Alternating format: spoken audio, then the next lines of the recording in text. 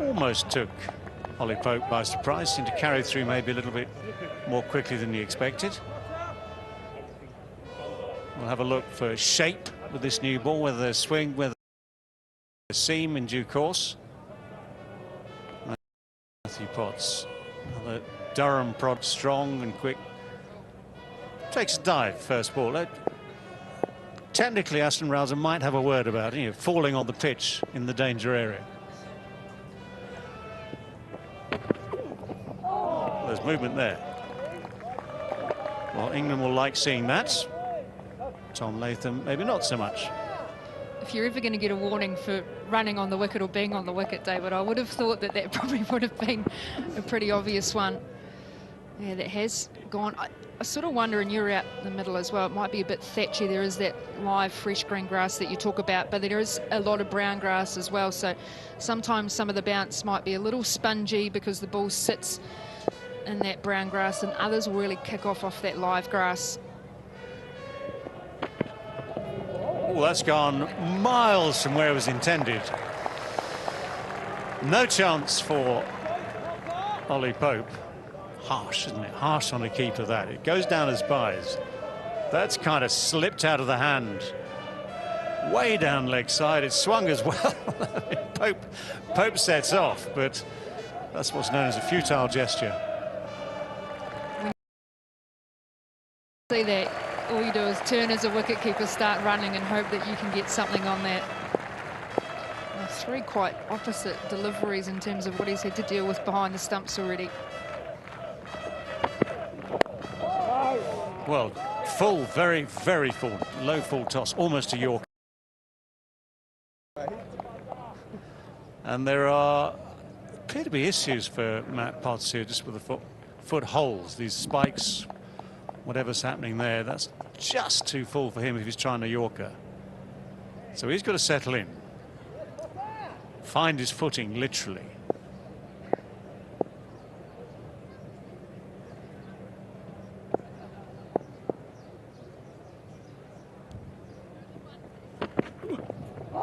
That's good. That's exactly what he wants. That sort of line, full enough to draw Latham forward, full enough to commit him to the shot.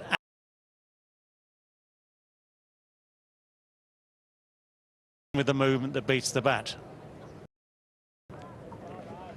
It's one thing England have done really well in this Test series so far, is being able to pitch the ball up slightly and then allow the wicket to do the work. We've seen all series long the amount of deviation, the amount of seam work they're able to get. Just enough away to miss that off stump.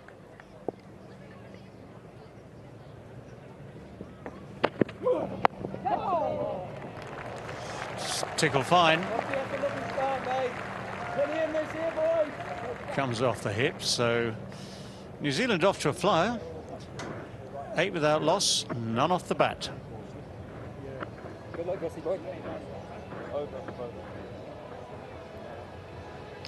Well, early signs after 6 whole balls would suggest there is something in the pitch if you hit the seam. There's something in the air if you get the seam in the right position while it's airborne. And if England can hit those lines and lengths very precisely, there could be a really tough session ahead here, starting with Latham and Young. Ben Stokes talked at the toss around the fact that when they first got here, the sun was out, it was blue skies, and now the clouds come over. I just wonder if it was blue skies, they might have thought, okay, have a bat first, it will dry out, it will brown out a lot quicker. But these overcast conditions should support swing bowling. Well, it's always the gamble, isn't it? You're trying to judge a pitch over not just one morning, but 3, 4, 5 days, possibly. But at the moment, it looks like a good morning to be bowling. Gus Atkinson will bowl second over of the innings. Will Young will face his first ball of the series.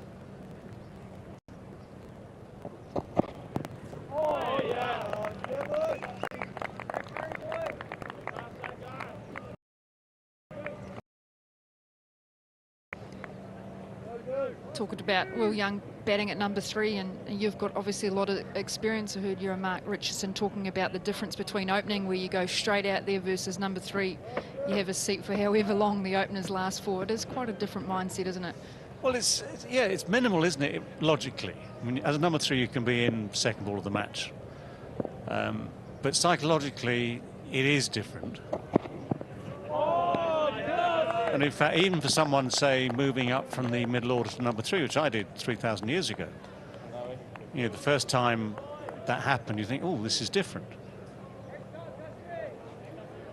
Now we have the first no ball of the day. This has been a recurrent theme, hasn't it, throughout these test matches? Lines and feet.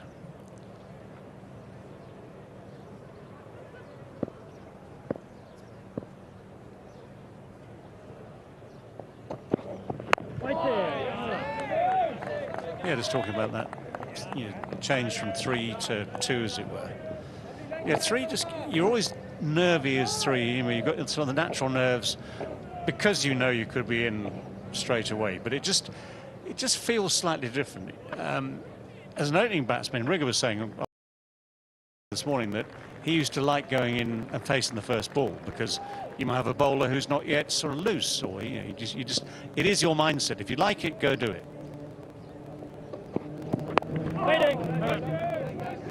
And it was shape from Atkinson. Will Young has opened a lot in New Zealand. Probably not necessarily scored the runs he would have liked. He's also been that kind of guy that has got limited opportunities.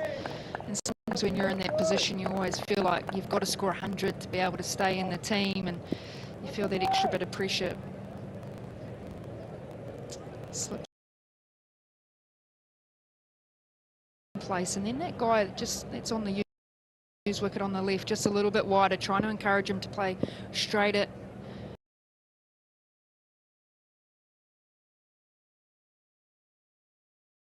See if he can catch that outside edge.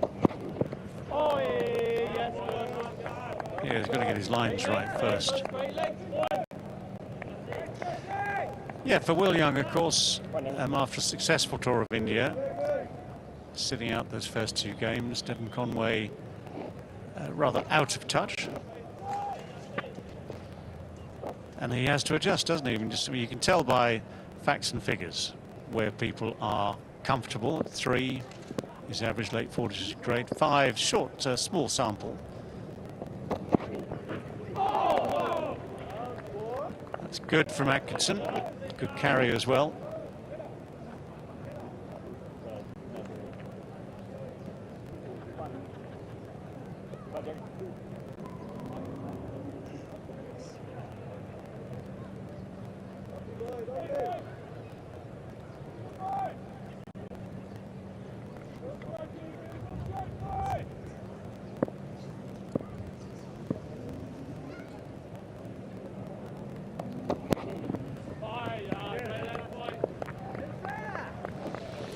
Two overs gone, 9 without loss. Well, a nice thing for Will Young there, able to look at a few that were wide of off stumps to judge pace and bounce and things like that. Crowd is building up. It will be colourful. It's a weekend. It's a Saturday. You're allowed to come as a dinosaur if you wish, and disown your dad while you're at it. Eagle free range.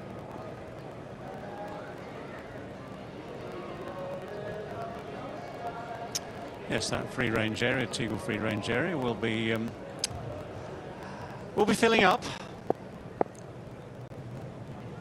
Don't know what they're laying.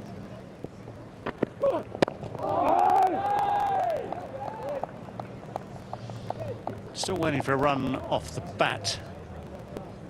Extras winning by a distance, 9 of them so far.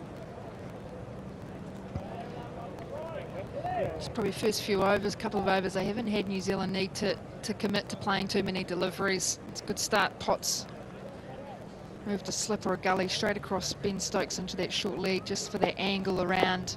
Just looking to catch that glove coming around the corner. He does get a bit of extra bounce, Potts.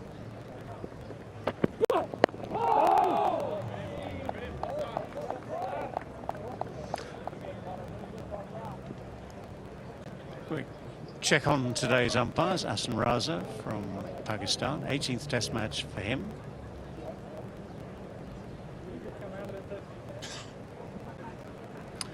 square leg. Adrian Holstock from South Africa, 14th test for him. And number 3 today is Rod Tucker, who's been around for a long, long time.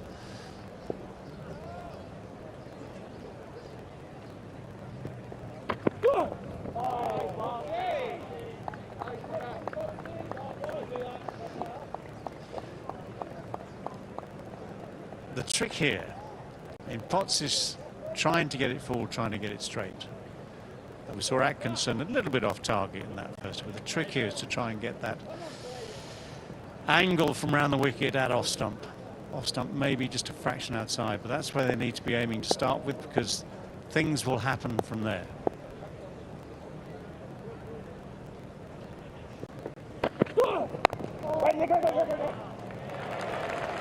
First runs off the bat, just pushed away, just behind square on the offside, beats the dive.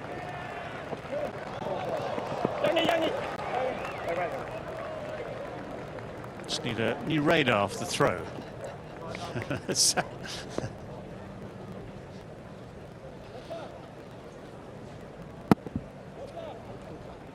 Nice timing from Tom Latham, just played underneath his eyes. And maybe a slight touch on it from Crawley. We haven't seen the best of throws from England, I think, sometimes in this. That is absolutely wild. So the outfield is quite lush now. KJ, the groundsman, said that it's had a little bit of water this week, bit of rain in Hamilton, but it is quite lush. They're still running quite nice.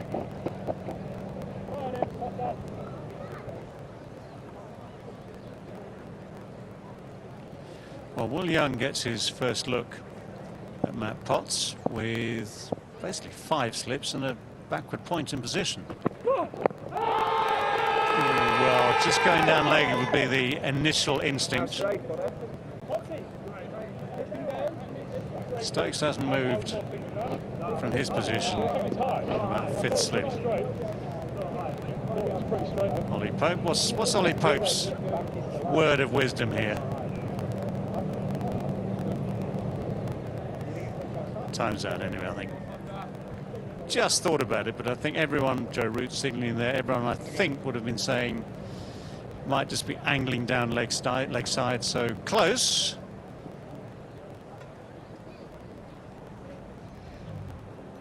He's sort of pitched in line. He's bowling that 3/4 seam, so naturally just angled back in. The appeal was good though. There was a lot of enthusiasm. A couple of chuck the hands at the umpires. Maybe Ben Stokes as well. Well, that's nice. Committed to play just enough to beat the bat, not enough or just too much to catch the edge. 12 without loss.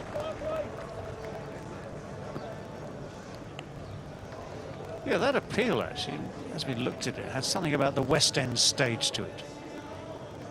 Maybe once he's finished bowling quick for England, Matt Potts can think about musicals in London. I don't know what his singing voice is like though.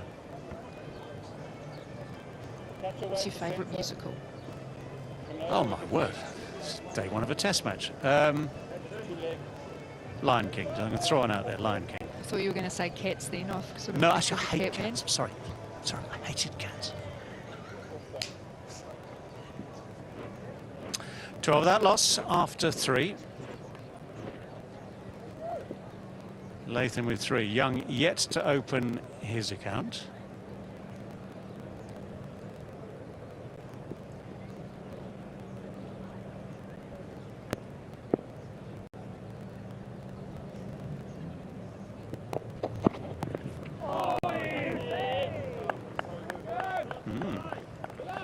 The immaculate 4 defensive shot beaten.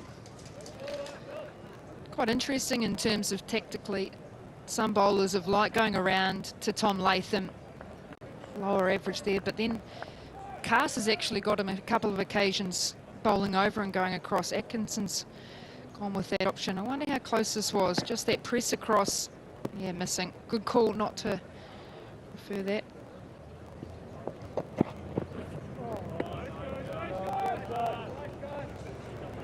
Has got him out a couple of times, just that leading edge, caught and bowled, a couple in slip as well, so just a slight change in terms of being able to nip the ball away and potentially that fuller one coming back in. Yeah, you can imagine that delivery just saw beat the bat from over the wicket from round. you might actually end up in the same result. It does just the same amount off the seam.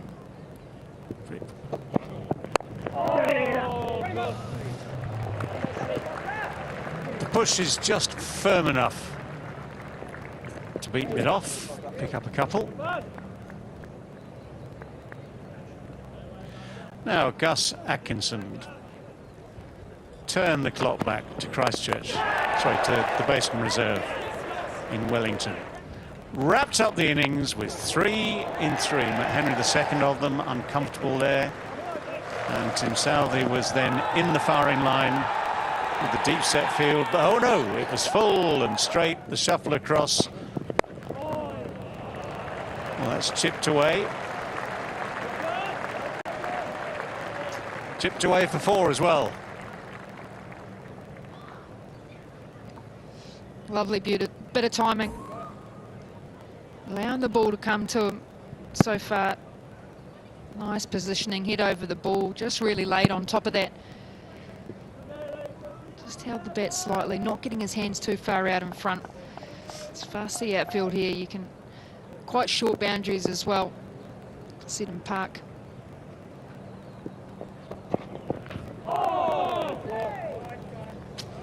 There's a thing with Gus Atkinson, first test match at Hagley Park in Christchurch. He was honest with himself. He wasn't quite sure about his rhythm. Didn't feel he bowled as well as he could do. The hatchery we've just seen, replayed from the Basin Reserve in Wellington, always does a lot, doesn't it, to sort of buoy your confidence, restore your faith in yourself.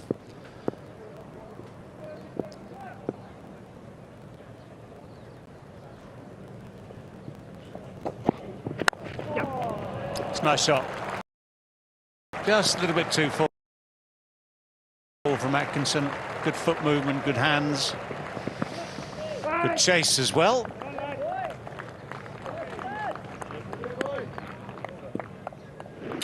.20 without loss. Nice, Gussie.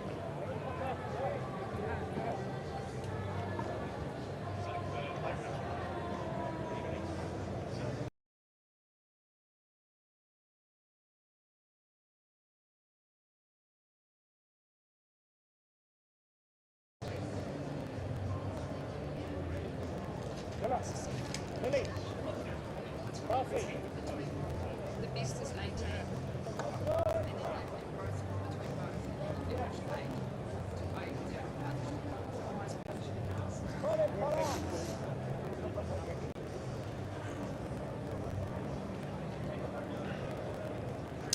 Well, 4 overs in to day 1 here in Hamilton. 20 without loss for New Zealand. The highest opening partnership for either side in the series so far.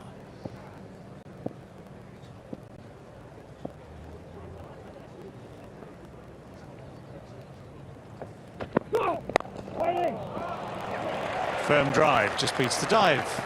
And then diving again without making contact, and that's got enough on it. So, Will Young has taken 10 deliveries to get himself off the mark with a boundary. Sort of felt good. Nice tracking of the ball. Just allowed to open the hands through to be able to get that gap just to the left of Cass. How extraordinary is that? I think the highest score before this was 18. And both teams are averaging 8 as an opening pair.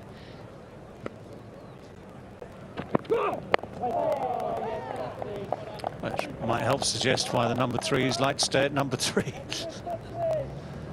mean, it's acknowledged, isn't it, that if there's a pitch doing anything with a new ball, you are always vulnerable as an opening batsman. It's part of the job. It's another reason why they are trained. If they do get a start, they make the most of it. You've got plenty of time to bat. If you get through that tricky first half hour, morning, whatever it might be, then the expression, I think, is fill your boots as best you can.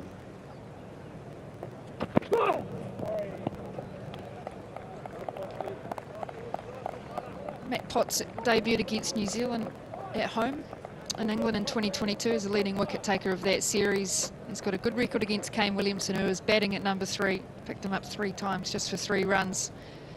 Someone that Ben Stokes has said he's got a big engine. They do see him in his plans for the Ashes series, which It's the back end of next year. Yes. Type of number 3 that doesn't wear his helmet.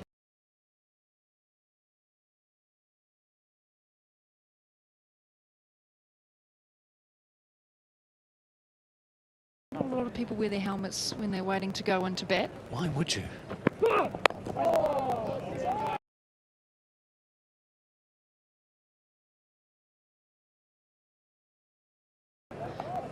That is a great point. There's enough time to chuck your helmet on, but I think it's just that fact of being prepared and ready to go. A lot of players, when they're next in, have their helmets on, ready to go. Could be a long day if there's a good opening partnership. Well, look, each to his own. Whatever works for you is always the best thing for you, but yeah, that would be a nutter to me. If you just... well, and he's not even in the number 3, is he? He's like, don't worry, Kane, I can steady the ship for you.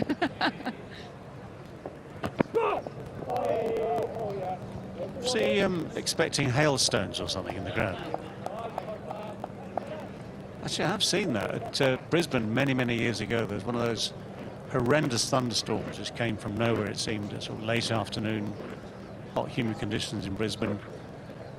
Hailstones the size of golf balls rained from the sky. The ground staff, we lent the ground staff helmets to get the covers on. Floods expected as well. Lady in behind's prepared when COVID hits again.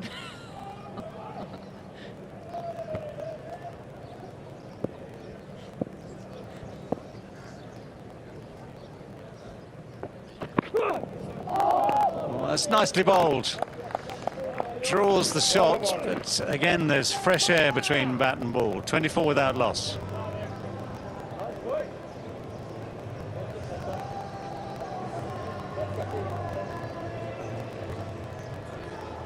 Just a nice length, just that angle in and away. Well played. Just not pushing his hands away.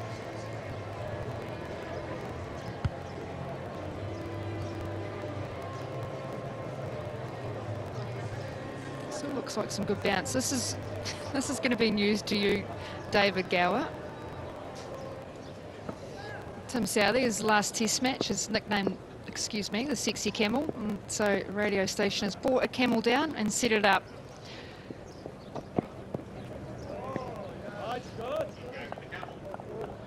Yeah, so they brought a camel down to be able to commemorate Tim Southee's last test. So we've seen plenty of different sides here at Seddon Park. And there's another one. Well, I just think you played, what is it, 107 test matches for your country.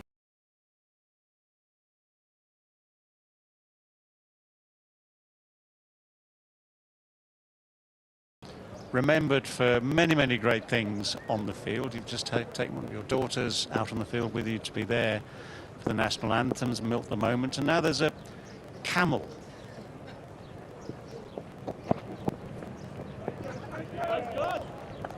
I suppose at least it's not a donkey. I mean, donkey is normally a derogatory term for the fast bowling fraternity. Sexy Camel t-shirts all around the ground, it seems. Must get one. Got to get one of those. I think you're a lot classier than that, David. Oh, you don't know me well enough. I don't want the hat, though.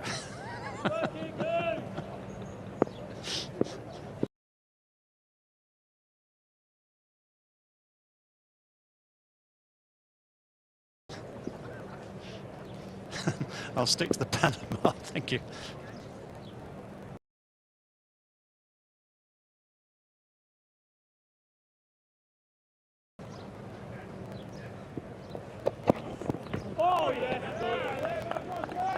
Just reflecting on Tim Southee and watching him at the national anthem in his last test. There's so many emotions as a player when you're standing there. You've announced your retirement, and he had his daughter there. A couple of the others were not as keen of going out with him, but a lot of emotions. You reflect so much in that time as when you played, and those key moments and the memorable moments, not just on the field but also in the changing room with your teammates. Just a flood of those memories over the 17 years comes back when you're singing the anthem.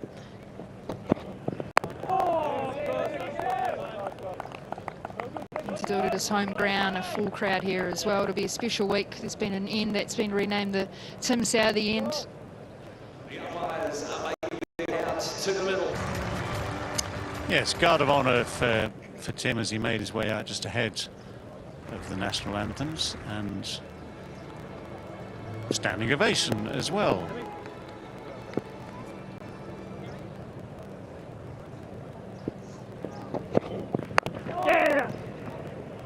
It's very good running. The drop and run. Good communication as ever does the trick.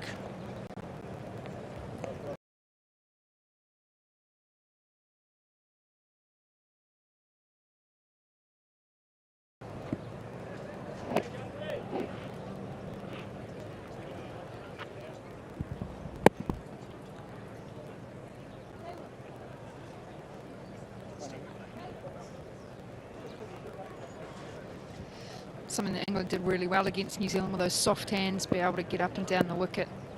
Just to be able to keep that scoreboard ticking over here, New Zealand. I feel like they're getting set up from a bowler.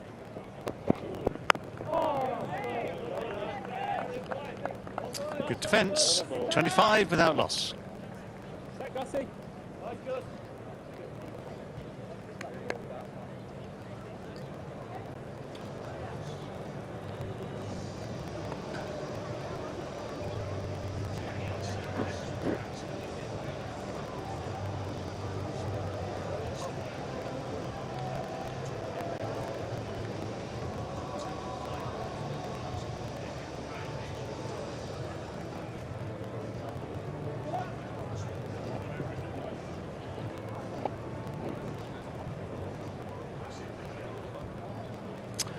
Well, an interesting 6 overs to start this game off with. 25 without loss. Latham 12, Young on 4.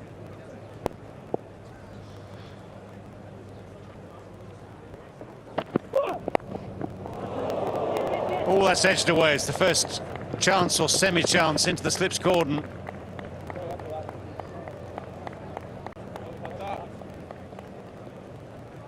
Went low. The angle around, went hard at the ball. Yeah, just carried to Ben Duckett. Just looks like it has hit the palm of his hand quite hard and then just popped straight out. Yeah, it's one of those ones at slip. You're not quite sure whether it's going to carry or not. You know you've got to go low. You've got to get a hand underneath it somehow without breaking a couple of fingers.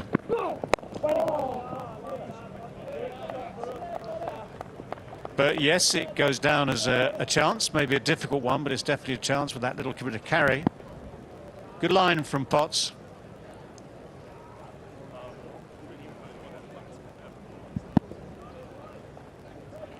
Firm push from Latham, and it just makes it, just carries.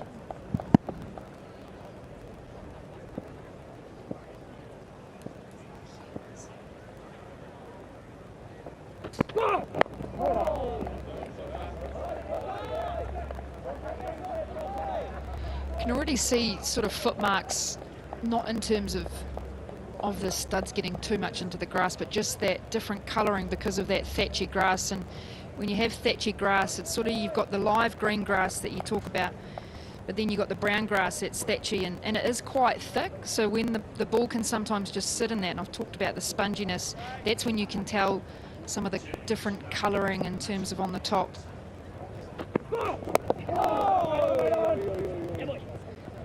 We saw here last year as well, typically there is, with that thicker bit of grass, whether it's slightly live mixed in with some of the dead grass as well, it typically spins as well. Sometimes the ball can just hold in that grass and spin a little bit. New Zealand have gone with Mitch Satner as the option. Bethel was warming up with the ball at the start of play as well, so whether he gets an over in this test match, we're not quite sure, but that ball that was nicked just looked like it stayed a little bit lower, so maybe just skidded through a little bit more.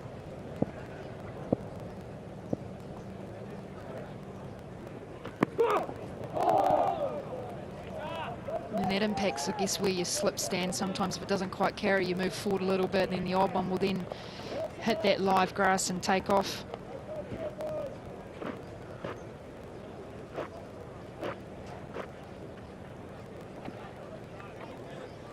Yeah, we've seen, just as a marker, we've seen some go through with extra pace, extra bounce, and be taken chest high, almost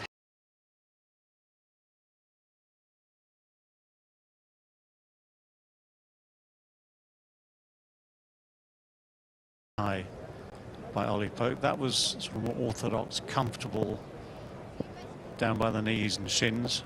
Oh, that's good.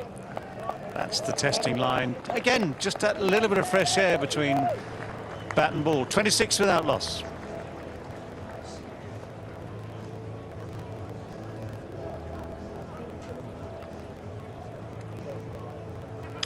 Well, these are the ones, as an opening batsman, you just hope you miss. It's a very, very good line. It's good little shape as well. You can argue, I mean, Matt Potts is being self-critical by the look of it. You can argue about whether it should be a foot fuller or something like that, just to get the edge rather than miss the edge. It's just a question of precision. Right, the partnership averages. Katie did mention there's been a dearth of runs at the top of the order for the first wicket in this series. New Zealand's average has just gone up today, unbeaten on 26, the first time we got past 20 for an opening partnership. England have lost their first wicket just as swiftly throughout the series. Zach Crawley's had a poor series at number 1.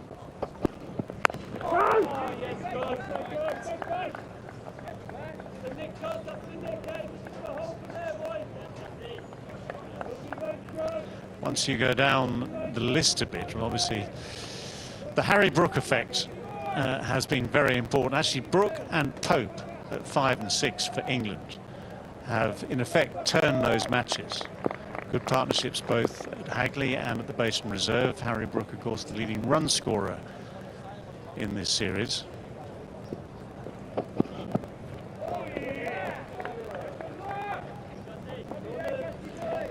I mean, people talk about this being a team game, which it is, but outstanding individual performances will turn games. And Harry Brook has produced a couple of those. He's just gone up in the rankings, the ICC World Rankings. He's overtaken Joe Root by a point, I think it is. That takes some doing. Kane Williamson is at 3, by the way.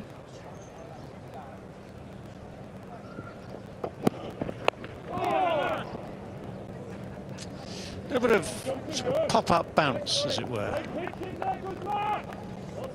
Look, if New Zealand reflect on this Test series, they'd say they had England in positions of all sorts. They had 4 for 40 odd in that Wellington first innings, and well, to think that that game finished in 3 days after England being 4 for, was that counter punch and counter attack from Harry Brook to be able to shift that game in Christchurch as well. They had England on the ropes early on, and England have just been able to take that approach back to New Zealand bowlers and put them under pressure.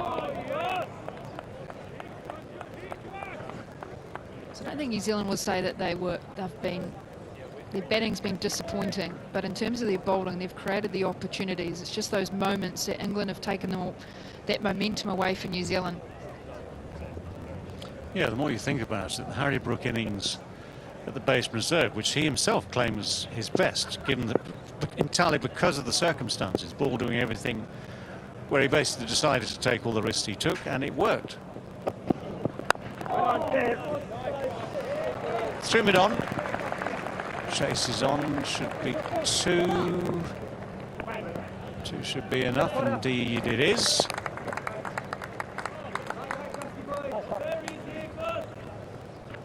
Yeah, I mean, I know you can't do this. If you took Harry Brook out of the equation in both Test matches, they'd have been good games.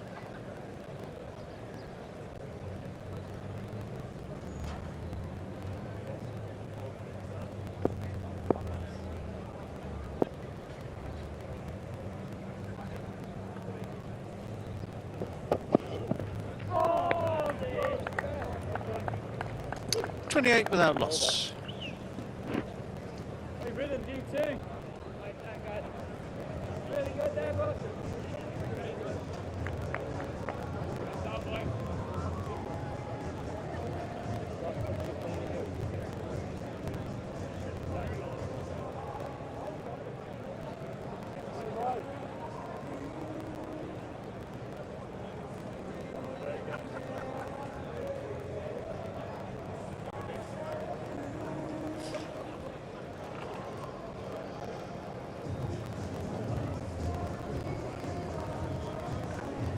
Well, it's been a solid start. Both sides, really. Ball just nibbling about on the Seddon Park pitch. Still a great cordon in place for Potts into his first test match, and a very good crowd too here in Hamilton. Young on strike. This one goes through to Ollie Pope, and it's a very good morning to Ish Sodhi, who joins us in commentary for the first time this series. Ish, good morning, mate. Yeah, good morning, Sumo. Sun's obviously just come out. Seen a little bit of nibble on the wicket. I wonder if the sun's going to dry that out a little bit. Coming from bias perspective might be good. There's a spotlight in this commentary box. I tell you what, I'm going to dry out by the end of this shift, that's for sure. We'll keep you hydrated, mate. It's about 42 degrees in here. It's a great scene, isn't it, here in Kirikiriroa, Hamilton.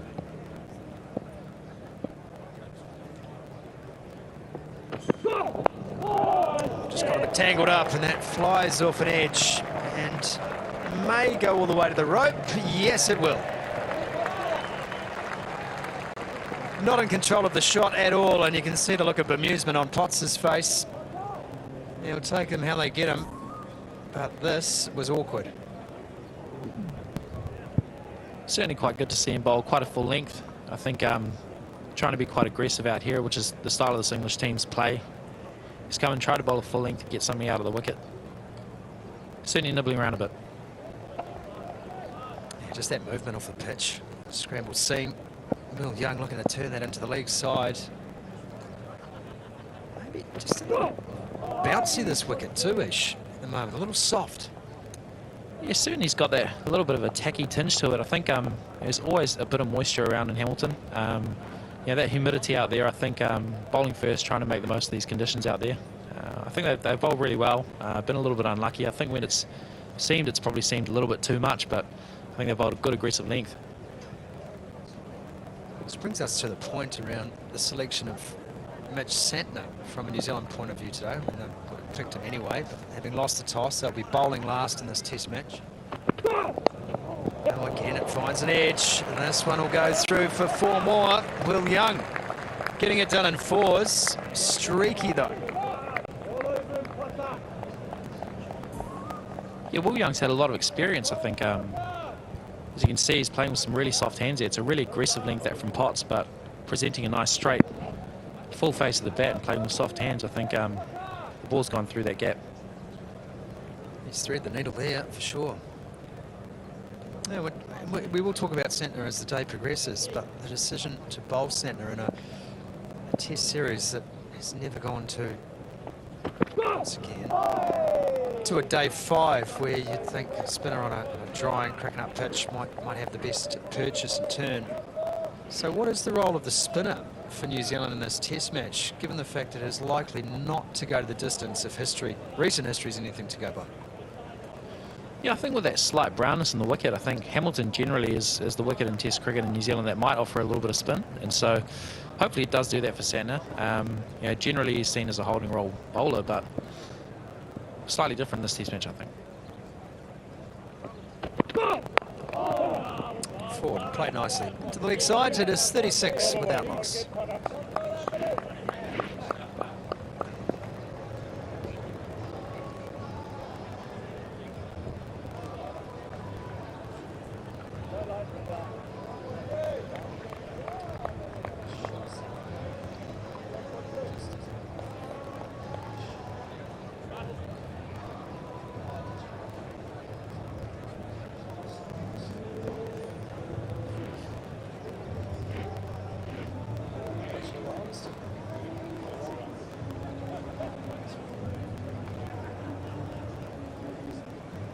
Aerial views, Al on the drone for us again today.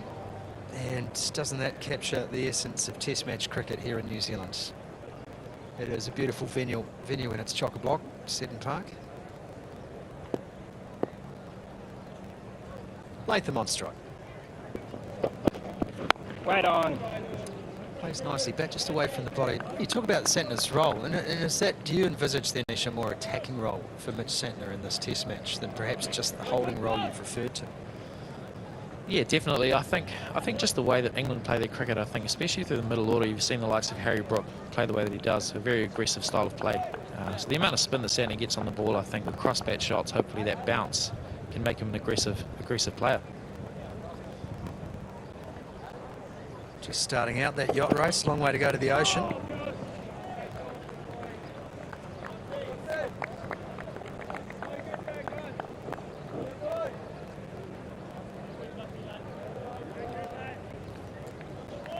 Looks like a lot of fun that though, doesn't it? Sailing man, Ish, you've been into the America's Cup, would you? Oh, mate, I don't really know how to swim, so I might struggle out there, to be honest. Well, that's not the place you want to practice, that's for sure.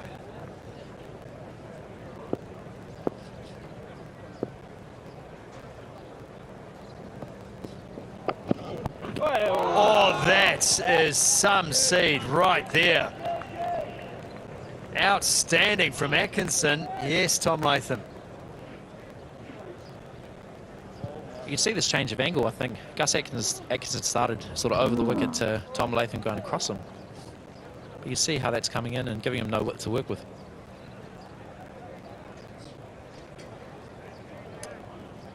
They have been very good around the wicket, and we mentioned it during the test in Wellington, just how much more they trusted that round the wicket plan, especially to the left-handers. That is serious move through the air there. It certainly takes away the width from the left-hander, and I think, you know, if you look at Test cricket in general, left-handers score a lot through the offside, through the covers, through point areas. So I think coming around the wicket negates that angle and also brings the stumps into play a little bit more. It's been a good plan. England have generally bowled a little fuller than New Zealand in this series as well. And I realise you're trying to take advantage, and if you're coming around the wicket and trying to use that full line in on the left-handers, it might have something to do with it. But it's line again. This one's nicely turned. But it's been a plan, and it's been well executed by the English over the first two test matches. Yeah, it certainly has been. I think they've generally kept the stumps in play really nicely too. I think these days, if you watch a lot of their bowlers, they use a lot of scramble seam deliveries.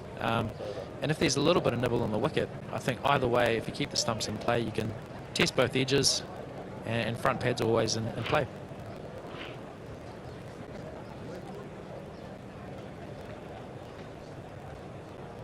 Three sips and a gully in. Backward point. Cover point in place. Now Atkinson will be encouraged by what he's seeing through the air here in Hamilton. 37 after 10.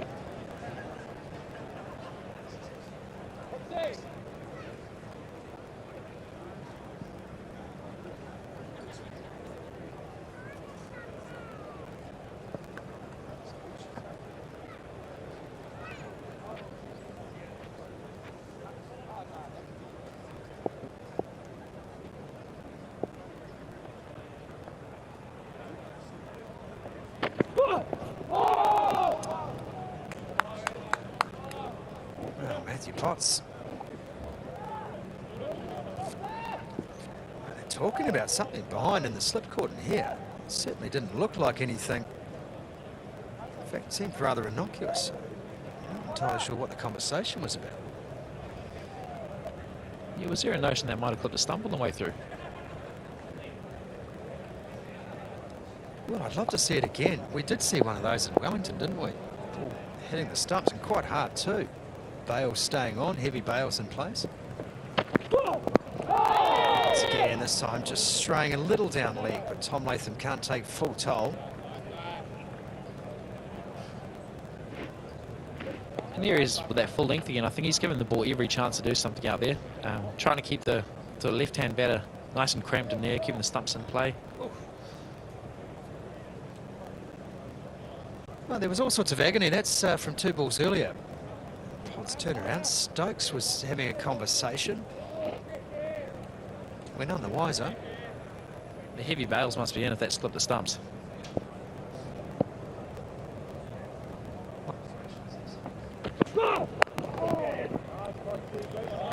Young just climbing on the toes, fending this one off into the leg side. It's been a very good opening spell from these two English bowlers. They're just extracting enough. You're right about that scrambled seam. It has been a real feature of this Test series. The ability to find both edges, as you mentioned, Ish. And we've seen it time after time. So they draw the chop on as well. It's certainly been a big opening spell from the two fast bowlers. I think with the sun coming out, hopefully it bakes the wicket out a little bit more, and maybe the lengths have to be a touch shorter. But at the moment, I think they're bowling a really nice, aggressive, full length, trying to make something happen.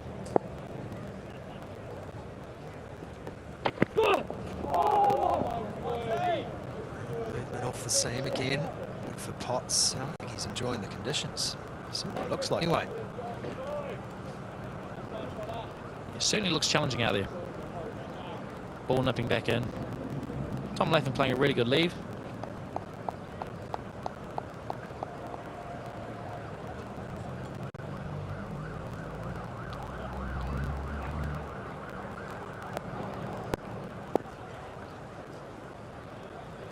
Attacking field, as you would expect. Just a man back on the fence and fine. Tom Latham gets behind that one.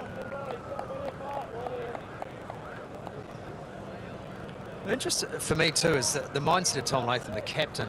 You know, having been at the other end, well, Devon Conway's endured a slump, and you'd have to call it that. Whether the mindset changes now that Tom Latham has another opening partner to get used to, whether Will Young being there maybe just adds a different kind of dynamic to this opening pair. Right-left combination as well. Okay, just a little excited this one. 39 without loss.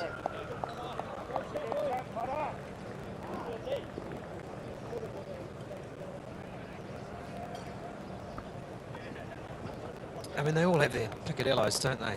Opening batters and ways they like things done and processes that they go through. And Latham and Conway have opened together for some time now in terms of New Zealand Test match batting. I'm always fascinated by the mindset when something is just a little, you're just unaccustomed to it. Yeah, certainly. I think, you know, Tom Latham is a very process-driven batsman himself. You know, obviously now with the captaincy, he's got a little bit more on his plate, but I think they communicate really well out there. You know, Will Young's been in and around the squad for a really long time, batted in numerous positions. There's a lot of trust out there. And I think they're going to do a really good job together. They have done so far. Hopefully taking the sting out of the ball a little bit, and once it sort of flattens out, they can make hay while the sun shines. Player of the match in the first test, Bryden Cars. He's had a great tour. Young on strike. Oh, and he went after that one, Young. Just followed it. It was wide. It was just a little short from Cars. And I think Young's admonishing himself slightly for that.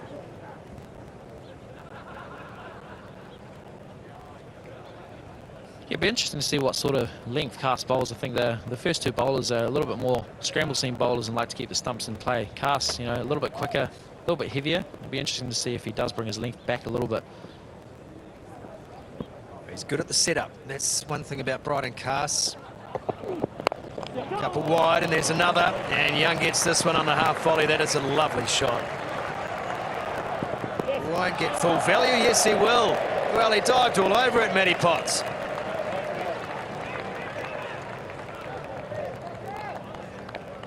Cast again, just popping this one outside off, and Young far too good. There was swing in the air for Cast, seam up. It's a good-looking cricket shot, that. It's a well-earned amount of runs, that, for Will Young. I think he's played with a really nice straight bat, played nice and late. He's trying to get value when the ball's there to be hit, and there's a little bit of swing there, so a little bit of a dangerous shot, but he's managed to thread the gap and get a boundary. And you have to be wary of the one then the Cast wants to bring back in to the right-hander. He's been so effective with his plan. Like that. Just a little short, and Young's all over it. He's certainly been bowling fantastically through the series, and I think it's going to be a huge challenge out there to be able to negate this sort of bowling, especially with these slight overheat conditions currently. Well, there's the links today. It's a bit of a mixed bag, mainly around that length ball. more than half the deliveries today in that 6 to 8 metre segment of the pitch. Cast will probably increase the number of short balls.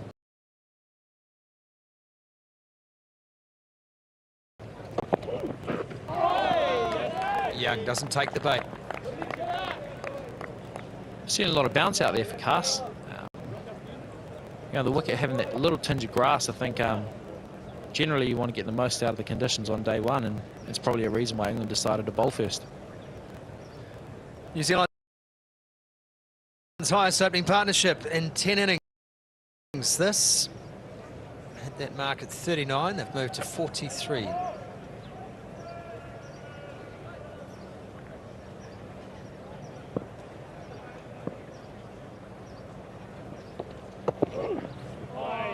Yeah, watchful, leaves this one.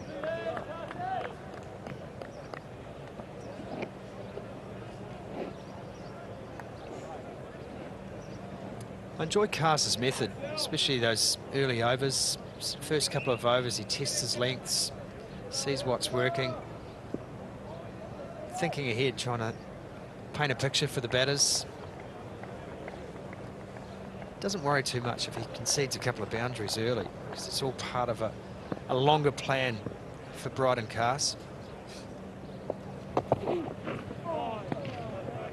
And a nice leave to finish.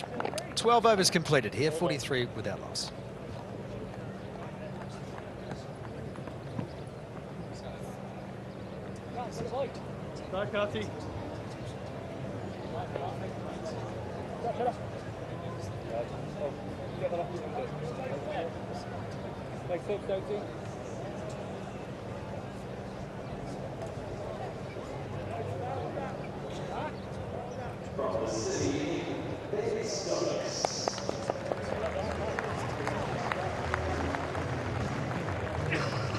James, right them round.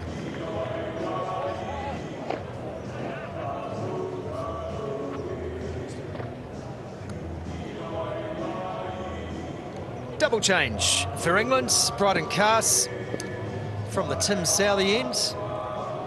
And Ben Stokes will take up the attack from the City end. Into the attack early, Ben Stokes. It's great to see. Great to see Ben Stokes at the bowling crease, I think, and he's going to be challenging these conditions. Swings the ball both ways generally. I wonder if that last over from Potts convinced Stokes that he might just want to have a crack at this early doors. Well run, 2.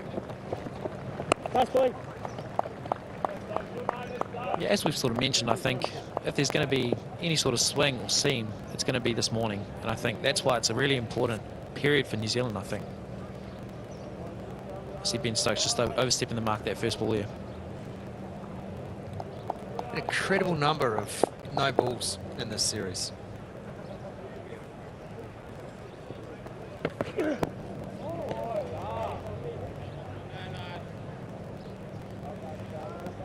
.32 front foot no balls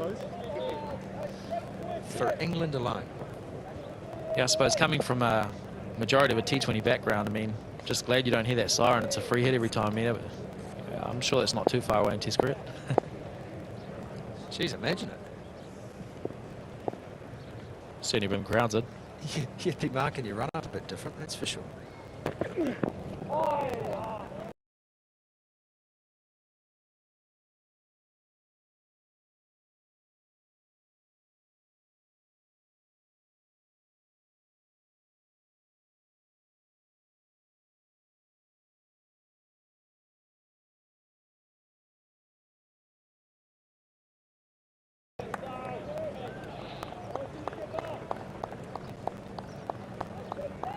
Always seems to be a really good crowd out at Seddon Park.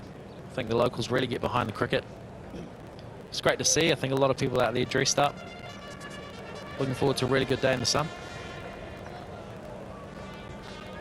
Yeah, it's always well patronised, a Seddon Park Test match, and with the English fans in town as they arc up the trumpet again.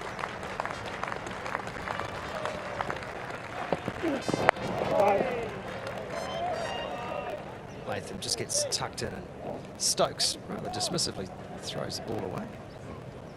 Certainly one thing I love about the Barmy Army, if there ever seems to be a flat passage of play out there, you know, the trumpets just turn up and everyone gets a little bit more life. The crowd starts making a bit more noise and things can feel lively again. There's a man there on a crusade anyway. No, they're always welcome. Great lovers of the game, first and foremost, but just a lovely bunch of people to be around. They always bring a sense of joy to the occasion as well. Test cricket can be a serious business, as you know, but never so serious that you can't ever sing along. And a couple of frosties. Certainly nothing wrong with a couple of frosties here, Sumo. Difficult for him.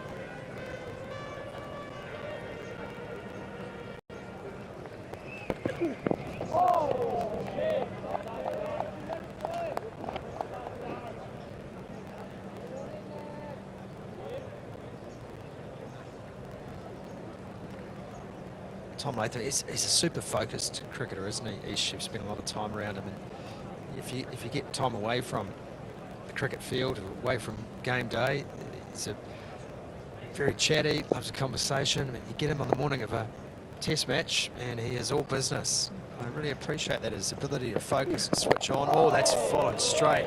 Gee, he does well. Tommy Latham got a nice surprise from Stokes to finish the over, 46 without loss.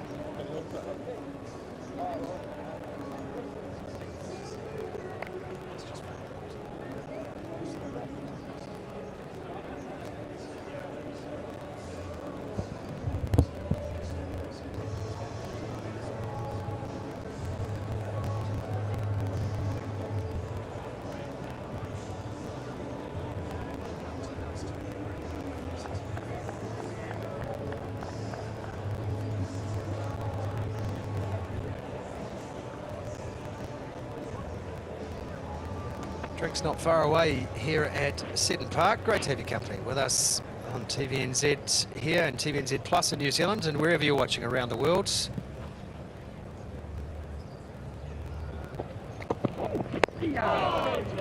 Us extracting some good bounce out of this Hamilton pitch right now. Such a challenging bowler, isn't he? And we talked about it earlier. That variety that he has. So there's a lot of clubs in the bag, to use a golfing analogy. You certainly are. We've already seen him swing the ball. We've already seen him nip it back into the right-hander. Interesting to see whether he comes around the wicket to the left-hander to keep the stumps in play. Certainly had a great series and we're riding a lot of confidence at the moment. One of the great camera operators there, Brenda.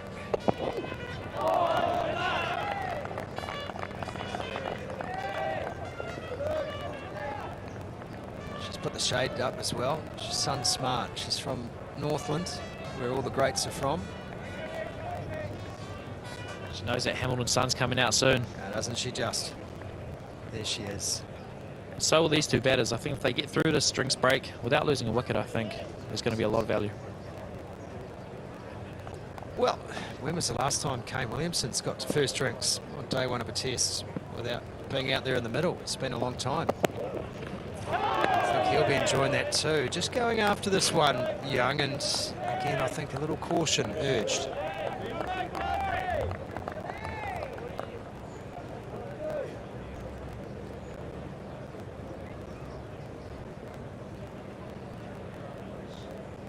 Yeah, Will Young taking that pull shot. It's a very strong shot of his, and I think in Test cricket these days, you know, you've got to be looking to score all the time, and they've been very good with their length so far, nice and full. So when there's opportunities to score, I think it's really good that he's looking to put some pressure back on the bowlers. He's got a man back on the fence. Brighton Cars for that delivery. Man, a wide fine.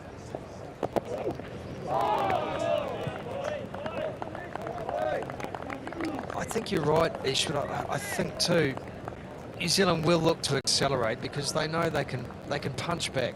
They don't have to be on the ropes against this England side. I don't think they've ever thought that they are outclassed in any way by England. I think that's just the approach. But seeing this opening partnership through this session, at least through to drinks, I think that's crucial just for the confidence levels of this New Zealand team. I think you're absolutely right. I think this is going to be the most challenging period of play for the opening batters so far.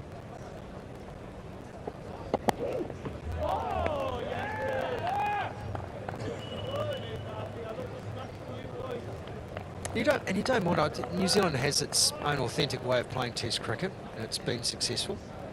And like England, and they are lauded for the way that they're playing the game, and so they should be. But it hasn't always been successful either. So there are more than one way to play the game. Well, there is more than one way to play the game. Definitely, and I think you've got to find a style of play that's authentic to you, your team, and your environment. And I think New Zealand have got that down pat, very successful the last few years, and hopefully we can continue that in this Test match.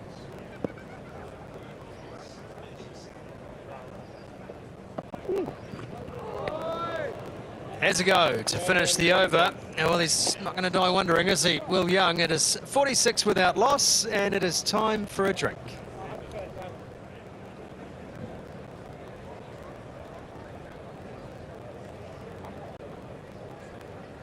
Still plenty of catches in place. Just spreading a bit. 3 slips, a person in the middle, and a gully.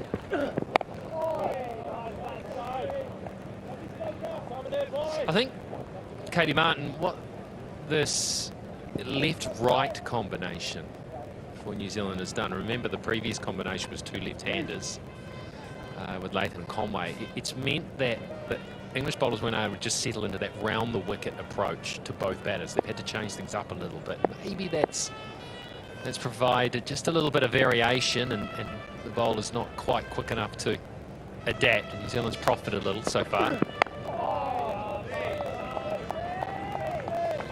I think the other factor is Woke's not playing today. He's historically hasn't had the record he would have liked away from home, but this has been his best Test series away from home. Has taken the new ball since the retirement of Anderson and Stuart Broad. So Potts had his opportunity in and out of the squad, and sometimes you get a little bit more enthusiastic. He's been outstanding. Put pressure on all of New Zealand's top order batters. Do you find as a left-hand opening batter, if you had a right-hand partner at the other end that helped you? It was a bit looser deliveries? Well, I mean, probably in contradiction to the point that I've just made, is I still believe that a Test match quality bowler should be able to adapt to both the left-right and be good enough to hit the right length. That's why you're there. You're one of the finest bowlers going around.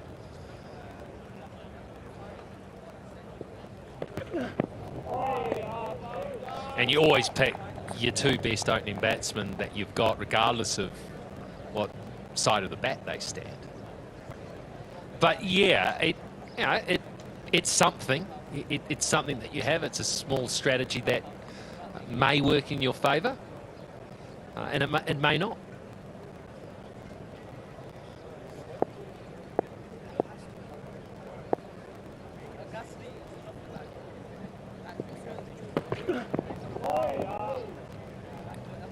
He's not happy with these footmarks. He's just fallen over, Ben Stokes.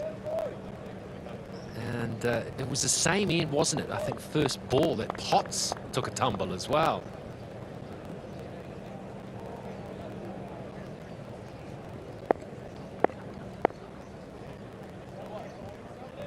He's frustrated, isn't he? You can just sense it. He feels like because he's falling over, he's just pushing the hand away. It means it's going wider of the batters than he'd like.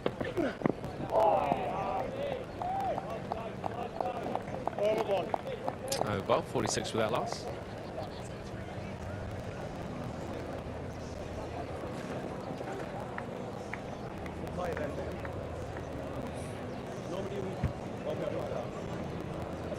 Good start for New Zealand. I was thinking when I was coming to this test today, Rigger, I thought this would be your worst case scenario. An England side that's going after the bowling, and you were so renowned for respecting the bowlers and waiting for them to bowl in your areas. Have you enjoyed watching it? I love the way the game is played nowadays. I really do. I think, and a lot of it I would put down to the invention of T20 cricket. A little bit of swing. That's a beautiful stroke though from Young. I think he really is at his best when he's on the drive.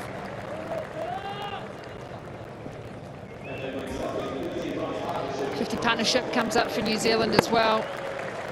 Just slightly over-pitched. Just tracked the ball underneath his eyes and just allowed his bat to drop on top of the ball there. Will Young, that's a good confident start for New Zealand after getting put into bat.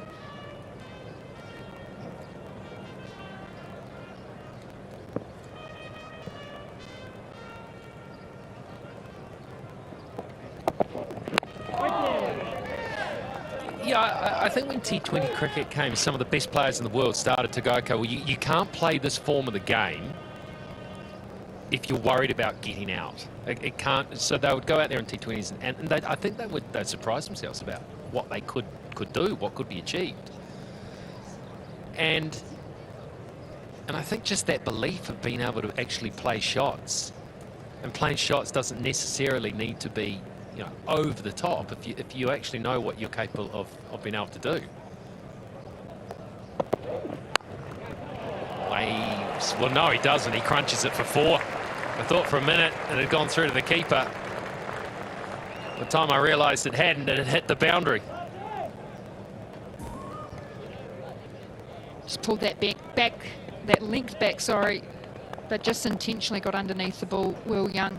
He's actually made a slight adjustment. He started off his first delivery against Cast just slightly outside the crease. Now he's gone back inside the crease just to allow a little bit of extra time to be able to play shots like that, create that length to be a little bit shorter. So just back into his crease a little bit more. The pitch is this tight, gets away with it. Yeah, I think modern players realise that attack can be often the best form of defence, and the best way to actually survive out there and prosper is actually not to have to absorb pressure, put pressure from the start on the opposition. And I think in this series you saw that from the minute New Zealand dropped a few catches in that first test, and England pounced, and then from that point on it's just been them heaping pressure on New Zealand, pushing them into a corner, and New Zealand now has to be able to box their way out of it. But whatever it is, you've got to commit to it 100%. If you're going to absorb pressure as a batter out there and survive, then you have to say, okay, this is how I'm going to play. I'm going to commit 100% to it. If you decided you're going to attack and you're going to take the bowlers on because that's your best chance, you've got to commit to that. You do something half-baked, you won't do it well.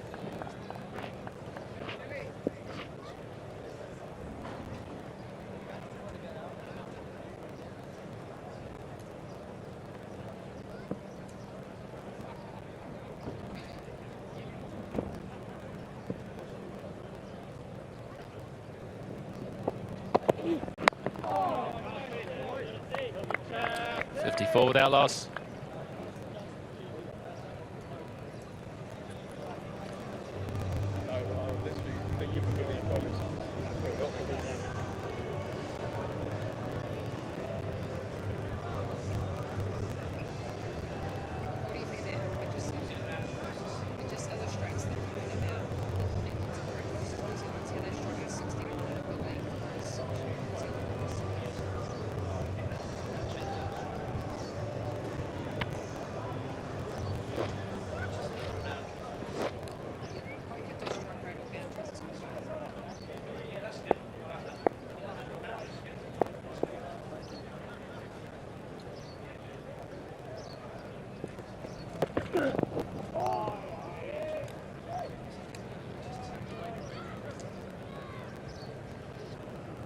He's talking about England's approach, and that's what England very much, you feel like something like a Jacob Bethel that's come in, he's got so much ability and a lot of chat around his success in the white ball game. He's going to play in the Big Bash, he's going to play in the IPL as well. Very much bringing that approach into Test cricket. You talk about a lot about white ball play in Test cricket for this England side.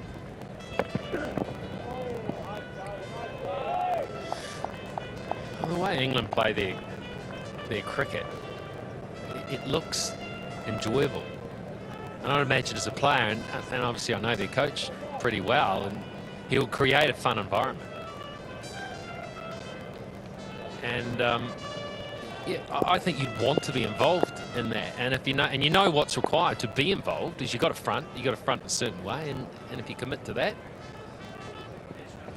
You buy into it, you give yourself a better than even chance of succeeding. Nice single, all important.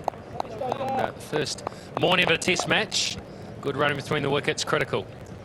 We'll just illustrate the point around England's approach versus New Zealand's. This is New Zealand's boundary versus seam in the first 30 overs. So only 4 at that good length area, 26 when England have overpitched. New Zealand have striked at 19 a good length area.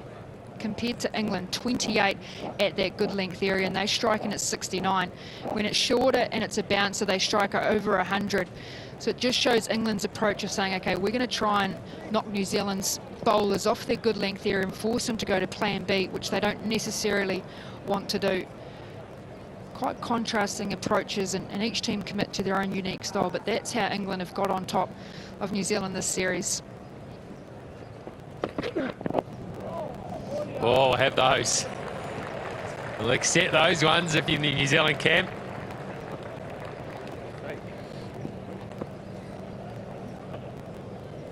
He's gone down again here, Ben Stokes, this time over the wicket to the right-hander.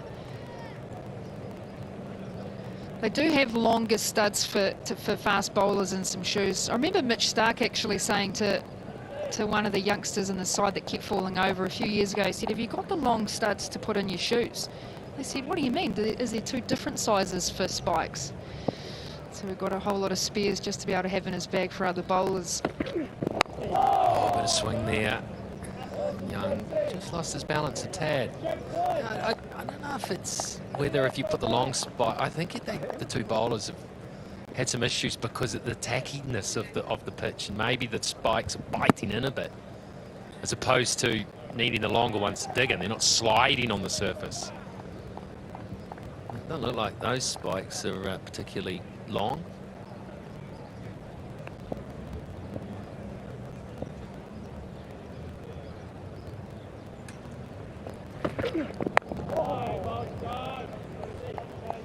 .59 without loss.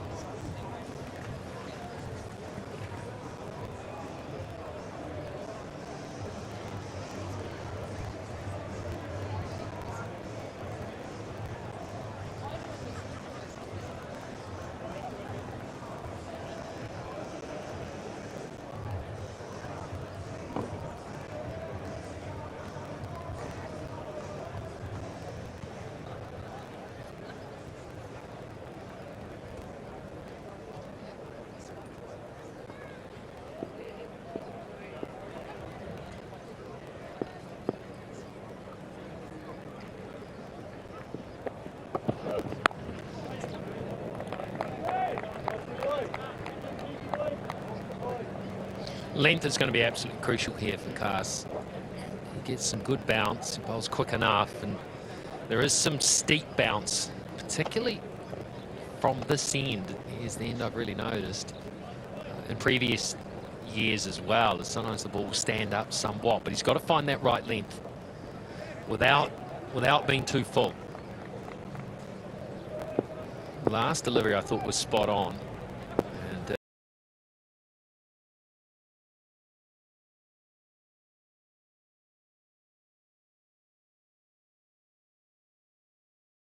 just a little poke out of Latham.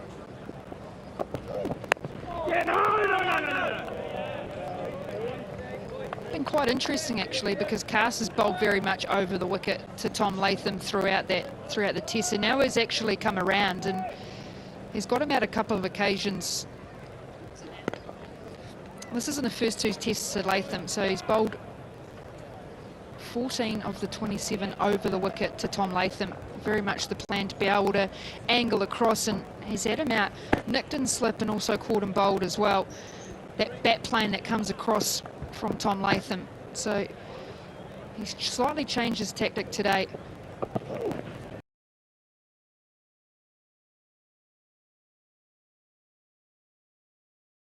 That's the ball. He's picked him up on a couple of occasions, so just a different angle here for Tom Latham to experience from Cast, who hasn't seen it too much this Test series. You just got to look at where that went past the bat. You're not threatening the stumps, but it's close enough in that you want to play that.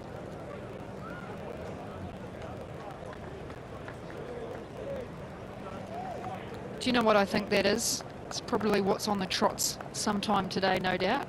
Brendan McCullum, known for his interest in horse racing. He's got his own stable. I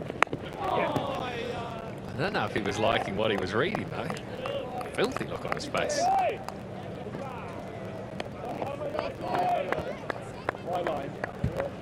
I will say he is one of the worst tippers. He gives the odd, but yeah, he's got a bit of a frown going on there at the moment, so maybe he isn't liking what he's hearing. Well, I think his 2 top picks have been scratched, clearly. He's not happy.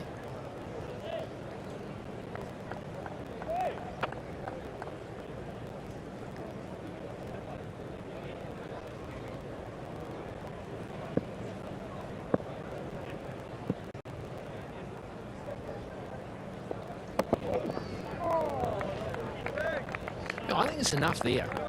And that ball there is just angled in a bit. It's left. It's a good lead from Young.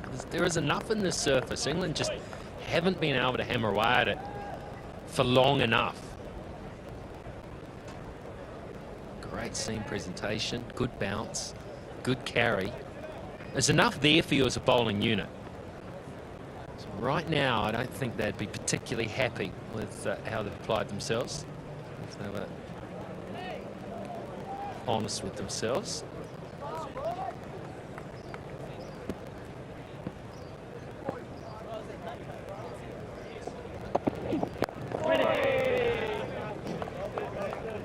$60 with that loss.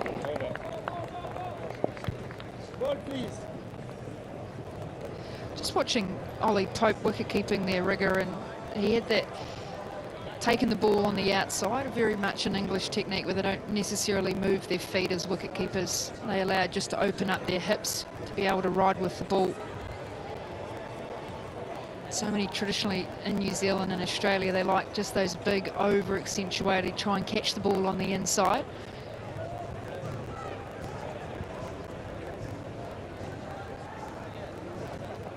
Yeah, England wicket keepers don't necessarily look to try and catch too much inside their line and move the head across. Very much just stand and open up those hips. Why do you think that is?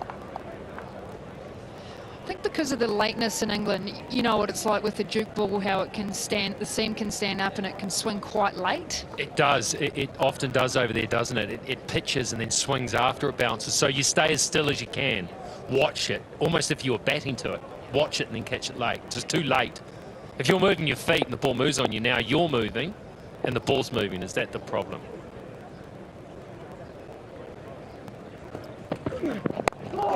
Some swing, a little push, but well controlled. The timing, quite exceptional.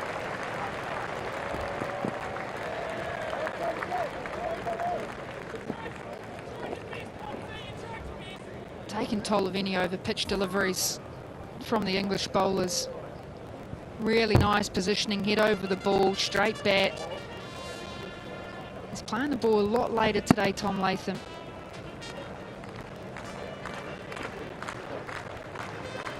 Yeah, so if you're a bit square on, so your body stays square on as a wicketkeeper and the ball does swing, you feel like you're a bit snatchy in terms of rotating. It just allows the ball to swing and catch as late as they possibly can. Yeah, that's more of a New Zealand, Australian style, isn't it?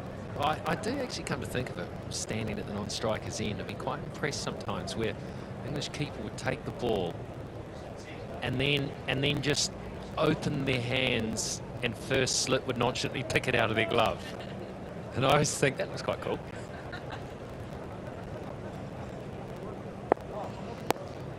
There was a great video the other day I saw of Brendan McCullum keeping in warm-up.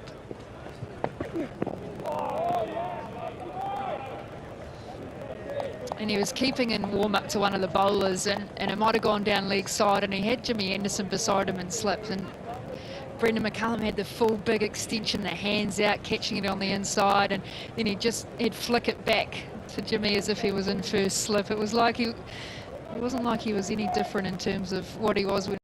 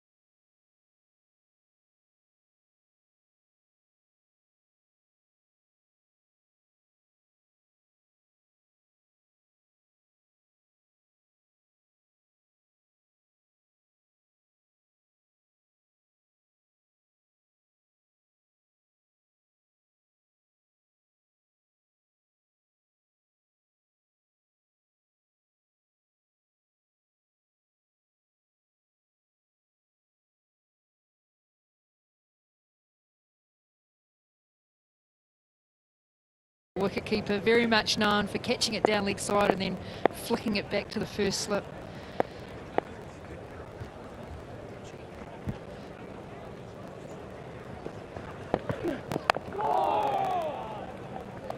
I think he couldn't wait to give the gloves away, though, after a while. It was his way into the New Zealand side, obviously, as a wicket-keeper batter, but once he was fully established as a batter, I think he was quite relishing the opportunity to give the gloves away. I think his knees were pretty stuffed, even as a young man.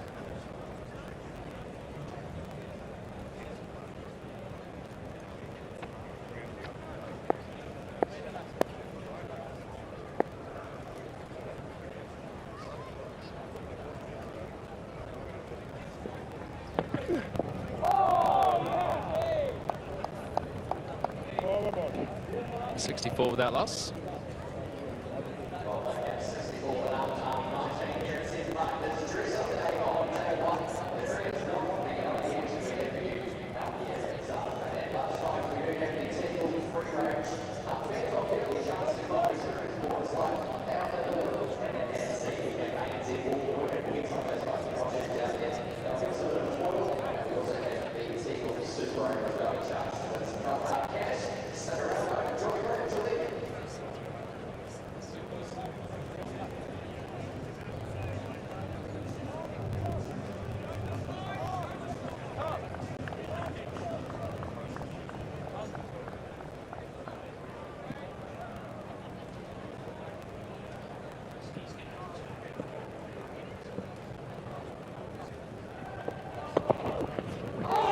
Beaten on the inside, Ripper. He was dragged into that young, and there's a bit of a wry smile because it was a beauty and it was out of the box.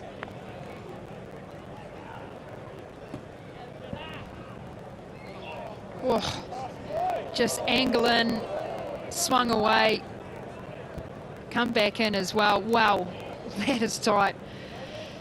That's what, your bat flays the ball and you think, oh no, have I got the inside edge, or is that going to hit the inside of the stumps? Probably a little loose by Young.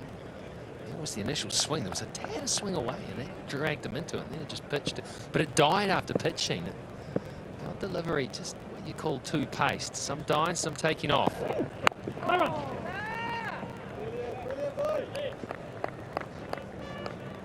Real opportunity here for Young. He does not let New Zealand down. He's a fantastic bloke, having waited in the wings. And he's always contributed when given an opportunity. And even in the recent tour of India, which New Zealand did very well, and he was quite a standout, was consistent and scored runs in difficult times, I thought. But he's got to convert one of these starts and good scores into a really big 100. He needs a headline. It's the sort of thing that will take him from a bloke you can rely on who comes in when there's an opportunity to someone who says you can't leave me out. And I think for him it's what's missing is that really big 100. He hasn't scored 100 yet in his Test career. He's gone very close. A number of 80s, a number of 90s as well, but just hasn't been able to get across those 3 figures. He's done all the work in so many innings. Whereas the question mark was, how could he succeed as an opener in New Zealand? And I feel like he's playing quite tight, apart from that one shot that went back inside in this over. Just forced some errors from the bowlers.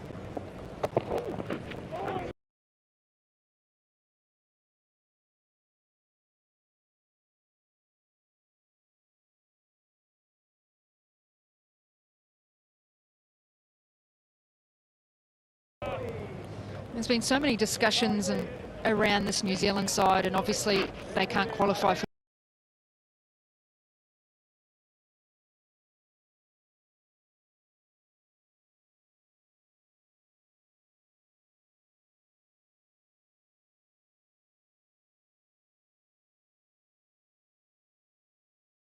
Test Championship. The new cycle will start next year as well, of whether New Zealand look to refresh.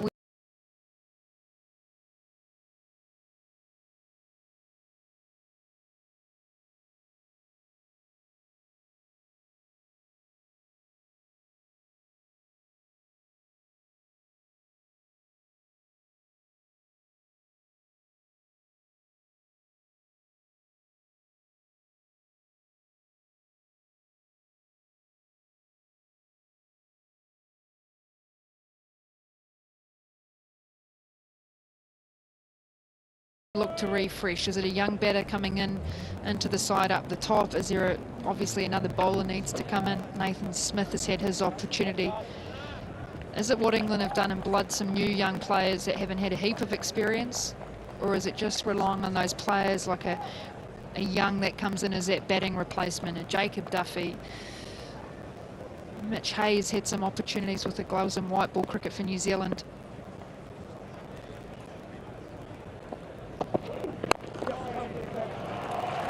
That's lovely. He's played some cuts, he's played cover drives, and now a shot of authority on the onside.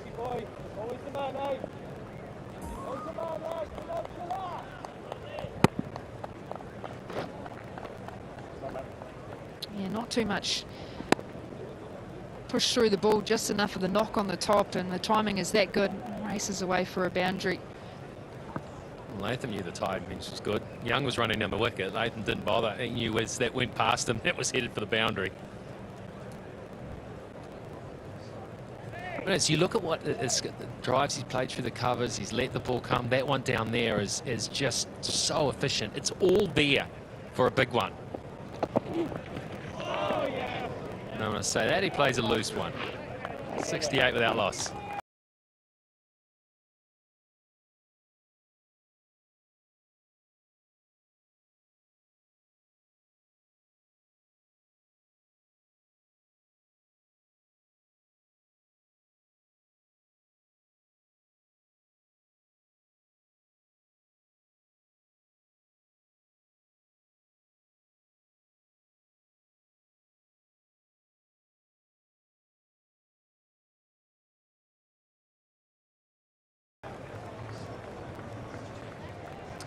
What a truly special week it is here in Hamilton. Tim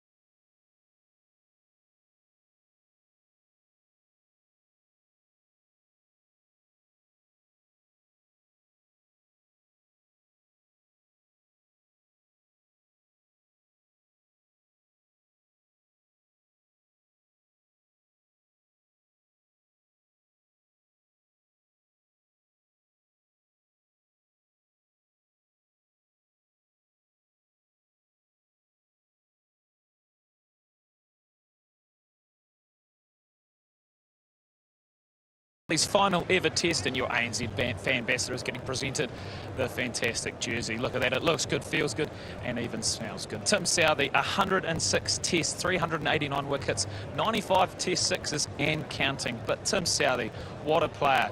His number 38, it's nobody's favourite number, but he's everyone's favourite player. So from us here at the Tim Southee end, we love you, Timmy.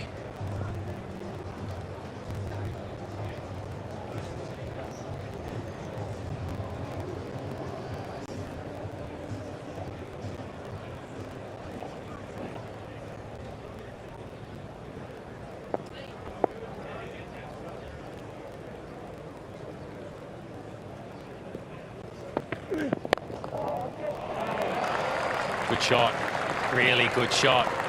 Just to push down the ground with expert timing once more.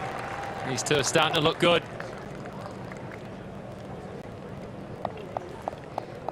Well, this is New Zealand's highest opening partnership for 28 innings. Just on the back of lovely shots like this. England bowlers just over pitching again. Ben Stokes on this occasion. Just don't know if he's that comfortable, Rig, at that end. Just a little bit uncertain in terms of his footing when he's coming through. 2 foot again, clipped away. That's, you do not bowl there to Tom Latham. If he could order a delivery, he'd order the full straight one.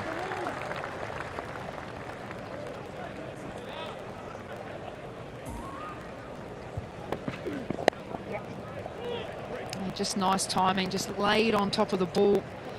I reckon that one probably felt like the ball was stuck on the face of the bat for a good period of time. You know, sometimes instead of just knocking it on top, you feel the ball sits a bit more. Did you ever find that?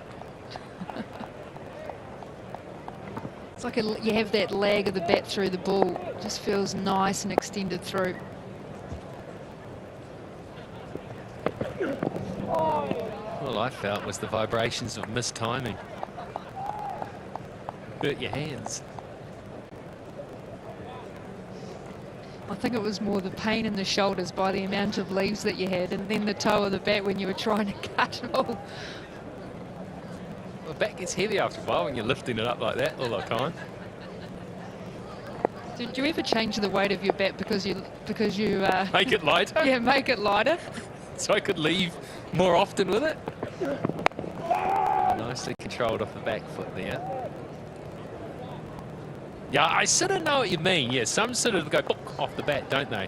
And others, it feels like you've just accepted the delivery and then just dispatched it in your own time. Did you ever practice the leave? Like, just to make sure that you got it right? Yeah.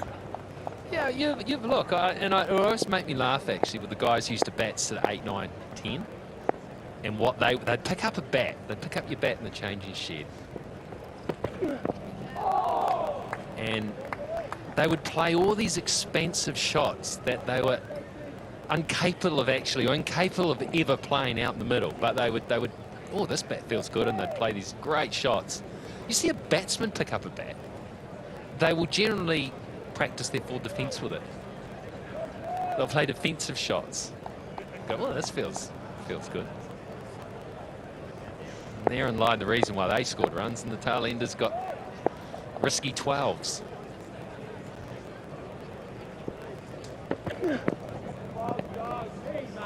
This is a very good start by New Zealand, having been put in first. 76 without loss.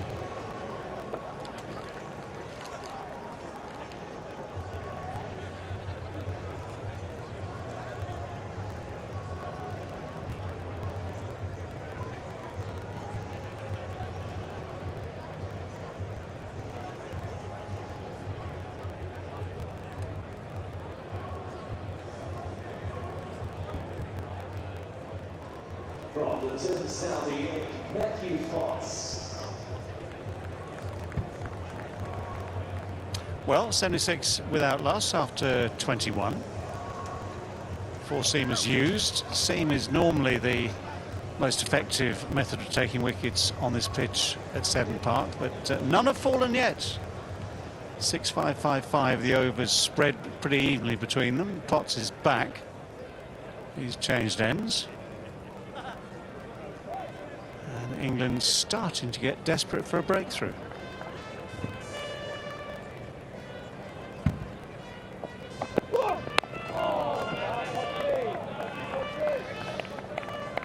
Steve Harmson alongside. It's been one of those mornings, isn't it?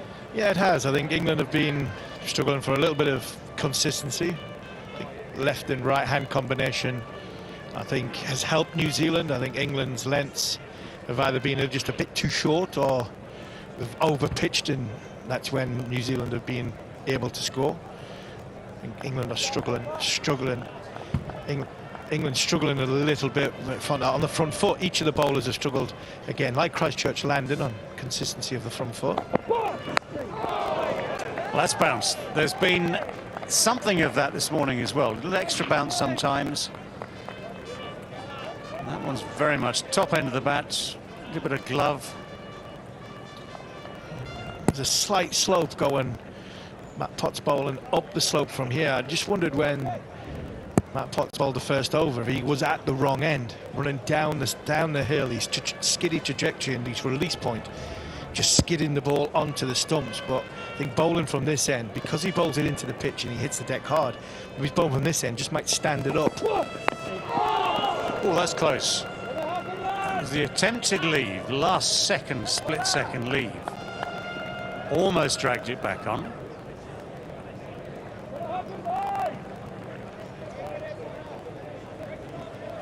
Again, now we see Potts, the ball before, that one's just a little bit fuller, and Will Young's not sure whether to play it or leave it. What I would say in the series, I think England have carried that little bit more luck, and I think it's not the reason why they're 2-0 up. But I think in the last two Test matches, the way New Zealand's games have gone, that would have hit the stumps. It's just the way, it's the nature of this great game.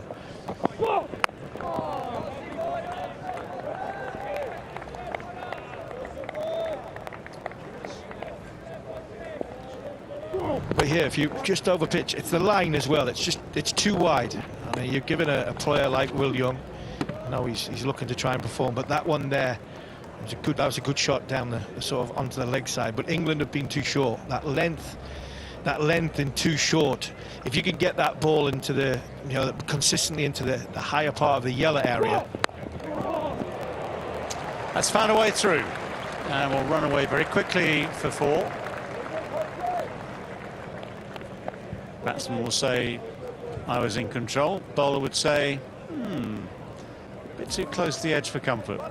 Yeah, that's what I'm trying to say. If you got the ball consistently into the sort of top half of the yellow area, when the ball's a bit fuller for the batter and he's out of control, not sure whether he's playing it, but I think England have been far too short, easy leave, and then when they've over-pitched, there's been a big difference between the two lengths that England have bowled. There, Matt Potts has bowled 2 balls in a good area, gone for the one that little bit fuller because he's trying to strive for wickets. And Will Young just lost his shape a little bit. It's good bowling, good passage of bowling from Potts. That's also good. So frustrating for the bowler. Potts has done nothing wrong there. It's a good delivery. The angled bat, the thick outside edge brings runs and nothing more than that. 84 without loss.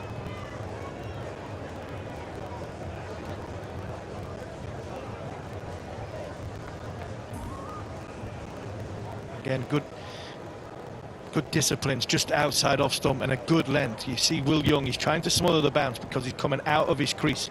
Both feet there out of his crease. He's got the look his innings deserve so far because he's worked really hard as Will Young. Potts will feel. Matt Potts will feel a little bit disappointed that didn't go to hand, but Will Young played it very well, tried to keep his hands and got it down. Good from Stokes this time. I think you're right about the way luck works in this game. These are so close. We've had, I don't know how many balls that have just done enough to beat the bat, but haven't quite found the edge. This is another very good example. It does just enough to beat the bat.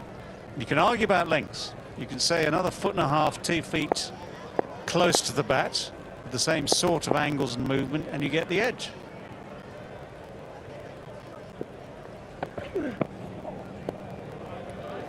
Fuller, slightly wider. Movement comes back the other way. Good lead from Latham.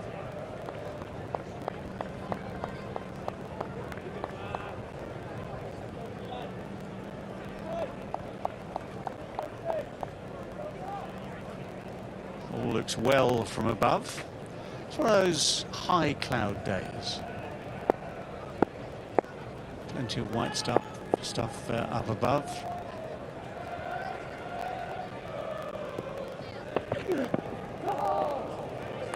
It's the leave. Didn't follow it, just drew the bat inside the line comfortably at the last moment.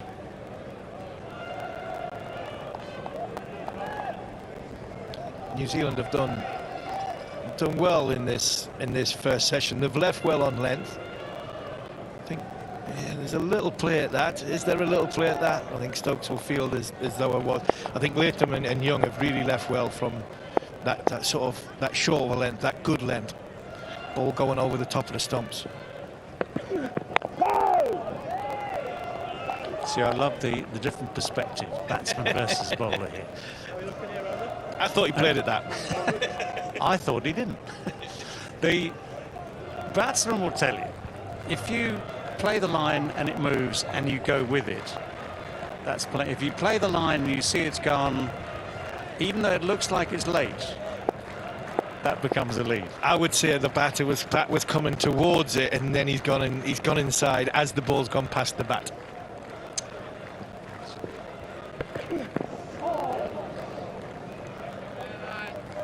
I'll tell you one thing though, you can't argue with. It's not out. Yeah, it's not out. Yeah. and then obviously that one there, just to release the pressure, ball goes down leg side. But there, I thought he's coming outside his line and then plays away from it. So pushes towards the ball and then takes his hands away from it. So as a bowler, I think I've got that one in my corner. Feel free not to write in about this.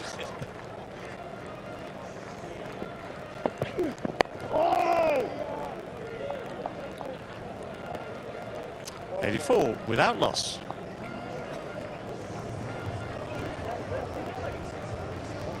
Well, this is cheering for Latham as the captain and the opening batsman to see an opening partnership of this nature alongside Will Young. 32, 37 respectively. They've largely shared the strike, give or take.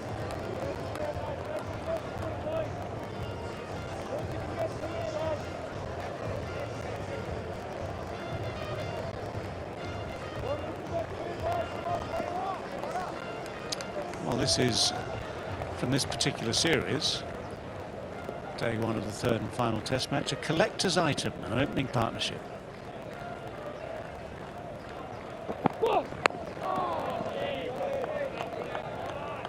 And there was talk this morning about, those that know this pitch looked at it thinking there was hints of brown, hints of green, not as much grass as we've seen, for instance, in the previous two pitches at Christchurch and in Wellington. Stokes talked about the overcast conditions that grew as the morning developed and were there ready in time for the toss. Thoughts? Yeah, I expected Ben Stokes to bowl. I thought whatever happened, even yesterday looking at the surface, I thought New Zealand would be batting whatever. Tom Latham would bat, Ben Stokes would definitely bowl.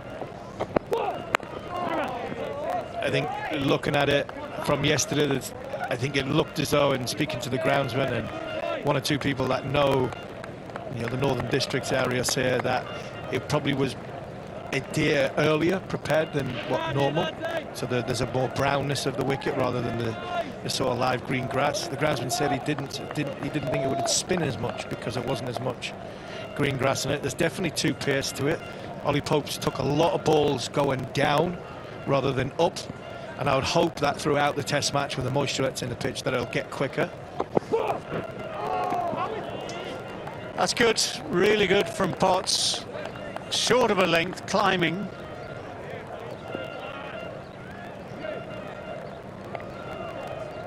Is there a suspicion that there might have been a little flick of a noise somewhere on the way through? And there was one, where was it? Christchurch, forgotten now. There was one early in the series where... Ratchet, wasn't it? Yeah, where nothing happened. And Ultra Edge then said, hang on a second. There was a nick there. This is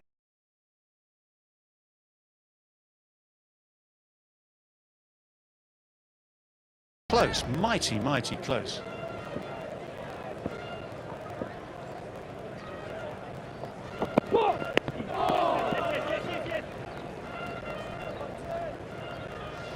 Well, the irony is there's been enough encouragement for the bowlers throughout the morning session, but no joy.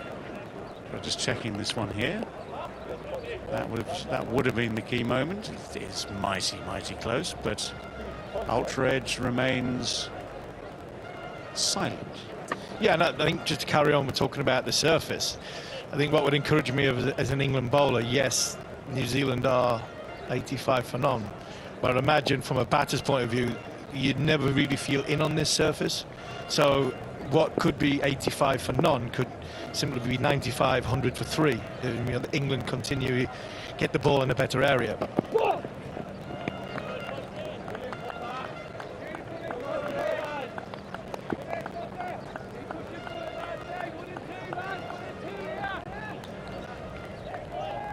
When Ben Stokes wins a toss, and it's a little bit different to the sort of older way of thinking about, you win the toss, you have them 3 down at lunchtime, 7 down by tea time, and all out in that last session.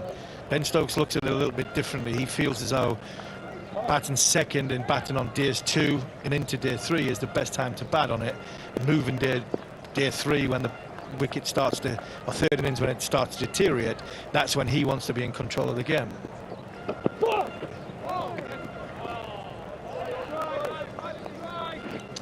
85 without loss. Yeah, where was it? Was it against, I'm thinking India a couple of years ago now?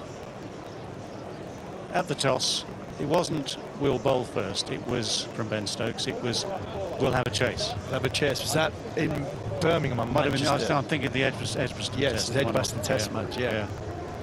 As I say, it's an attitude which, actually, on that particular game, which was an extraordinary game of cricket, which I thought England should have lost, to be honest. Somehow they won it at a canter.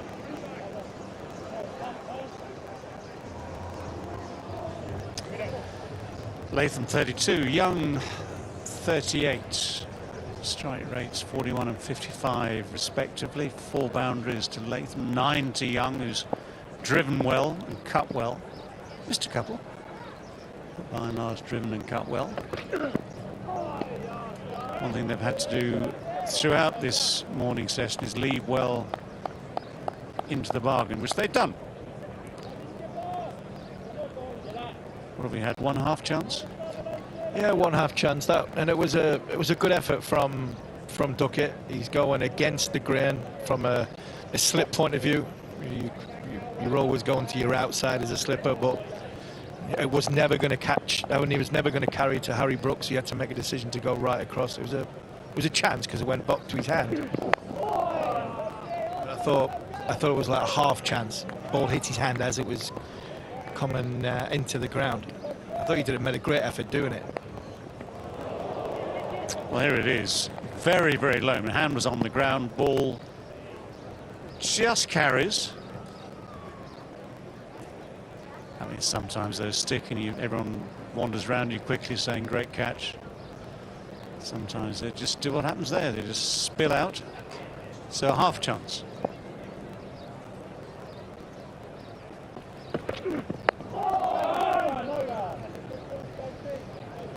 Stokes still trying to make things happen, just getting that to come back a little bit.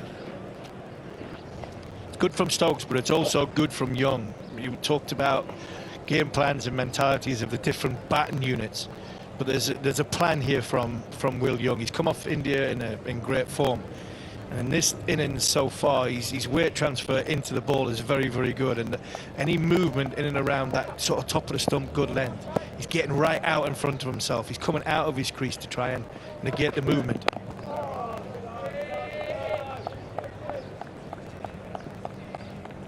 Well, of course, he's in for Devon Conway, who played the first 2 test matches, looked rather out of touch. Congratulations, though, to Devon and his wife. They've had a child delivered successfully.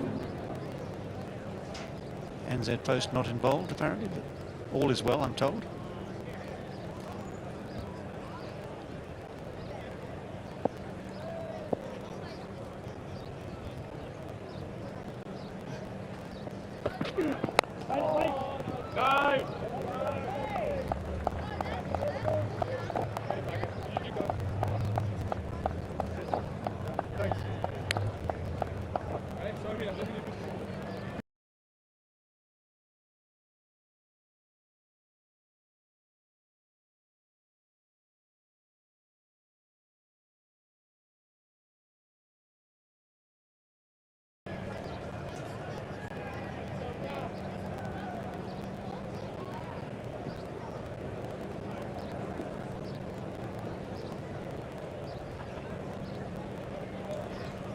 Still waiting, Kane Williamson, for an unusually long time in the context of this series.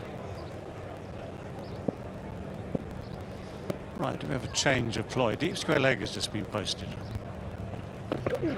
The in-swinger. Full and swinging, but just offline. 25 overs done, 85 without loss.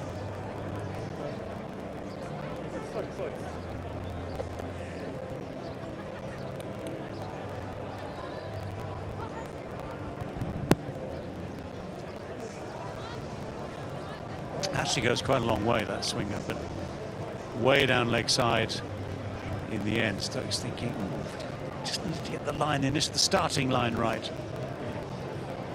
If he's going to swing that much.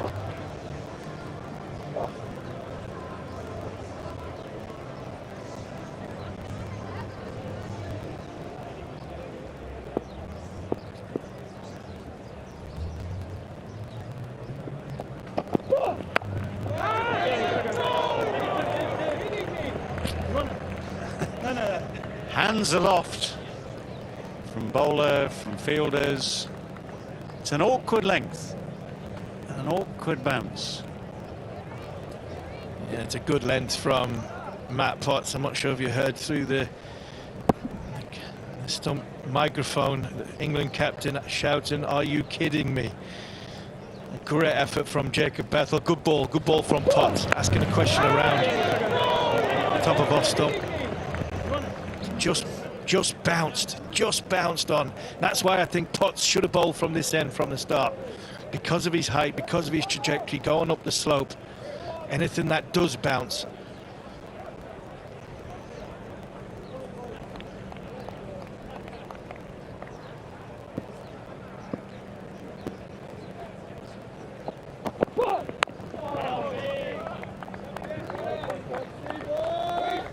Yeah, I suppose it was pecking order. Atkinson has played both test matches so far. Sometimes you find these things out, don't you, through the course of a morning. I think you're right now. Potts has looked more effective, potentially more effective at this end. Here we are again. Our man's back.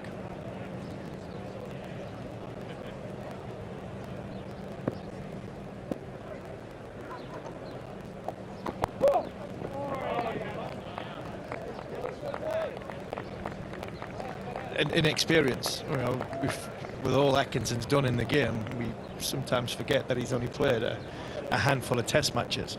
But I think from this end you've got a slight breeze going over what will be Matt Potts' right shoulder. It's not straight down the ground, it's a little bit across. If Chris Woakes was playing, Chris Woakes, even if Atkinson was bowling, wanting to bowl with the wind, I'd expect Woakes to bowl from this end, because the shape towards into the pads of the left-hander and away from the right-hander.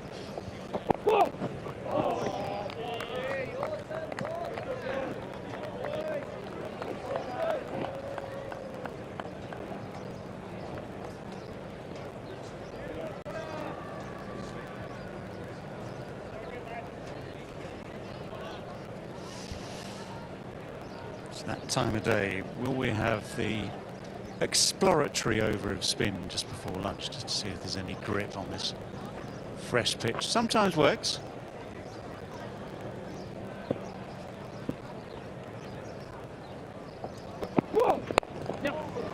It's good firm drive straight down through mid-off. Bashir will give what's known as a futile chase to that.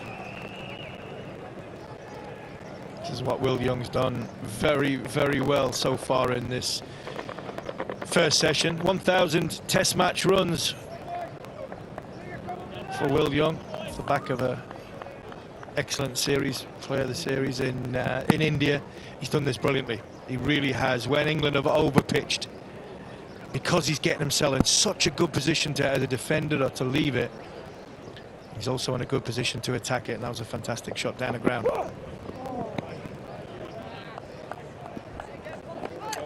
Nice leave, 90 without loss.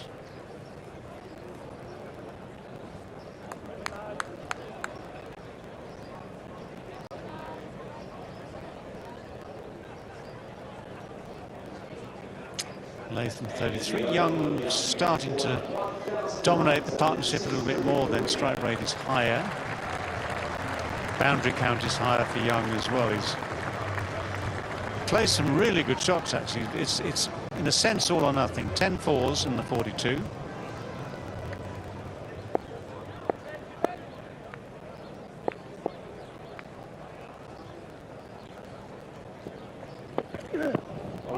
Oh, that's so close again.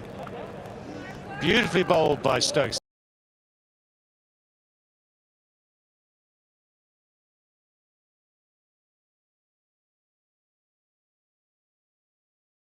On the wicket angle, swinging away, and they're wondering, was it just a tiny feather? Right, I'm sitting right behind it. I thought there was a little deviation. I'm not sure it was in my eyes, but I thought it was a deviation. TV umpire to director, we have a player review for caught behind. Original decision is not out. I've checked the feed, it's fair delivery. Can we go to front on, please?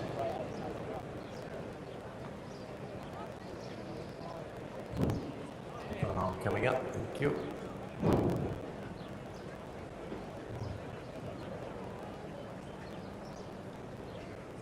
Okay, it's gone close to the bat, so we got an ultra edge when it's ready, please. Ultra edge coming up now, Hassan. Ball just getting the bat there.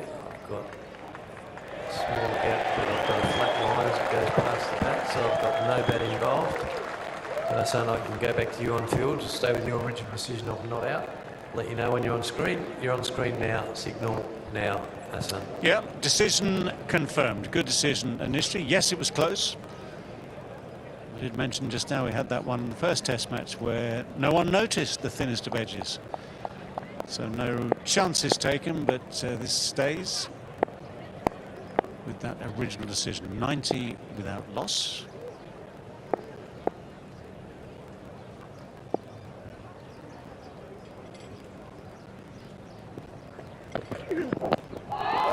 Tries the Yorker, just offline.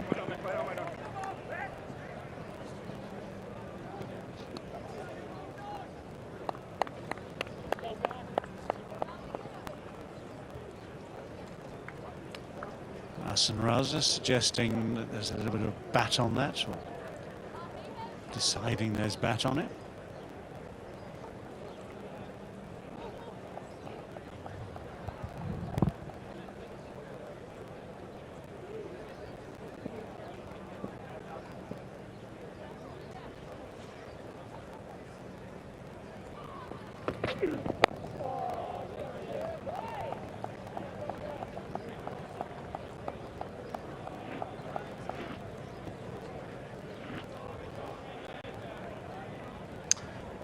Will Young then, 1,000 runs in test matches.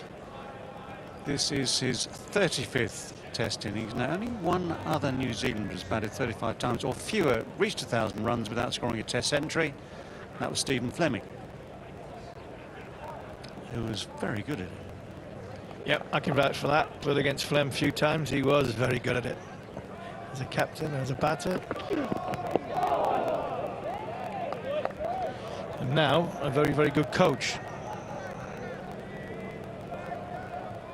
I'm getting excited in this last over.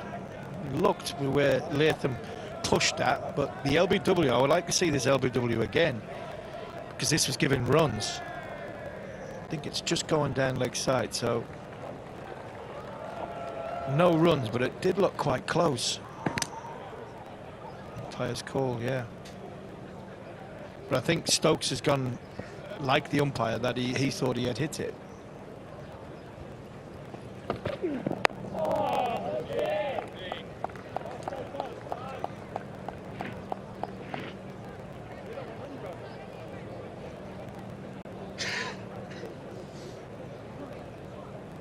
Well, so many things in this game are about fine margins, aren't they? Can't get it right all the time.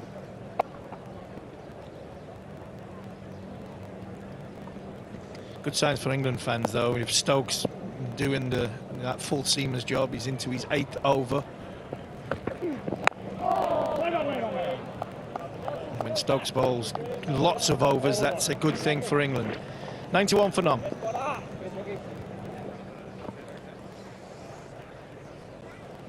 Yeah, I mean, just go back to the last Test match, second at the Basin Reserve. He was kept himself from reserve for, pardon the pun, for a long, long time. Come on, Potter. But here, straight in, he's now bowled 8 compared to the 5 of Carson Atkinson, the 9 of Potts. He looks strong. He's bowling well. I guess he knows he's got a bit of time off after this game.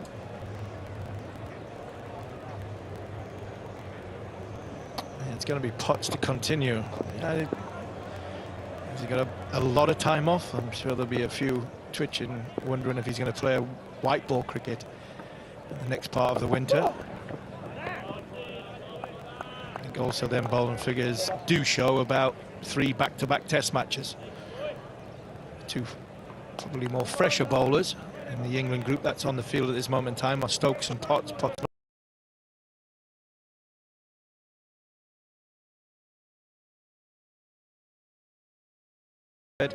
Stokes has not bowled a huge amount in this series, but probably more than he's bowled for the recent past. But Carson Atkinson only bowling 5 overs each. 2 bowlers who have bowled a hell of a lot and been a big influence in why England are 2-0 up.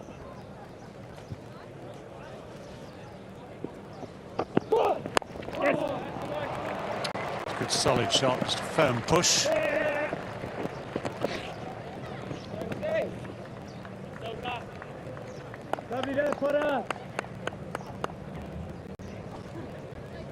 It's a bit of old-fashioned fielding. This was the attempted pick up, turn and throw in the air thing. And typical Stokes, hit the deck straight after. It's all in. Both Stokes, Potts the same. I mean, Potts looks as though he's been playing rugby when we look at the colour of his kit, but it's all in with Ben Stokes. It's all in when he bowls, same when he bats, and obviously he throws himself hugely around in the field.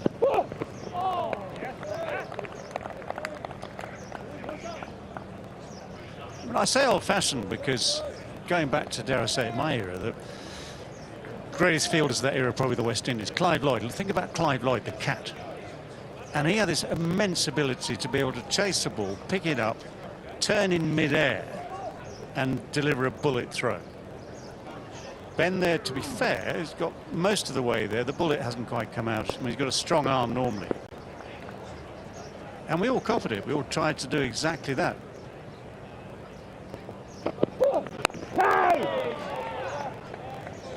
With varying degrees of success.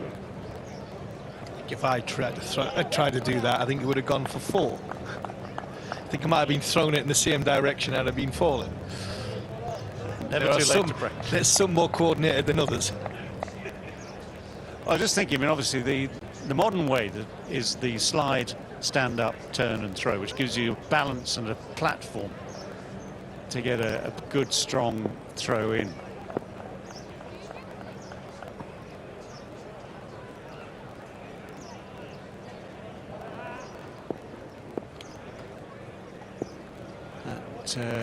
Leg gully is in place now.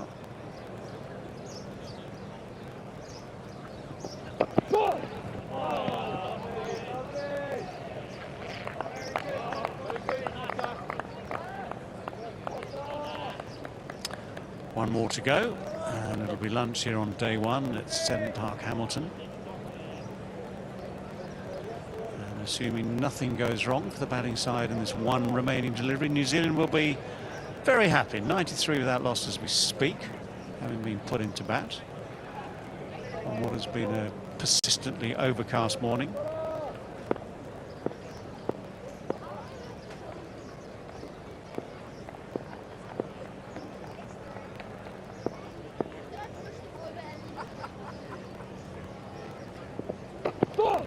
Right on. Full and just slightly wide. So there we are. 28 overs bowled in this first morning session. New Zealand put into bat.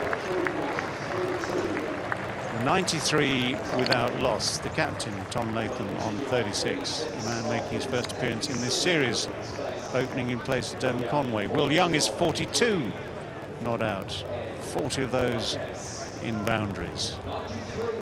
So that represents a very good, solid start for New Zealand. Frustration for England. Ben Duckett had the one half chance of the morning at slip off Latham. Couldn't quite get his hand underneath it successfully enough. But these two can walk off, happy that they've worked hard, happy that they've played well. England will feel they had that one chance, could have created others. They passed the bat numerous times. Very, very close to outside edges numerous times. But England's bowlers have nothing to celebrate, whereas the New Zealand opening partnership finds itself unbeaten, 7 runs short of 100 after 28 overs here on morning number 1 of this third and final Test match.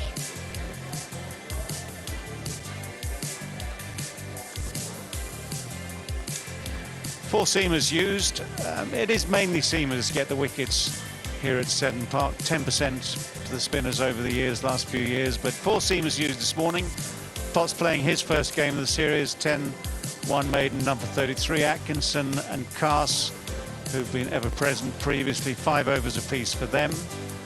Ben Stokes has bowled himself more than ever in this series so far.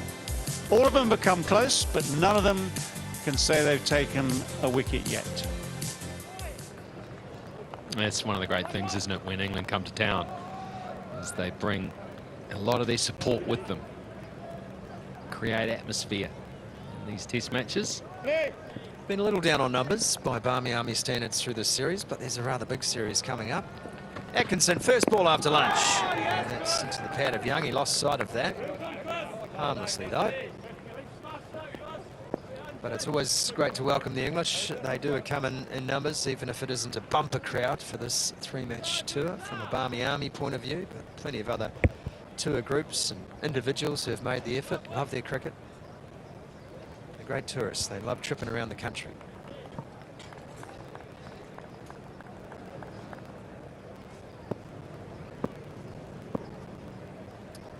Young looks like he's just advanced slightly.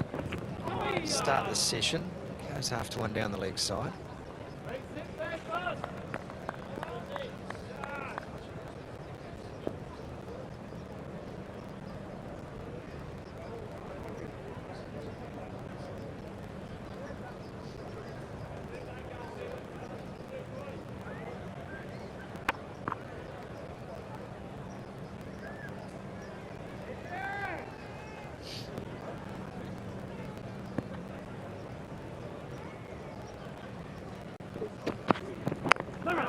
There haven't been those prolonged periods of cloudless skies here in Hamilton, so that pitch still held its colour through that first session. Not seeing any early signs of it drying spectacularly out there, but it will, by all accounts and by those in the know, start playing a little easier for the batters. Well, England will be hoping that it just quickens up a tad. I thought it was a little bit tacky in that first session, and they'll be hoping that what it does with a little bit of extra pace.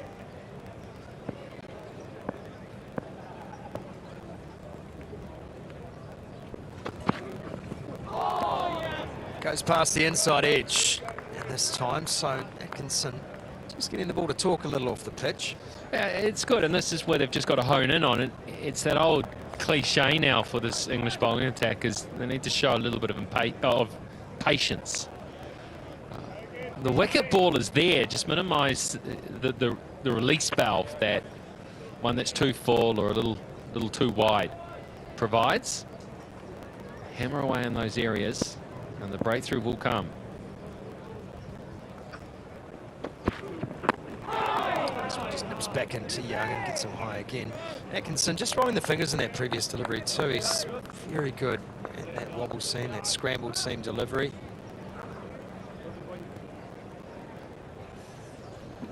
That's the last ball there. Just a little flick. I'm thinking it could be worth a player in under the helmet on the onside. Where you take them from, that's where you gamble. No! 1 over complete after lunch. Still 93 without loss.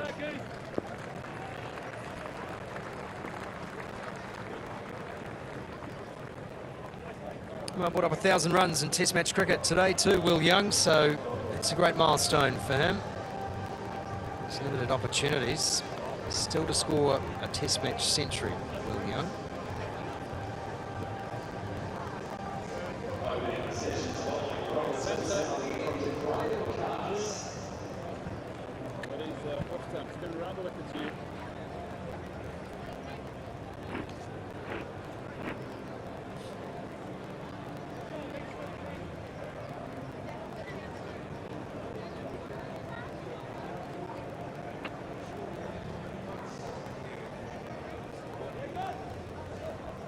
I actually thought Cast looked the most threatening in his first spell.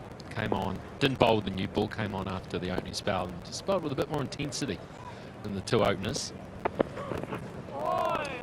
Round the wicket to the left-hander, which has been the MO for England.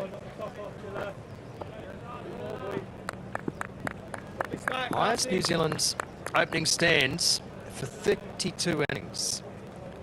You have to go back to the 149 from Latham and Conway against England at Wellington in February last year. So it's been a while. These two would dearly love to go on with this. Cass has been the master of the setup so far in this series. He's angling in there on Latham, who's up to the challenge. That is a lovely shot. Oh, you love this if you're a batter. Bowlers come on. Just miss their length fractionally. And you just go, bop. Thank you.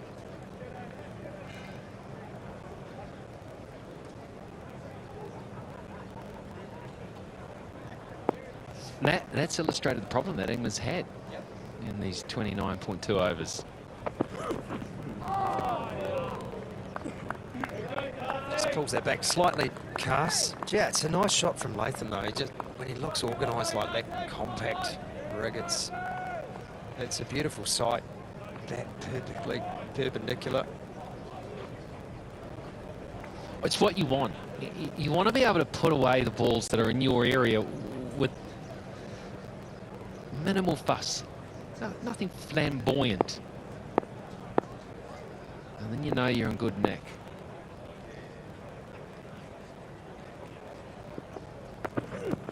Gets another one. It's a freebie.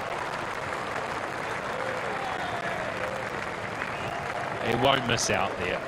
Simply will not miss out. That brings up a 100-run stand for the New Zealanders as well.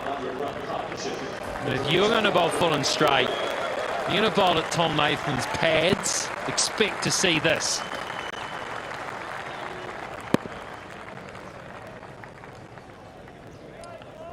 Beautifully played, and you can see the frustration. Cass knows he's missed there. 101 the partnership now. It's been efficient, and the shots are being played. That's off the outside edge, and that's through. Gee, that has been a profitable area for New Zealand today. Bethel can't get a finger on it.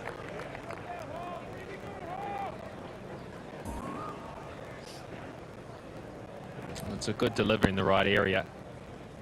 If I was mid-on and mid-off, I would stay well away from the bowler right now. He's in no mood to talk. I have reverted to native tongue too, under his breath, which can be aggressive.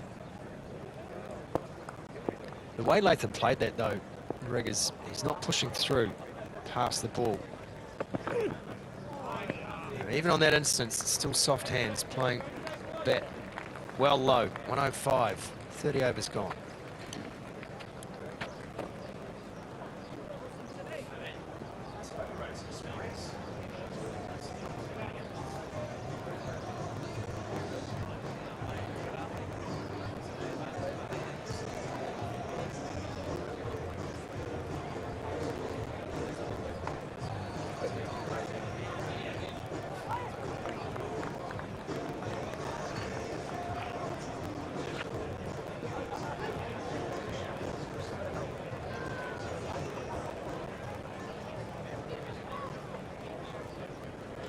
There's the situation. 40.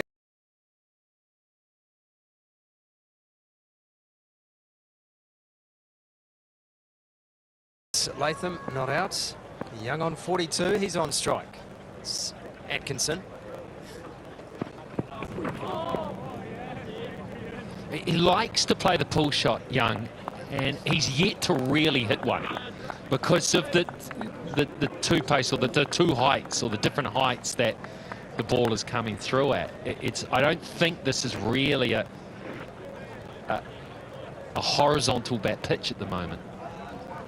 He's expected that to get up. It hasn't. It's gone past about waist height. He's looked awkward.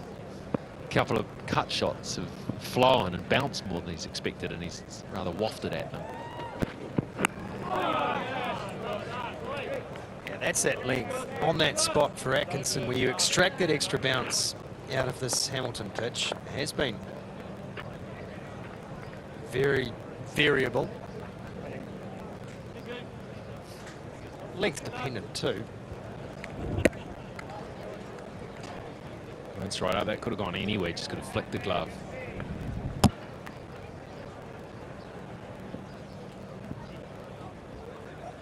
Great confidence in the GMs there, that's for sure. It's gone! Not this time. Harry Brook takes a catch. Atkinson has the breakthrough, and Young has been dismissed. Talks about the soft hands. A number of shots have gone through the cordon today. Not this one. Beauty, right on the line and land, high up on the bat. And he's actually made that look pretty regulation there, but that is a good catch because that ball was dying and always going down. And Young, another promising knock, is nipped in the bud. He's got to go for 42. New Zealand lose their first wicket at 105. New Zealand Test cap 248. Kane Williamson.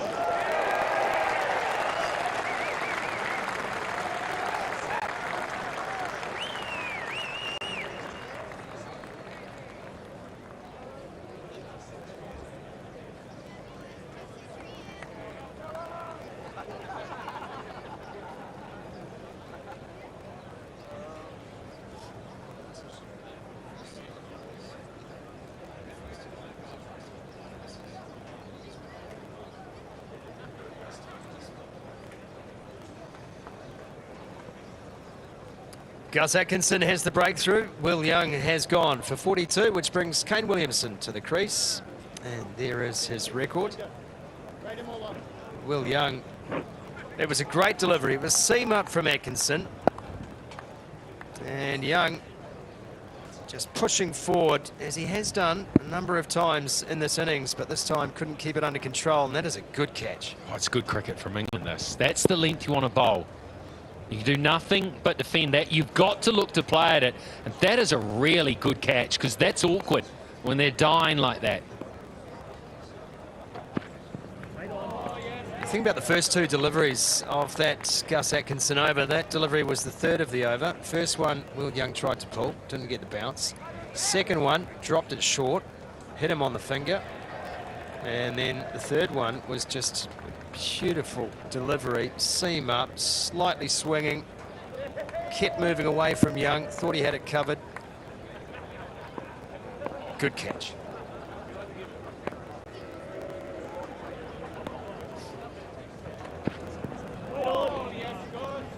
Five in the quarter now with Williamson on strike.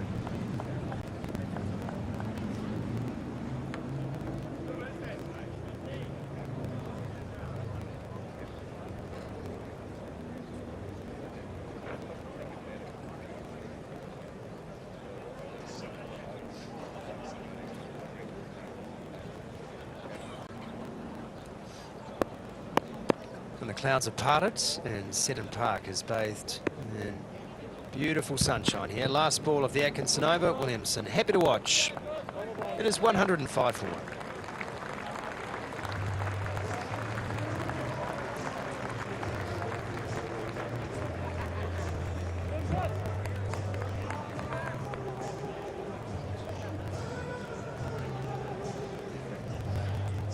So it was some depth in this New Zealand batting lineup. had their issues in this series, but you bring Santner in there. His batting's got better and better and better. I know Smith, who he's replaced, very capable of the bat. But I look at that batting lineup. Blundell coming off 100 now. Phillips at 7. Santner 8. It's very strong. It's well fielded. Took a full dive, but the single was on, and Williamson happy to scamper through. Yeah, and look, Henry can apply himself too. We've seen it in the past. We saw it at Hagley, I think half century for Henry a couple of seasons ago. No slouch.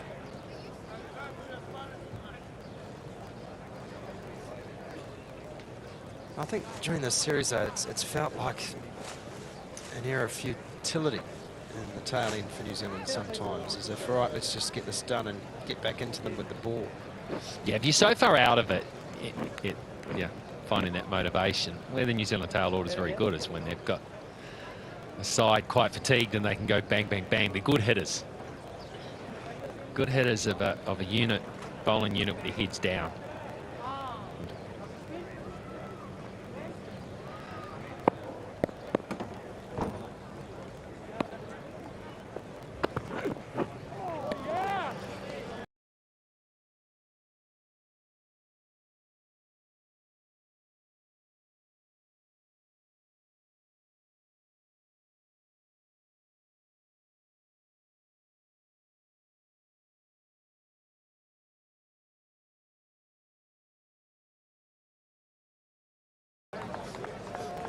It's 4 deliveries that Williamson's just been able to watch.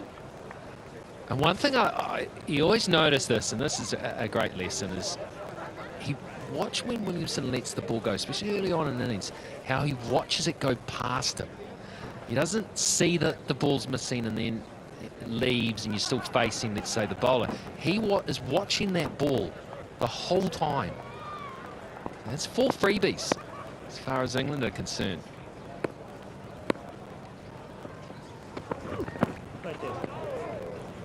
That's right down the leg side, called as such. Williamson's always so watchful, isn't he, when he comes in? That's where he's most at risk of that delivery that just nips it away.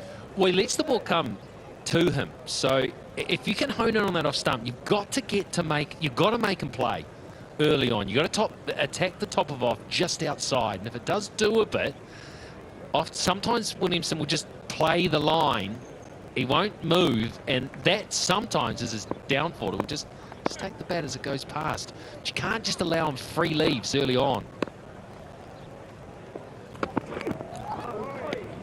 That again, that's not going to trouble Williamson. He'll watch that all day long. Well, he's like a batting computer. And now you're just allowing him to download the program.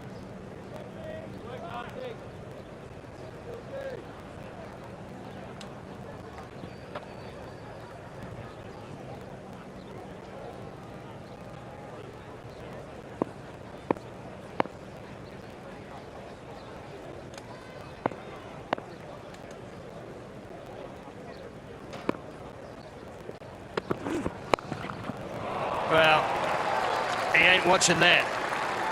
He's decided, if you're going to bowl that at me, I'll put you to the fence. Yeah, been too wide early on. I don't know if this is a plan, if they think they can lull him into maybe pushing at one early, but that's just a free look. Just didn't miss.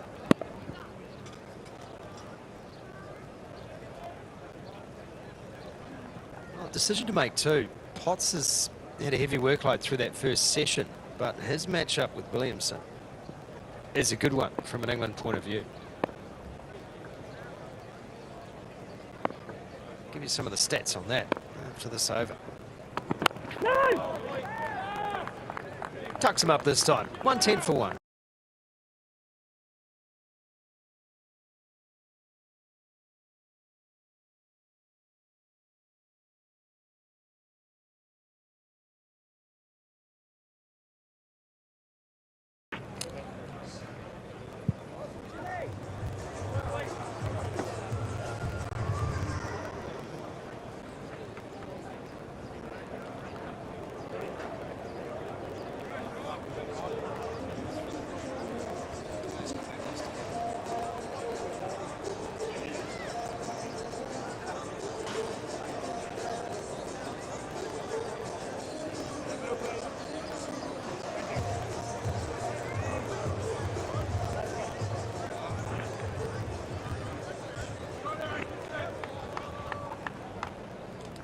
Great scenes here at Seddon Park. Atkinson once again from the city end, and Latham on strike. 3 slips, Scully.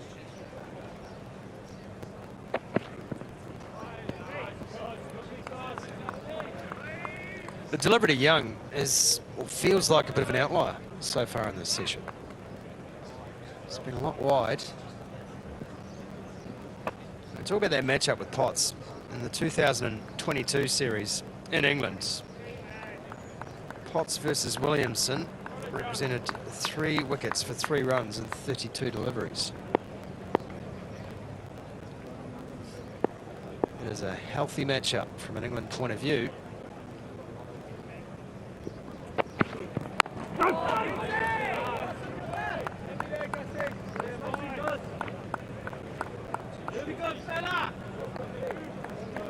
And a frustrating opening spell in many ways. Matthew Potts created opportunities, went past the edge on a number of occasions.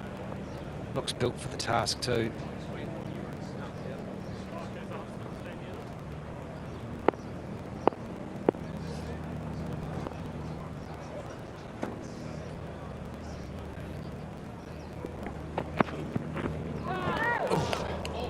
Latham just lifting the bat late on that. Through to Pope. Well, Atkinson on Young did a good job setting up the New Zealand opener. First one just stayed a little low.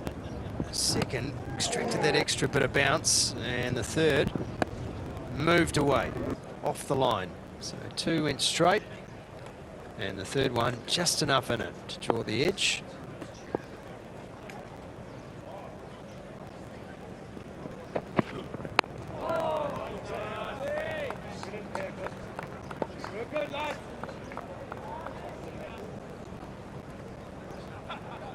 Times now for Will Young, where he's been defeated by the bowler, nicking off in that area. Jimmy Anderson has named him 3 times, Atkinson now once.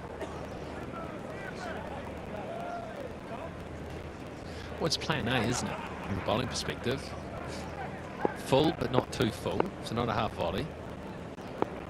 What I'd call a good hard front foot length.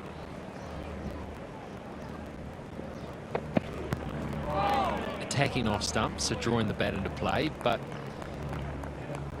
because the length is just back enough that if the ball, it gives the ball time to do something and to take the edge, to beat the middle of the bat. That's where you've got to be, ball after ball.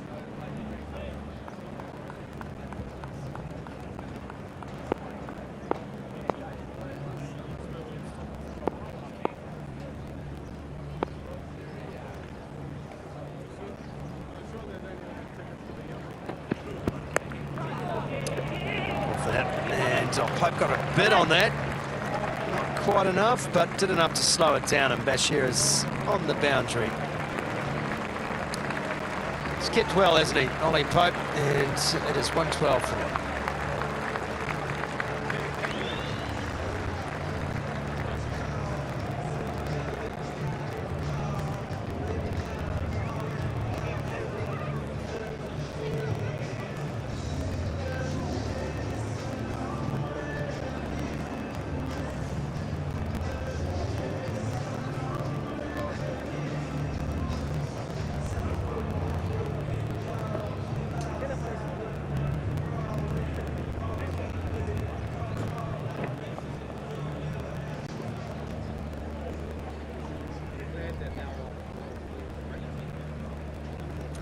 Riding Cast returns. Williamson, who cracked him through cover point for 4 in the last over. And this time just has to play inside the line, Williamson. That's where you want it, Rick. Oh, yep. Yep, that's where I want it. I want another one there. Another one after that.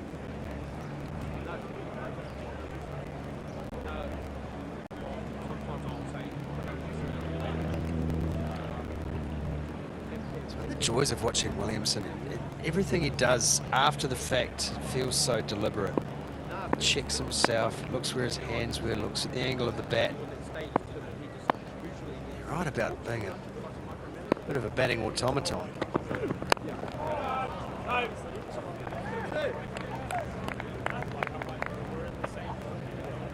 I think it's what gets him up in the morning to go and play cricket, is why he's still doing it. I think he just loves that challenge of crafting an innings appropriate to the situation and the conditions. So yeah, it's in between balls, we face the delivery, then analyse that. How was that? Was that right? Did it?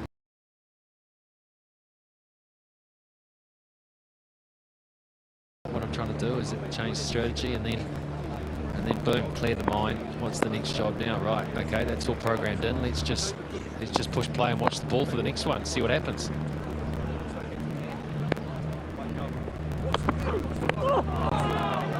Just jagging back on him a little, this one from Cast. He's a great accumulator of cricketing intellect, isn't he? It just sweeps for intelligence constantly. How he can add to the game, what the ball is doing. He'll certainly take note of this delivery that just kept coming. Yeah, just dented the hard drive, didn't it?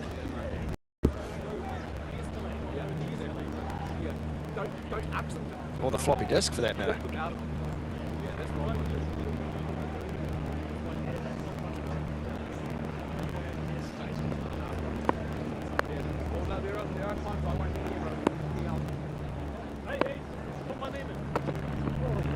Oh, just comes out of the run up there, Cars. Now, are we any intention of extending this metaphor further, or have we've used up all its available memory? Oh, I have every intent, but I won't.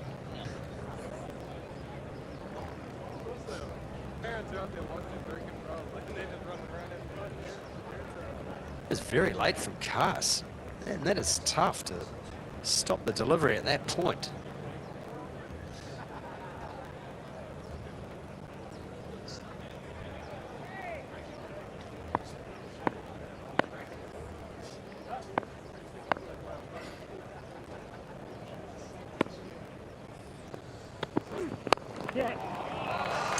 Beautifully played. Williamson on the front foot and driven 4 runs. Exquisite shot. Wow, that's good. Hopping around, he'd been beaten outside the line of off stump. The one that bounced, one nip back, made him a little uncomfortable. Then he gets a ball that he can just ease down the ground, and he's all over it.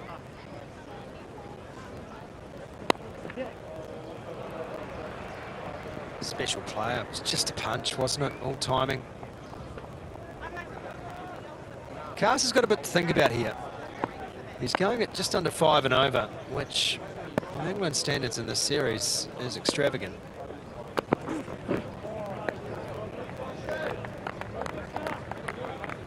And I don't think it's necessarily because the New Zealanders have targeted Cars. I just think he's just been a little all over the show by his standards. He's missed his lengths. Just hasn't quite found the right length.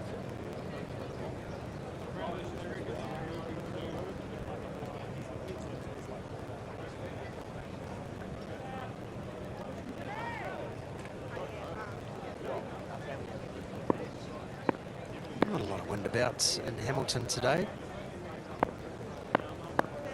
Just a wee zephyr.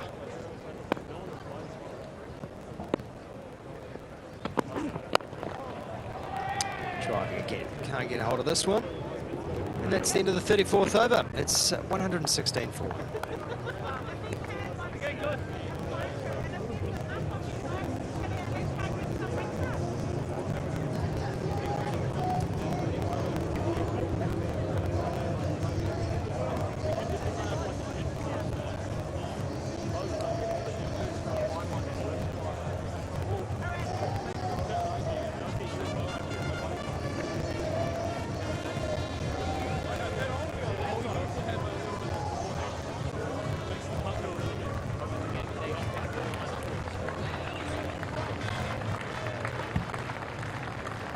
Latham on strike, he's on 49, the New Zealand captain. And the crowd is up.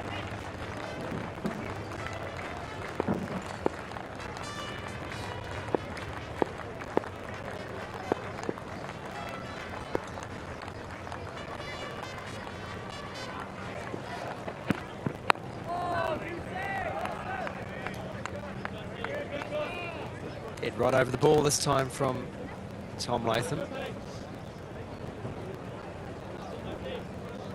Speaking to Ish earlier in commentary, really, he's a very focused man, isn't he? Day one of a test, knowing the job ahead. What, Ish or? Ish is never that focused, no. Tom Latham, on the other hand. He's been there so many times, hasn't he? He understands the role. And he's been brilliant in it.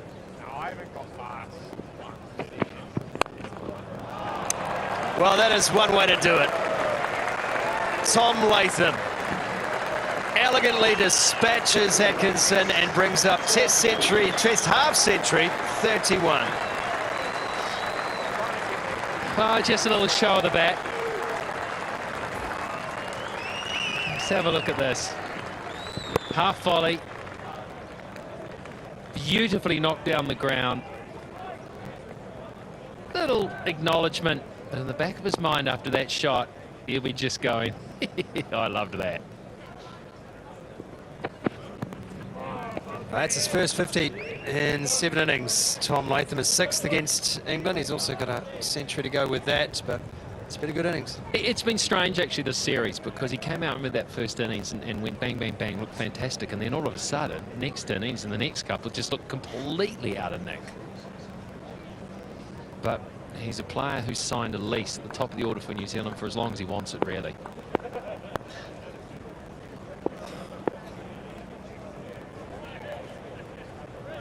Elevated to captain, of course, full time this year for that historic tour of India.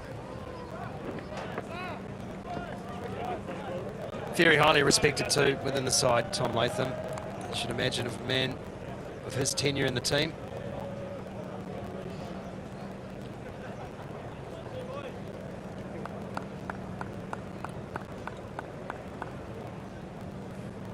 Series best here today, 53 not out.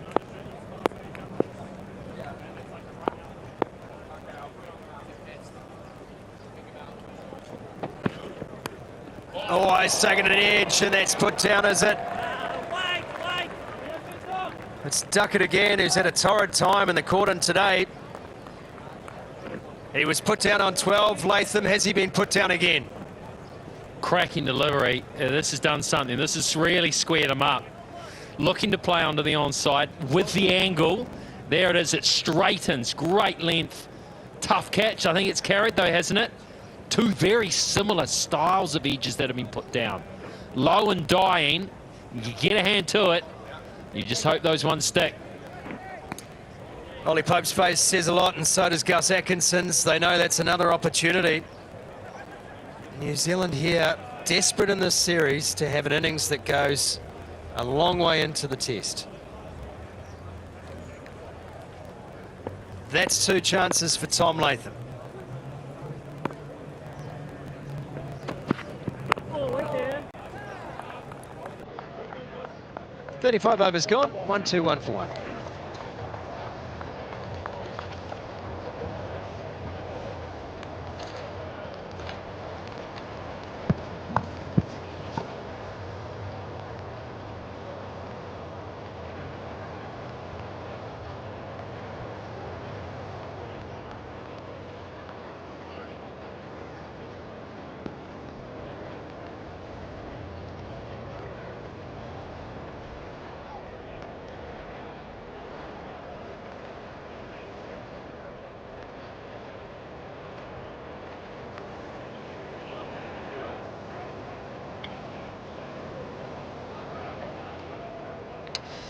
So not so far from Seddon Park, the lake. Weekend yachting.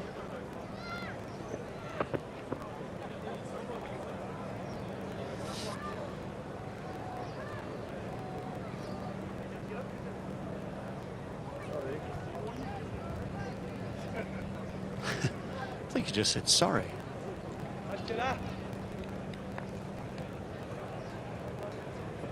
No need to apologise. There's still a little bit of moisture in the wicket. Seems to be done by his footing a couple of times there.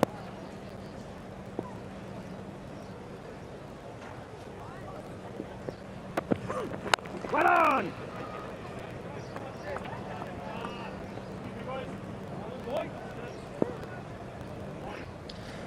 Well, in terms of evening things out, just to go back to that first test match at Hagley Park. Brooke with a brilliant 100, but what was it, five chances, 5 or more? Would anyone begrudge Tom Latham the odd half chance? By the way, I'm not allowed to use the term half chance, I'm told, but tough chance.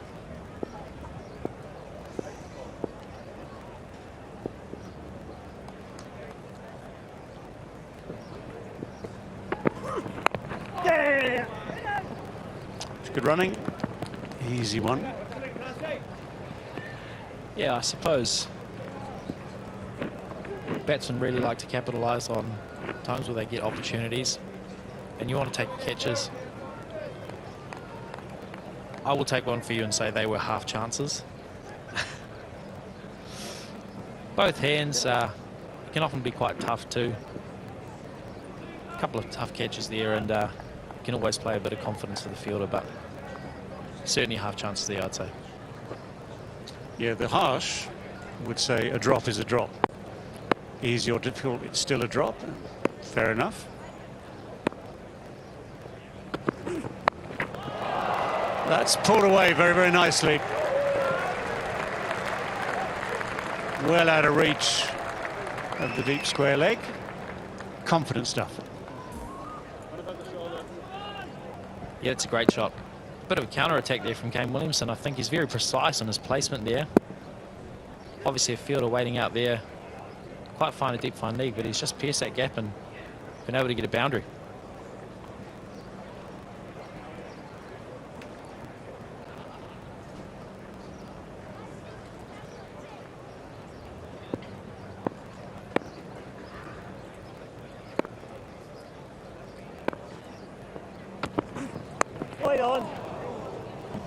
Rides it well, gets it down just in front of Jacob Ethel. Yeah, let's have a look at those chances. Latham early on. This one is low to duck. It's right. Just managed to get a hand underneath it. It just carries. Sometimes they stick, sometimes they don't. And then just to balance that out, one to his left. Same principle. It's a good diving effort. Just doesn't stick. Now, and the reason we say half chance is we're trying to give some sort of indication as to the degree of difficulty.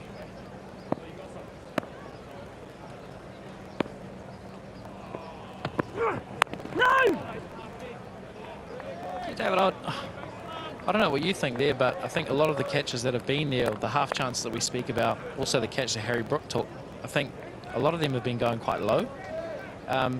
Is there a little bit of merit in the slips coming up a little bit to ensure those half chances are perhaps 3/4 chances?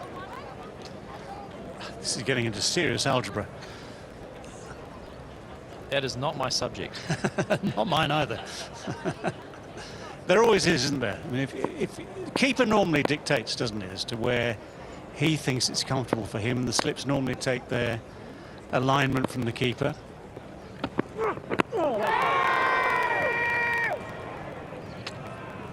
Nope, nope, nope. 126 for one.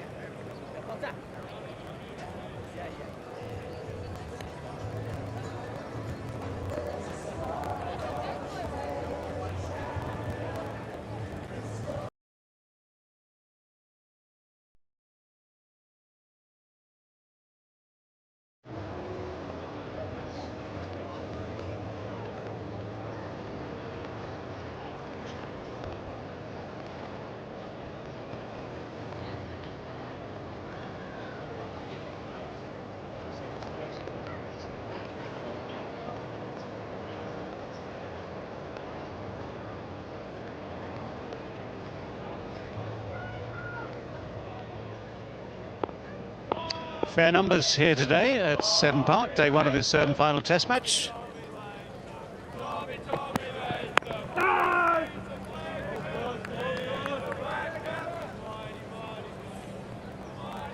Yeah, Tom Latham's starting to look really positive with his footwork here. He's got a good score on the board here, leading from the front. Ball's been nibbling around all day, and I think his defence has been pretty tight, and he's left pretty well outside the off stump.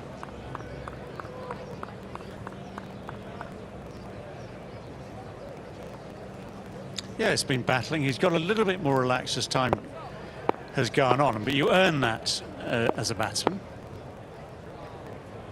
And you'll definitely take the luck when it comes your way. I mean, the balance has been, what's the summary? We've seen a lot have just gone past the edge of the bat, especially this morning. Those two edges that just carried, so that's a bit of luck in your favour if you're Tom Latham. There's been some half volleys, there's been a bit of everything. And as I said just now, if you're England, you begrudge him his luck. If you're just watching the game for fun, and you might be supporting Black Caps, you'll say, good on him, he's earned it. He's had a tough series.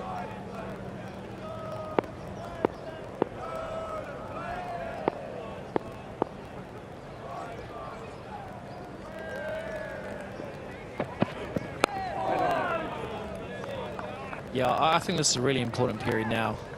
He's got a good start. He's worked really hard in that first innings. Got a little bit of luck, which you often need.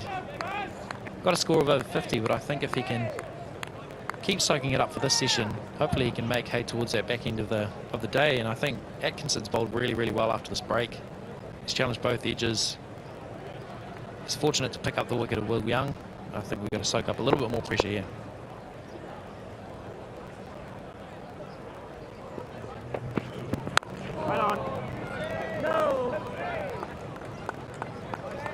Do you get the impression Atkinson's been in better rhythm since the break?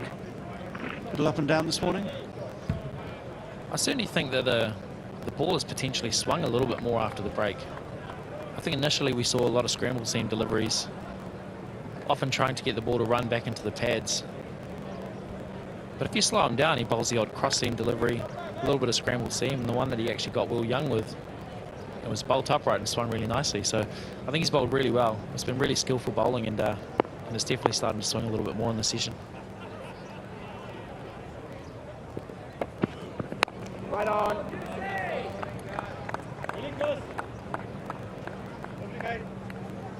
Remember, he was saying after Hagley, he didn't feel he had his rhythm, or didn't feel quite right. Felt he could have bowled better at Hagley. And I always think it's a very good thing to be able to be self-critical as a player, rather than, should we say, waiting for a coach to come to you with criticism.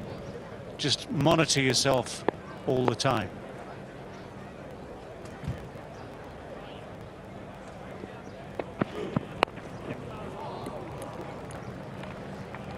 Easy one to deep square leg, finishes off the over, 127 for 1.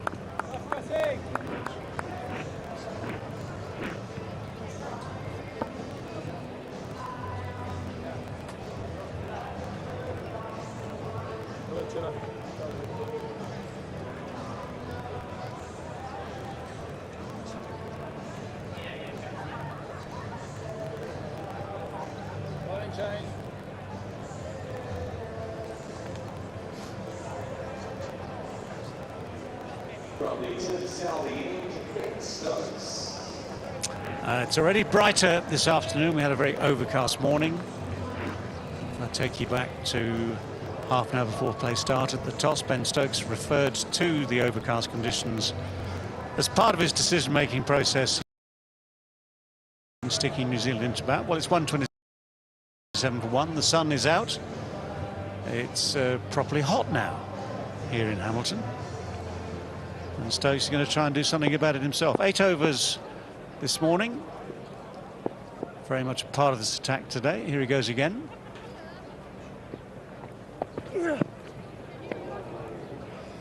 Yeah, I think it's great to see Stokes, bowling a lot of overs for England. He's had his troubles with injuries over the past few years, but he's a phenomenal player. I think he's led the side really well over a number of years, and obviously a great leader with the bat in hand. But it's great to see him out there bowling.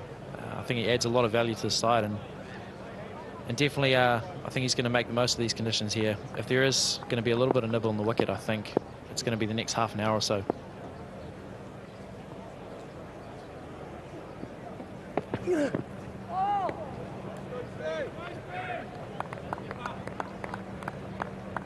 Well, at least in this third match, he's stuck himself into the attack early. One understands with Ben and that recent history, let alone past history, recent history of the hamstring injury last English summer, that he's got to be wary of his own body. And if the others are doing the job for him, that's acceptable. Left his main contribution right until the end at the Basin Reserve with 3 wickets and double quick time right at the end of the game. Well, it's airborne again. It's found the gap. It's raced away to third man. It's one of those ones that gives both the bowler and slips a feeling that there might be a chance on the way, but in the scorebook, it's 4. Yeah, Tom Latham sort of trying to capitalise on a bit of width out there. Every time it's been full, I don't think the ball's carried very nicely to the slips. But if you go a little bit hard, it shows there's still a bit of pace in the wicket, and that's flowing through the slips for full. Well, yeah, if that goes to you in the slips, that's coming at you quickly. Maybe slightly awkward height. Do you go hands up or down, that sort of stuff? But it certainly carries when you put that sort of effort into the shot.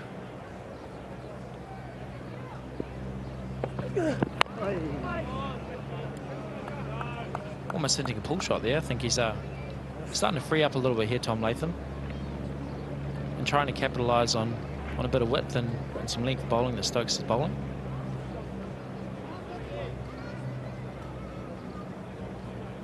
Does look hot up on that bank. Wonder if we can find a few lobsters out there.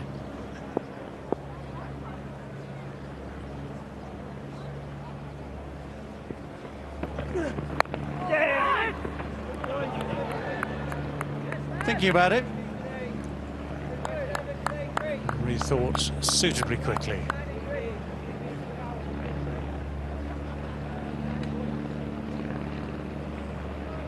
David, do you think the fact that Ben Stokes is being able to bowl a few more overs, potentially playing a bigger role with the ball, it allows England to play a specialist spinner, even if conditions might not suggest it'll spin a lot? Yeah, I mean, if Ben is fully fit, the balance of the team is already improved. If he's only going to bowl a handful of overs, things have to go well with the other 3 seamers, then you end up with possibly more overs from the spinner, be it whether it's Bashir or Leach, whoever's in position at the time.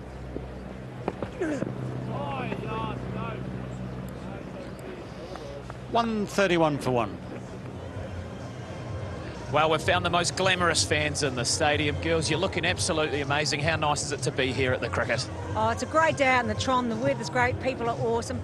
Great to get behind New Zealand sports, buy tickets. Rugby, cricket, we're in. We love it all. We absolutely do. And now it says great catch on your beautiful pink tops. Where was that inspiration from, Michelle? Well, it was from me, but I'm actually waiting for the great catch. But if all else fails, I've got some great catches with me. Oh, I couldn't have said it better myself. Thanks for supporting, girls. I might see you later.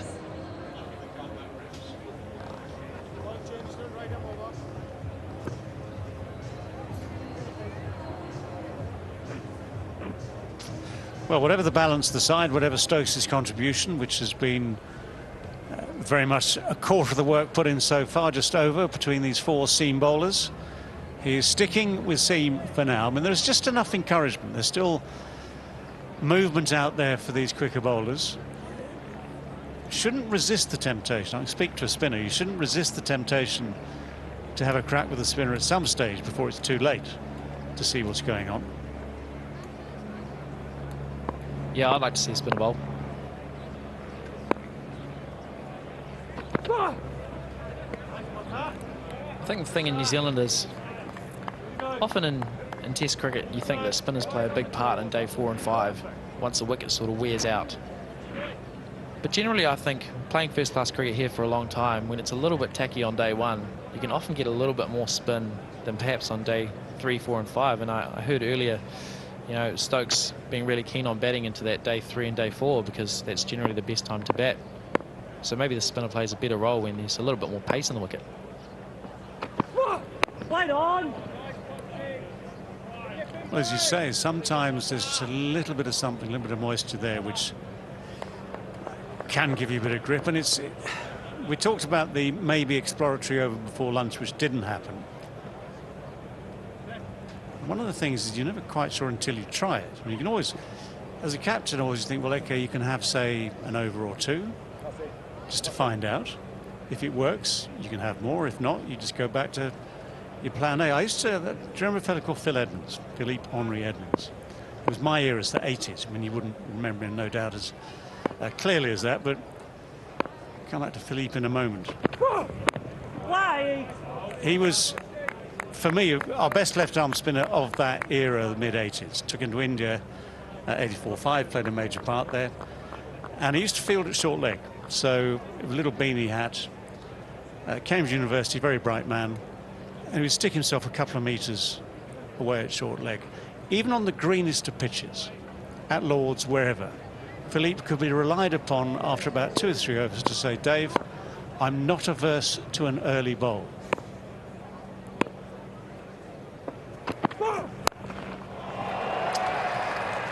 Kane Williamson, not averse to the pull shot, plays that beautifully. Spotted the length very, very quickly. It didn't particularly get up high, but it was very early on to this. Certainly not an easy shot on this wicket. I think we've seen early on there's some variable bounce out there, so the precision in the shot to hit it that far in front of square, I think that's a fantastic shot by Kane Williamson.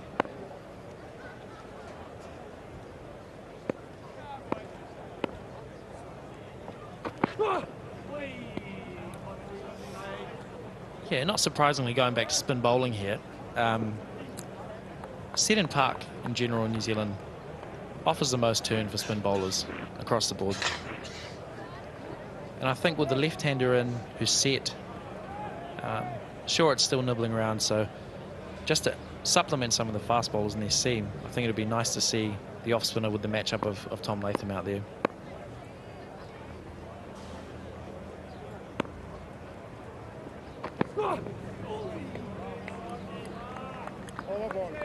$135 for one.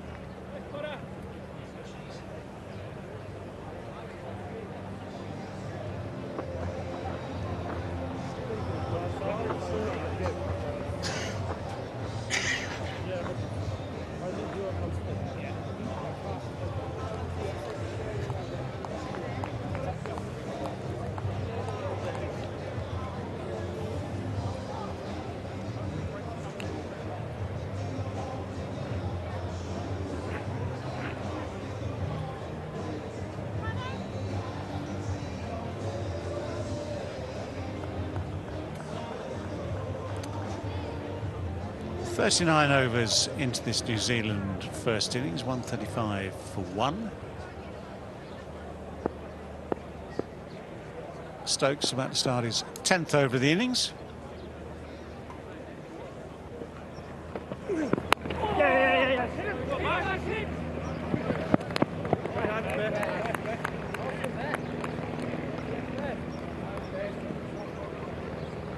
The BLACKCAPS doing pretty well, only to lose 1 wicket after being put in. See another single into the leg side there from Tom Latham.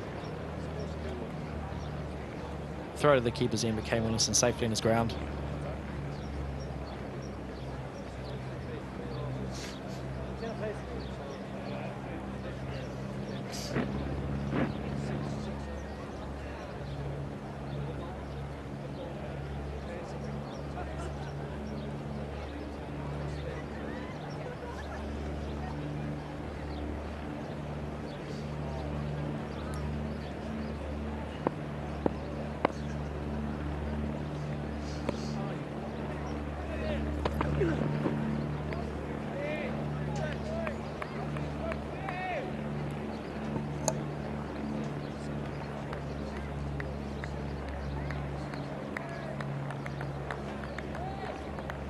Scoring at 3.5 and over. Black has to be pretty happy with that scoring rate so far. Also losing only 1 wicket. Would you say New Zealand at front of the stage? I'll concede.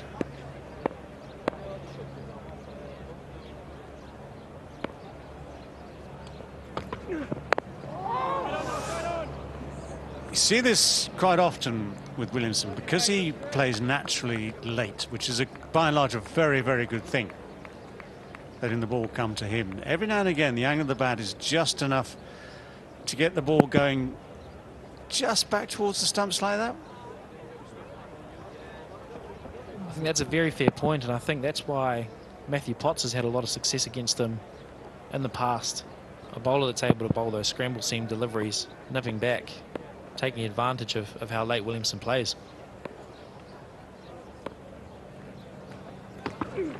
Play on!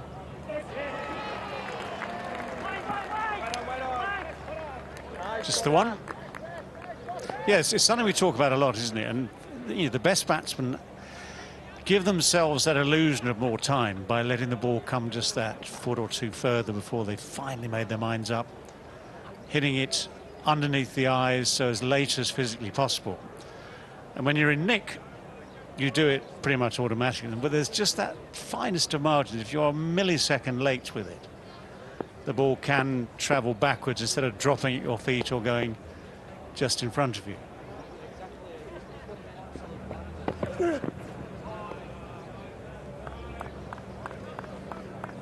If you watch Kane Williamson side on, I think it's pretty evident how late he plays the ball in comparison to a lot of players in the world. And if you do get on a slightly nibbly wicket, I think that's sometimes where you can get him out, is nipping the ball back in and potentially getting a bit of a chop on. But he's very precise at playing the ball late, and it's worked really well for him over a long period of time.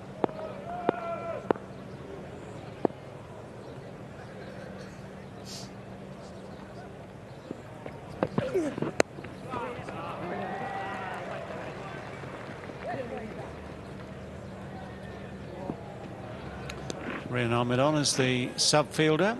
138 for one.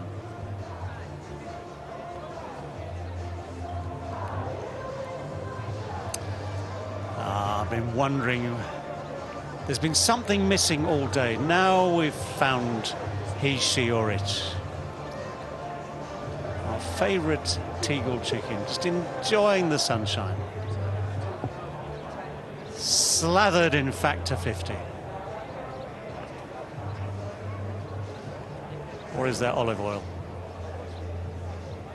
You pop her out of the slow cooker by the end of the day.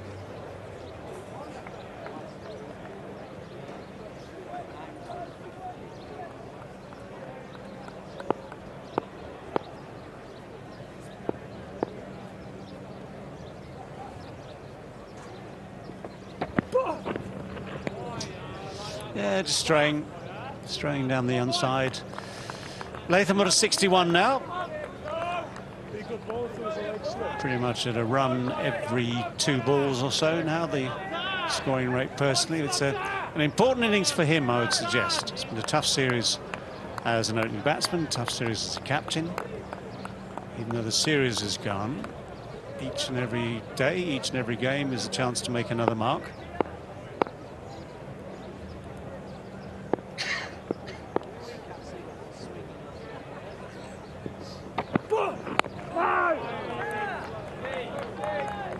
Partnership seems to be building nicely. For a tough little spell just after the lunch break, I think they've soaked up a good amount of pressure here. Tom Latham's capitalised on a couple of poor deliveries, hit them to the boundary, and Kane Williamson's playing the ball really nice and late, under his eyes. And as this Hamilton sun bakes down on the wicket, it can only get easier as the day progresses.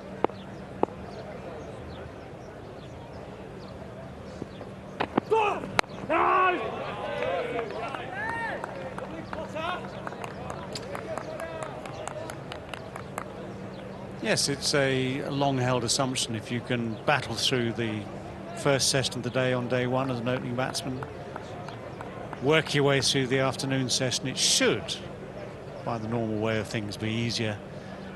Even more so in the evening session, third and final session of the day.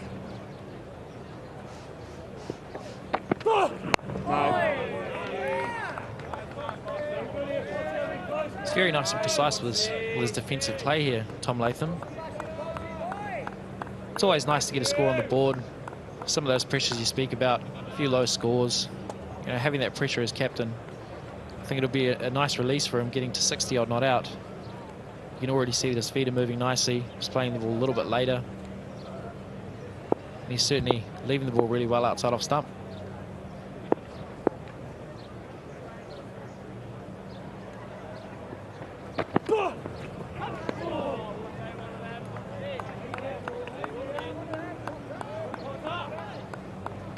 Yeah, those are the ones you feel if you can just get bat on ball down the leg side, it's almost free runs, unless it's one of those horrible little tiny nicks that just goes through to the keeper. There's no one at leg slip, as we see quite often with Ben Stokes and his captaincy. I feel as though the strangle down leg side has become a lot more common these days. Wonder why that is. Trust me, it's been around for a long, long time.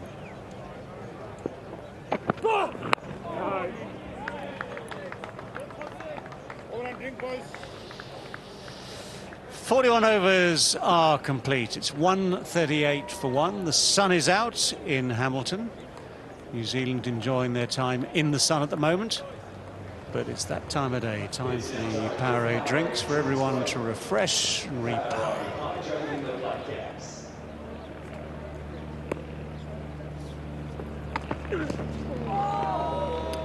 And on the spot too to start. Afternoon to Katie Martin. Afternoon, Scotty. The sun just keeps coming out. This wicket will brown off more as the day goes on. Expect the pace to be a little quicker. A little bit of in-swing and then a little bit of out-swing today. Ben Stokes, the plan they have for Kane Williamson is just that wider channel outside off stump, and then the ball that comes back in. No doubt he'll try and work on adjusting his seam position. A great place to watch cricket when it's sunny. Very intimate.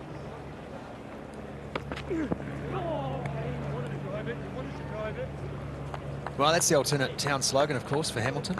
Very intimate.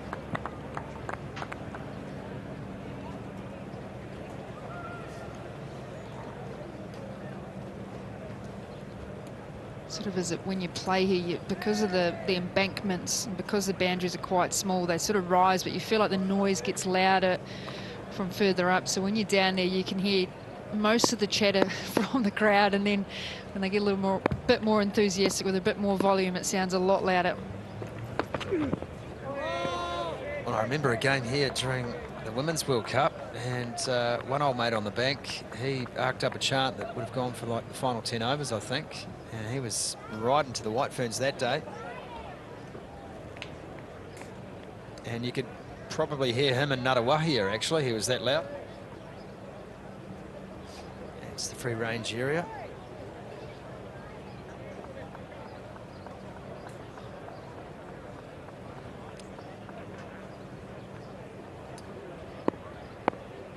Pick up your eggs on the way out. Yeah. Williamson looks very organised today. He was patient to start, and then got a little tired of Carter's antics and dispatched him over cover point for 4. But he's just looked very calm and at peace today. It's been a very Williamson kind of start. He averages 94 at Seddon Park in Test cricket, so it's a ground that he loves. He scored 100 here last year from memory. Just sort of that comfort and understanding. One of his home grounds. There's a few in the Northern Districts regions. Mount Maunganui he calls home, spends a lot of time at Bay Oval practicing up in the nets there and playing there, but yeah, Northern Districts have quite a few. Well, this is their association here in Hamilton, but they have quite a few grounds. They've got Cobham Oval and Whangarei as well. Hamilton. In the Super Smash this year, Auckland are playing at one of those venues as well, so just with Eden Park being unavailable. But he loves this ground. It's a ground he enjoys his cricket. There's always a comfort about a ground you play it. You understand the nuances of the wicket. Right on. Gets on top of the bounce. Latham again. It's 139 for 1.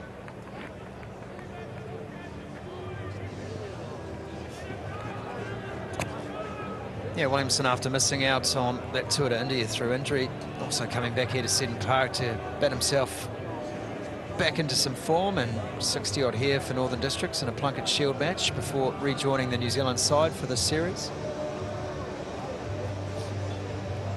A lot of faith and trust in the conditions here for Kane Williamson.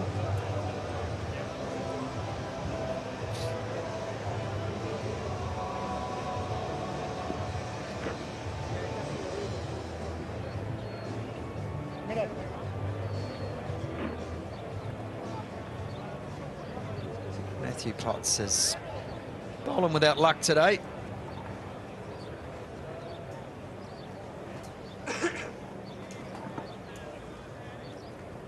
But no shortage of effort, that is for sure. 12 overs in. Here's his 13th from the city end.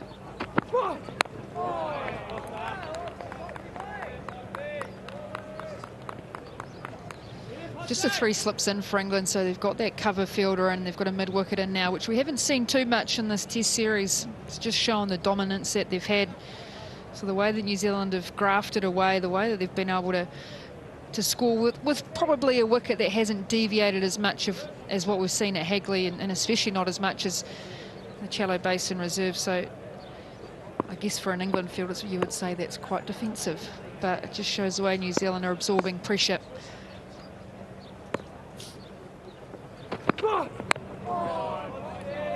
No, they've been surgical, New Zealand. They have played in the right areas, put away the bad balls, been very watchful defensively as well. It's been a good effort. That 100-run partnership, 105 in the end between Young and Latham. Tone setter perhaps for this Test match for New Zealand, one that was necessary from a confidence point of view. The batting has been down across the board for this New Zealand side.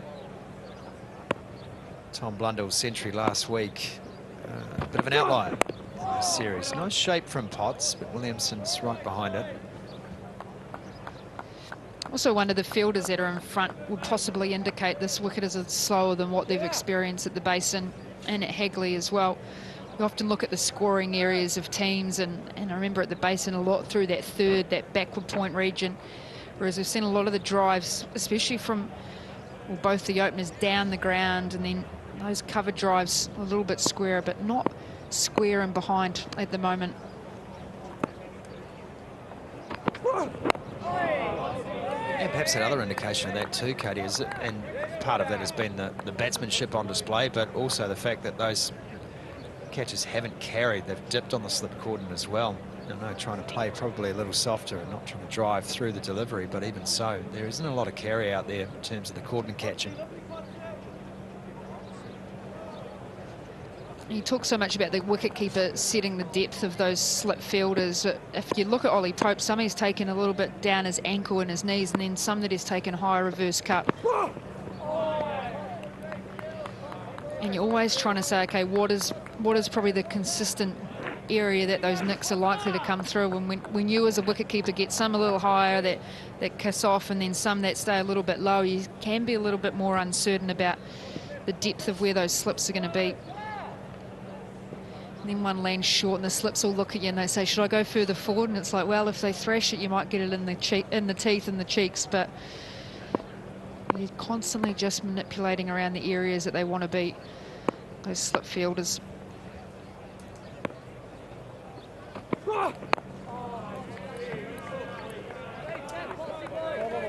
139 for 1.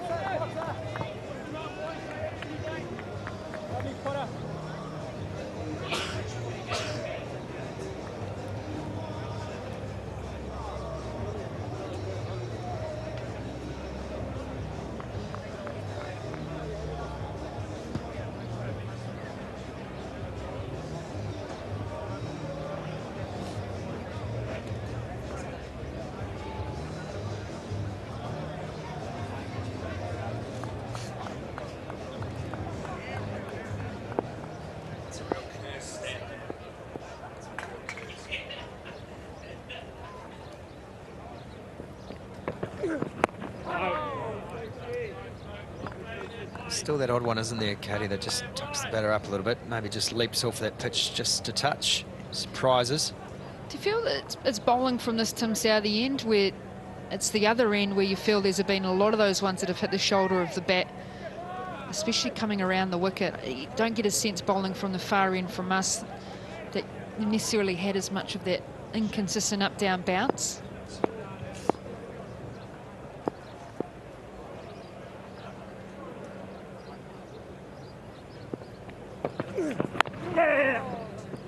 Well, it can happen, can't it? One end of the pitch playing a little bit different. Still convinced the Basin was like that over the last couple of seasons as well. Bowling from the R.A. Vance stand, there was Just a little extra something.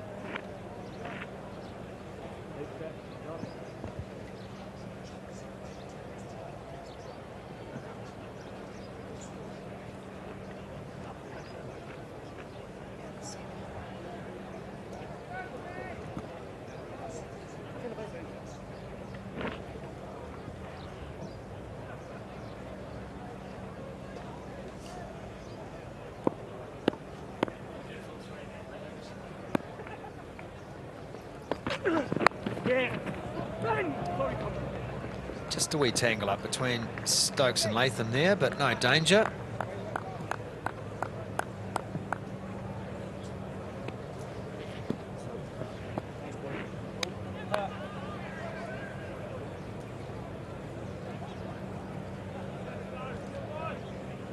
Well, here's Kane Williamson in Hamilton, Bradman in Lahore, Lakshman in Kolkata, Sobers in Kingston, Abbas in Lahore, and Williamson in Hamilton. Big names, favourite grounds.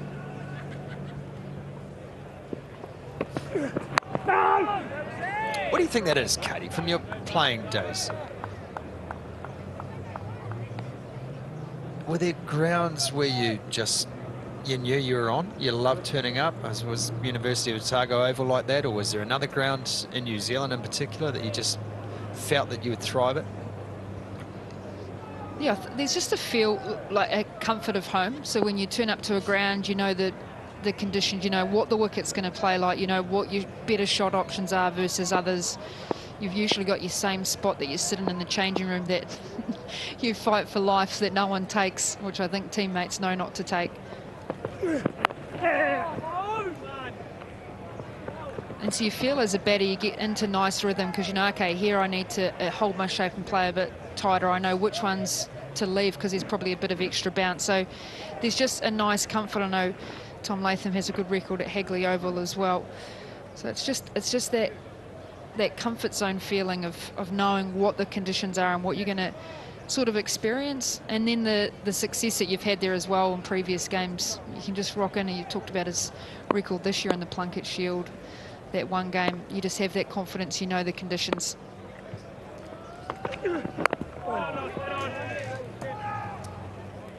1-4-2 for one.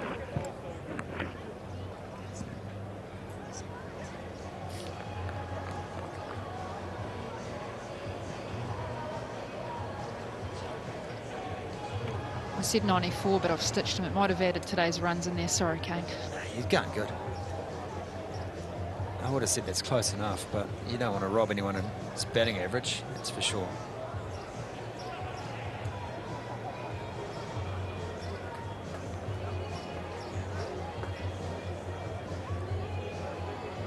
Well, there's the list. Brian Lara also on that list, as is Len Hutton.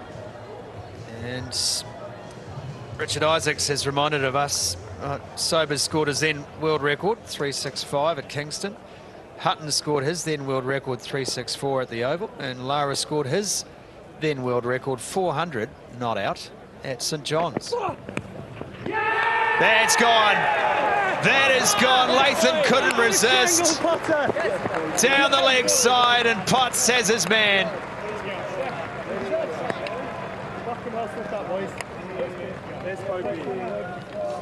Great reward for a bit of toil from Potts. Just that angle down. Must have just got a little bit of wood. It sounded slightly paddy, but he has walked Tom Latham. He thinks that he's got something on that. It must have been the small feather. Toured well as well, Latham, out for 63 at 142 for 2.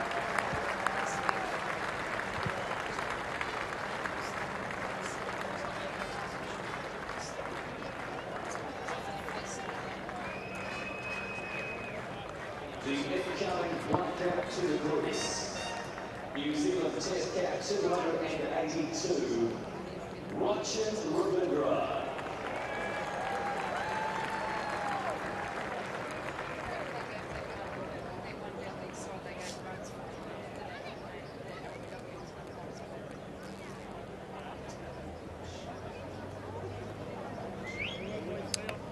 New Zealand loses its second. Both openers back in the pavilion. Rachin Ravindra joins Kane Williamson.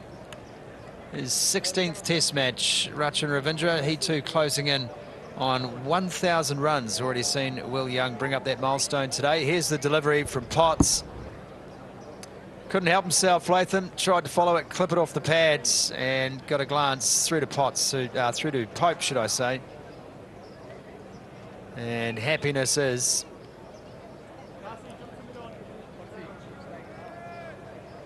and is right on the edge for Latham, but that's enough.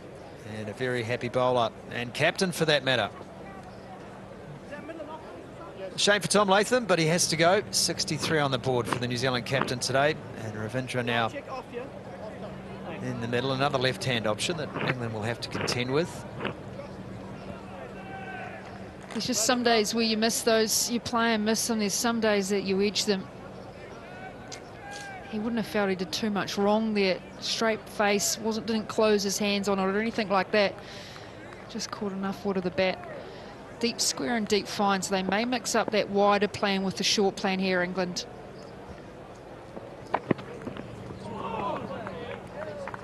Well, East Sodhi and David Gower were just talking about the leg side strangle in the last session. East Sodhi wondering if we see it a lot more these days than we used to. Mr. Gower countering with it's been around since Noah played for the Boston Red Sox. More words to that effect. But that was a good delivery, good plan. And Pope, he's kept so well during this series. Of course, wasn't originally going to have the gloves. But the injury to Jordan Cox and his subsequent departure back to the UK. Well, Ravindra's not mucking about. First 4 of the innings for him. I don't think England will mind this. That's that wider line where his feet get in line with the stumps. Plays his hands out this one. Forward of the ball, up and over. Not the control that he probably would have liked there, Rachin Ravindra.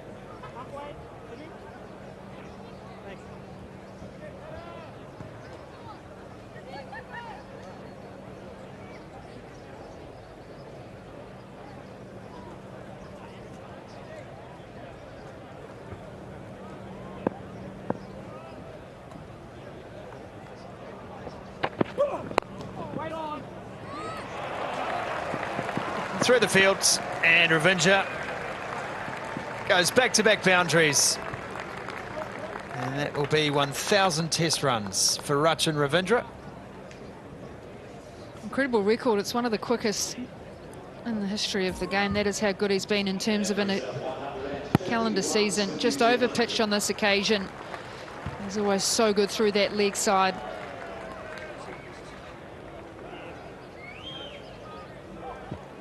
Healthy start to the innings too for Ravindra, whether fully in control of that first shot or not. He's playing forward in this one. 150 also up for New Zealand.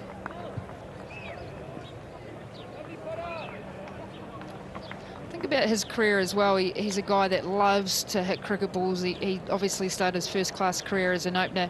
But in that 15 test matches, he's battled a lot with Kane Williamson. Remember that double 100 that he got at Mount Maunganui, and he had a really long partnership with Kane Williamson. So to be able to learn so much to what he's already got a great mature head on his shoulders with one of New Zealand's great, just help him with his batting and his development.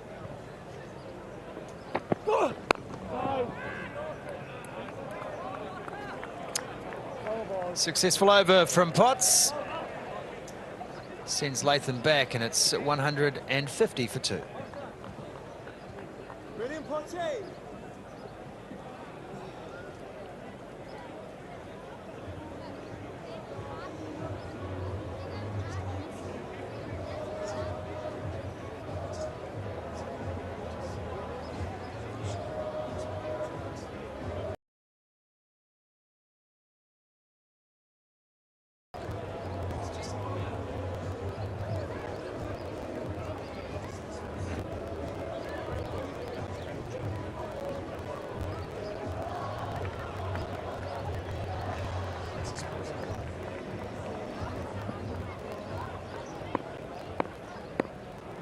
England have their second breakthrough here, but they have Williamson on strike. And they'd dearly love him not to be there, I imagine, as most international teams in the world would feel. Averaging 95.5 here at Seddon Park, Kane Williamson. I like the way these two bat together too, Katie. When they're on, they're very simpatico. They obviously understand each other's styles and modes of operation. Williamson will just be in his bubble, and Ravindra, as you mentioned, loves to just pick up all that intellectual property from the man at the other end.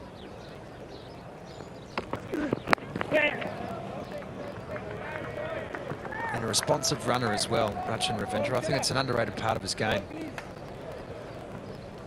He's worked that gap quite nicely, Kane Williamson. Knows that the bowler's going to try and angle that ball back in, and then he's got that deep square leg, so there's plenty of space in front. Well, his dad used to take him down to the nets early in the morning and throw lots of balls at him. He used to, as we did grow up as kids, very much put the tape around a tennis ball, and he'd throw that and allow that extra bit of swing. So he learnt in terms of how to play against the swinging delivery by his dad throwing him balls like that. And so he's really been born into cricket. We know his name is named after Rahul Dravid and Sachin Tendulkar as well. So he's got great, I guess, history within the game and growing up, both before school and after school, practicing hours after hours. Yeah, it's a great portmanteau, isn't it? It's Rahul and Sachin together. And of course enjoyed a great tour to India too, and given his family's legacy and identity, made a lot of fans on that series. Batted well. He actually was the highest run scorer for New Zealand in the series. Will Young was player of the series, but Rachin Ravindra had a couple of star turns throughout that series.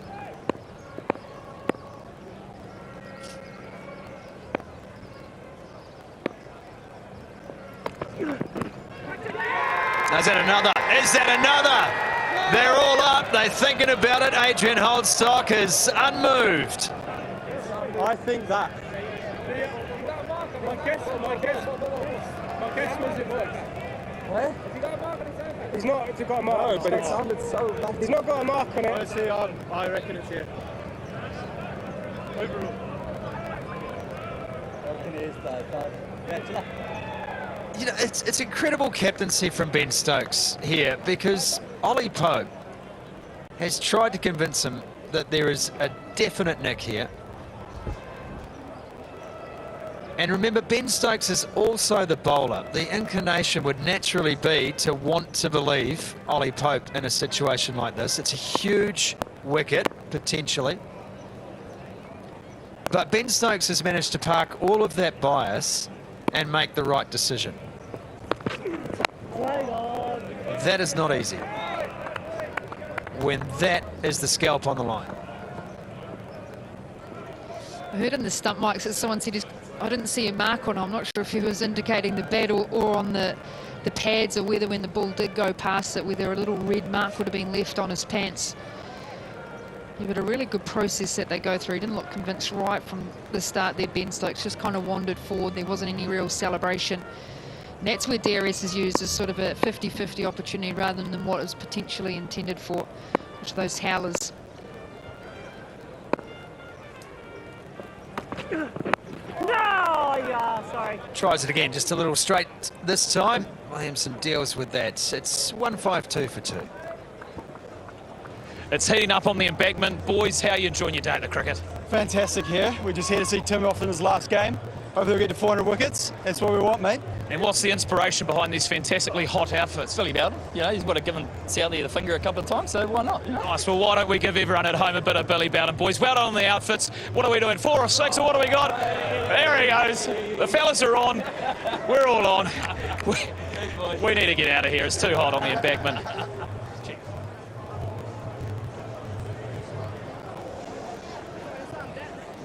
Matthew Potts will feel rather energised with his first wicket today. And he returns again from the city end.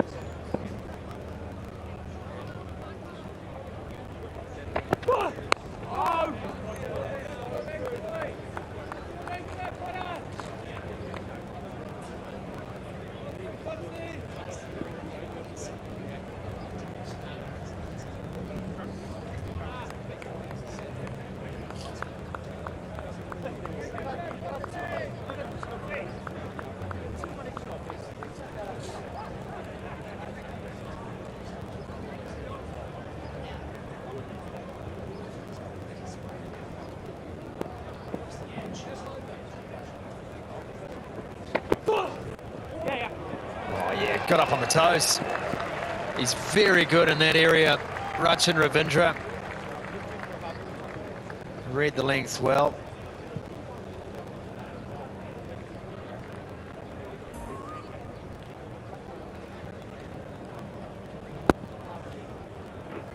It's a nice shot. Got his hands above the bounce on this occasion to be able to control it. See that momentum that he gets with his weight moving forward. Now they've taken that third slip out and they've gone into 2 gullies, and this is a plan we're talking about, that slightly wider plan. Trying to encourage Ravindra to stay on that front foot, play away from his body for those edges. Well, just get driven down the ground instead. You want to talk about manipulating the batsman, how about manipulating the field? That is exquisite. I don't know if this is the plan from England or what they're trying to do. Just over-pitched, silky shot. Nice positionings, head over the ball. Seen quite a few boundaries down the ground like that, just by England over-pitching. Well, he's raced to 17 off just 9 deliveries, Rachin Ravindra. Happy to watch that one, though. Just felt a little dead, that delivery, didn't it? Straight, there was just nothing happening. There was nothing in the air. Well, this is that first delivery, the edge from Ravindra. See how wide that is, the ball angling away. This has been Ravindra's dismissals 2024. Just that wider line, just losing a bit of shape. It was against Australia, the wider delivery. Likes to get forward in terms of getting at the ball, every one of these on the front foot. So a specific plan from England. See there, just a press forward, but weight sort of uneven, slightly going back. Yeah, Potts is trying to hit that line there. It's 7 stumps wide, isn't it? And that's why they've got those 2 gullies in place. There's one actually, Bethel it is slightly deeper in terms of his position, just in case those hands flash a little harder and it's on the rise, whereas Duckett's slightly more in front of that gully position. And then they've got that plan where they can mix it up and drop it slightly shorter with square leg in, but a good 10 metres off to try and create an opportunity for the catch.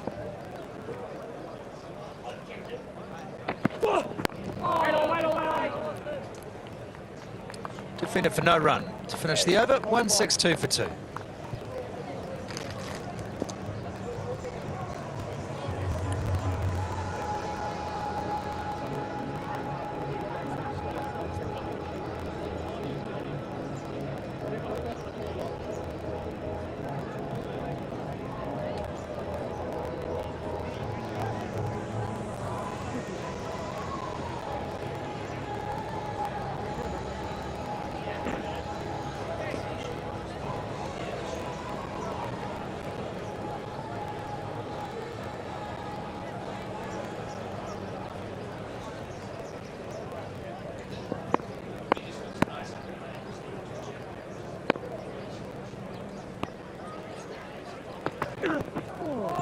Oh, beauty.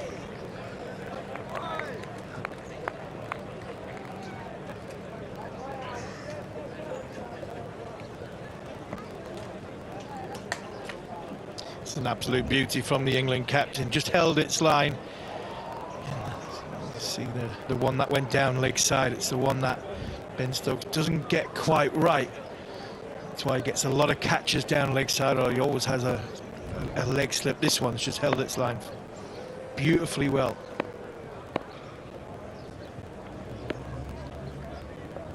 Oh, that one lifts. Williamson's able to get over the top of it. He'll pick up, well, he'll pick up 4. Much to the displeasure of Stokes.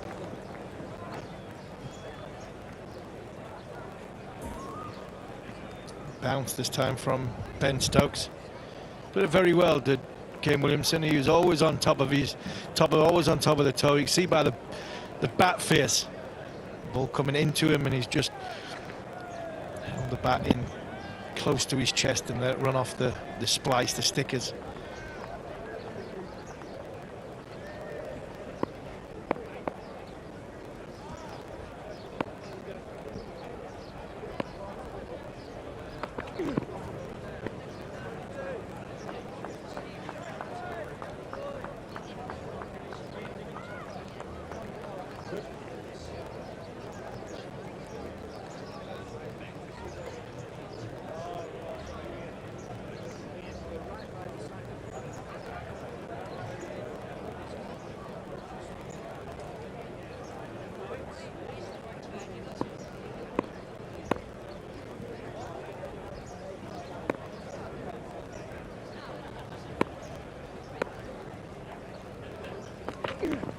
No!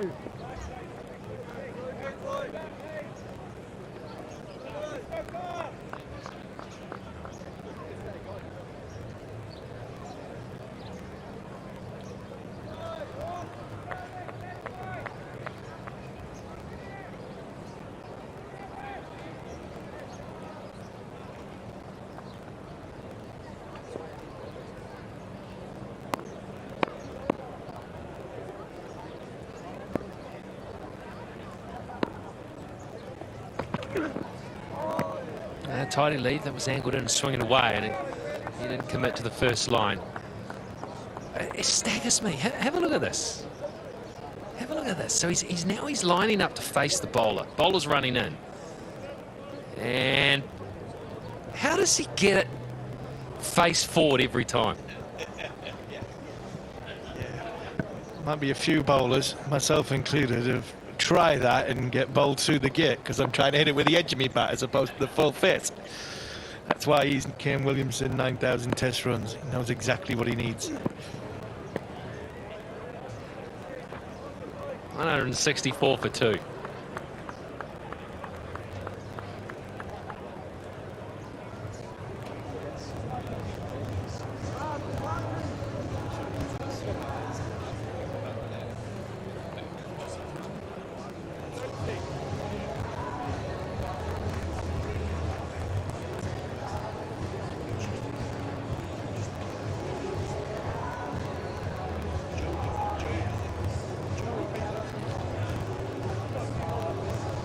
Right and wrong.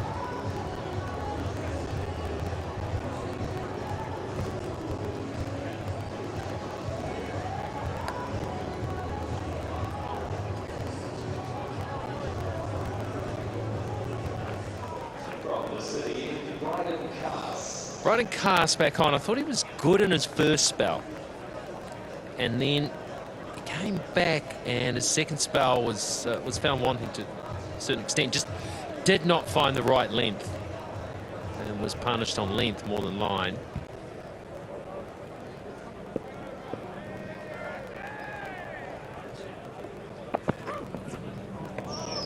Starts on the right length. Yeah, I think, Mark, I think when you look at England's as bowling, there was a little bit of inconsistency of length, especially in that first session. I think the pitch has calmed down a little bit now. I think it was doing a lot in that first session. And I think in this, probably second hour of the first session and then into this one, England have been a bit better, more consistent with length. And I think Carse is the one probably out of the bowlers that struggled the most to find a consistent length. He's either gone too short, too full. He's been a little bit wide.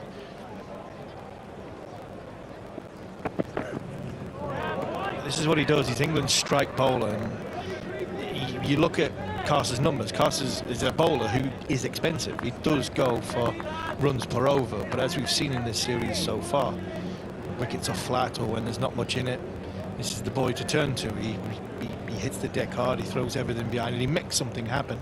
So your strike bowler that does make something happen when there's nothing happening tend to be expensive, and I think so far in this contest the inconsistencies, a little bit of inconsistency, the sort of lengths that Carse has had has made him more expensive.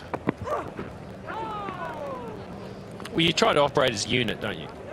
And you've got to have a look, okay, well, if he's got the right to run in and try things and be a little bit erratic, let's say, then someone else in the unit or a couple of others in the unit have to be tight to allow him to be able to do that.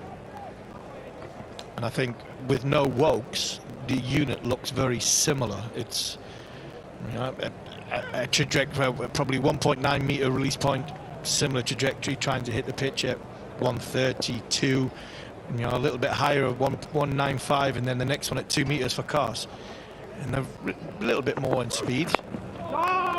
There's a little difference in speed, so you look at Atkinson probably consistently at 134, 135.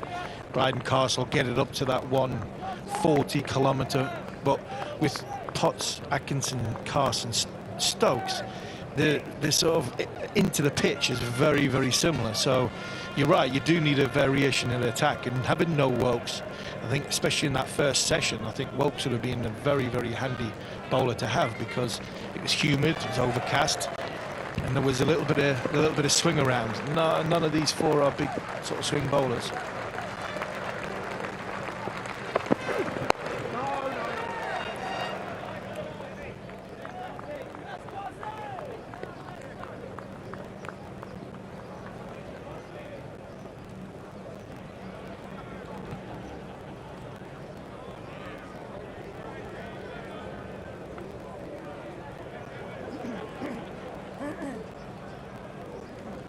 Sure, Bashir will be starting to think about having a bowl. Ben Stokes will be thinking about which end Bashir going to bowl from. Bowl from the end that casters out and rotate the seamers with the wind.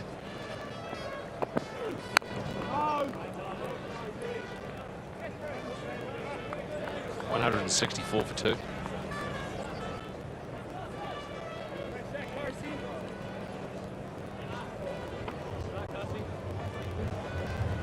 Just 4 seamers used.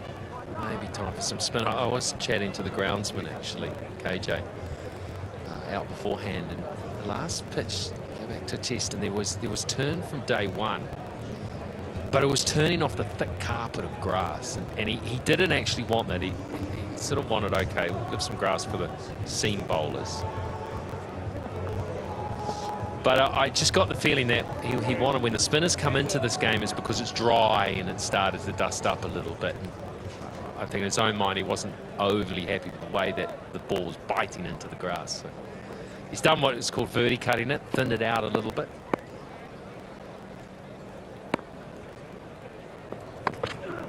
I think what you find with Bashir is it's not so much the turn that it's the bounce that he gets, the release point that he's got.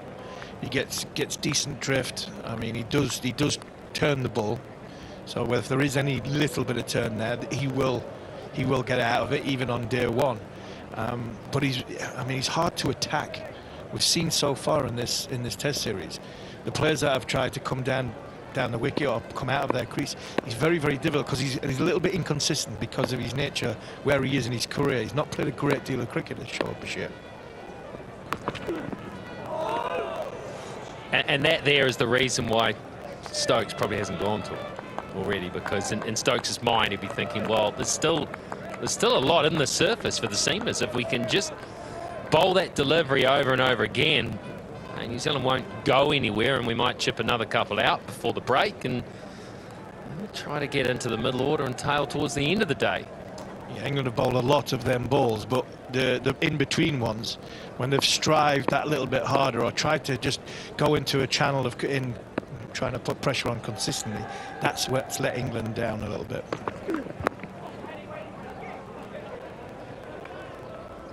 But to sort of carry on the Bashir, because he's, I think, what is he in, 15 Test matches, out of them, and plus them 15 Test matches, Mark, he's probably only played 5. I think he's only played 5 other first-class matches, so he hasn't played a great deal of cricket.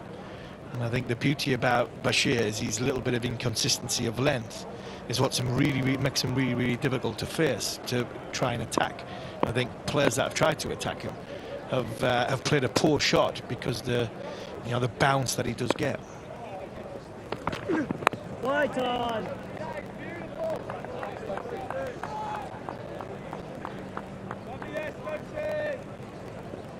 There's also a little bit of swing there for Stokes, just enough. He's angling in and swinging away, and I know captains, when the ball's swinging, they don't like giving it to swing bowlers because it can rough up the ball pretty quick. Yeah, but you've got to have a swing bowler to give it to at the other end, and England haven't got that swing option in Chris Woakes.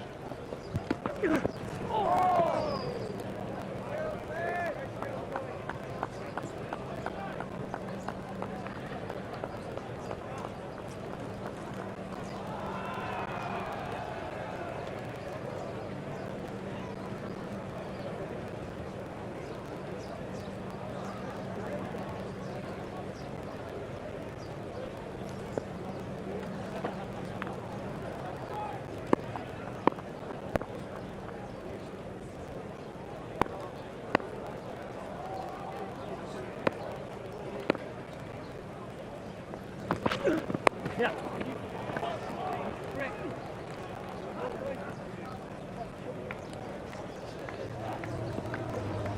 165-2.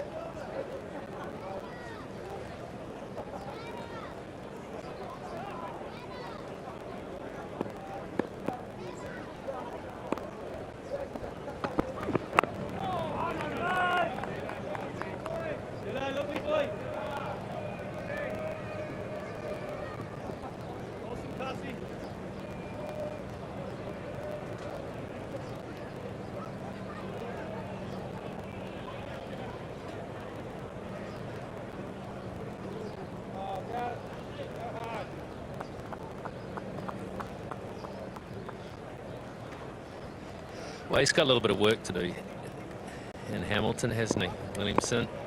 He's still a good 4 shy of averaging 100.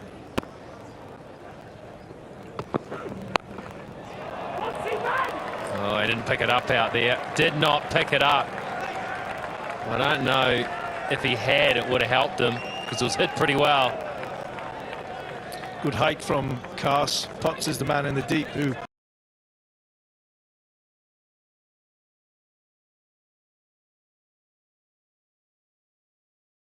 hasn't picked it up, but I agree, I don't think it would have made a great deal of difference. Just needed to get that direction just a little bit more leg side. The 2 men that he has in the deep on the leg side. The height wasn't too bad, but they're 2 good friends who have just had a little bit of a falling out.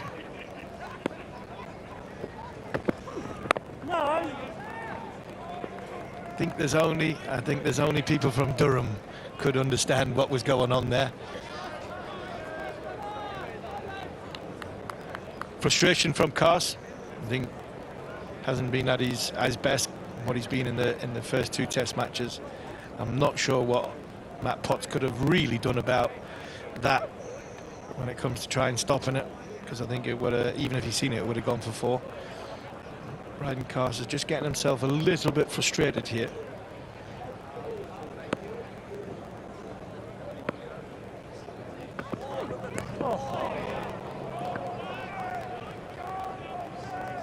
Right, maybe bruising the batter might make him feel a bit better.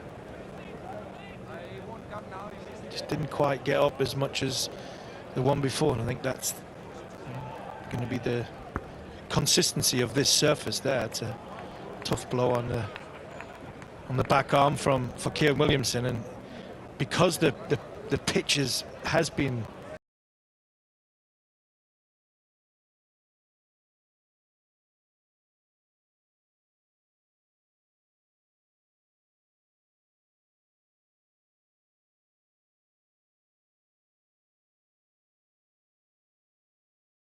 an element of consistency of the short ball or a back of a length ball. I think 169 for 2 just shows what a great position New Zealand are in.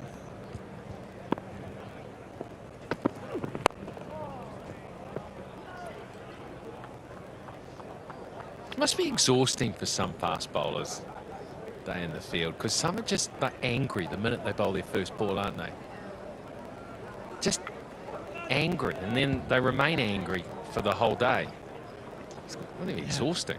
Yeah, I wasn't one of the angrier ones. I wasn't a great sledger because nobody really understood a word I said, so I didn't see the point of sledging too much. I really didn't. But yes, there are fast bowlers. I can think of one, Simon Jones. He would get upset just brushing his teeth in the morning, looking in the mirror. 169 for 2.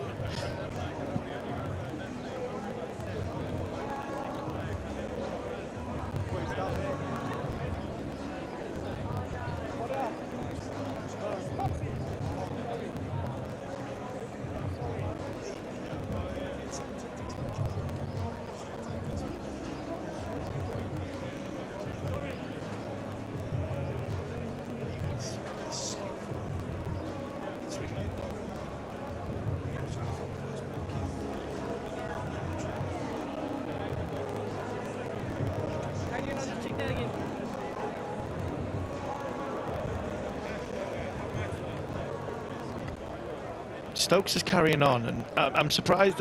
There is enough in this surface, I think, from that fuller length. Just England hasn't really sort of found it in a consistent way. I'm surprised with Stokes and Carsong.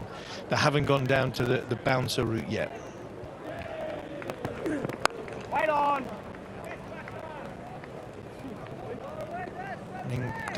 When things stop happening or a partnership develops, somebody looks as though they're getting in and getting on top of England. What you tend to find is the field does spread, and the three slips are in catching positions for the ball that's pitched up tend to go on the leg side, and you 6 men on the leg side, sometimes 7 men on the leg side, and they go down the aggressive 5-6 bounces and over. They've done that in nearly every inning so far in this series, but they haven't here, and I think that tells you there's something in the surface on a good length.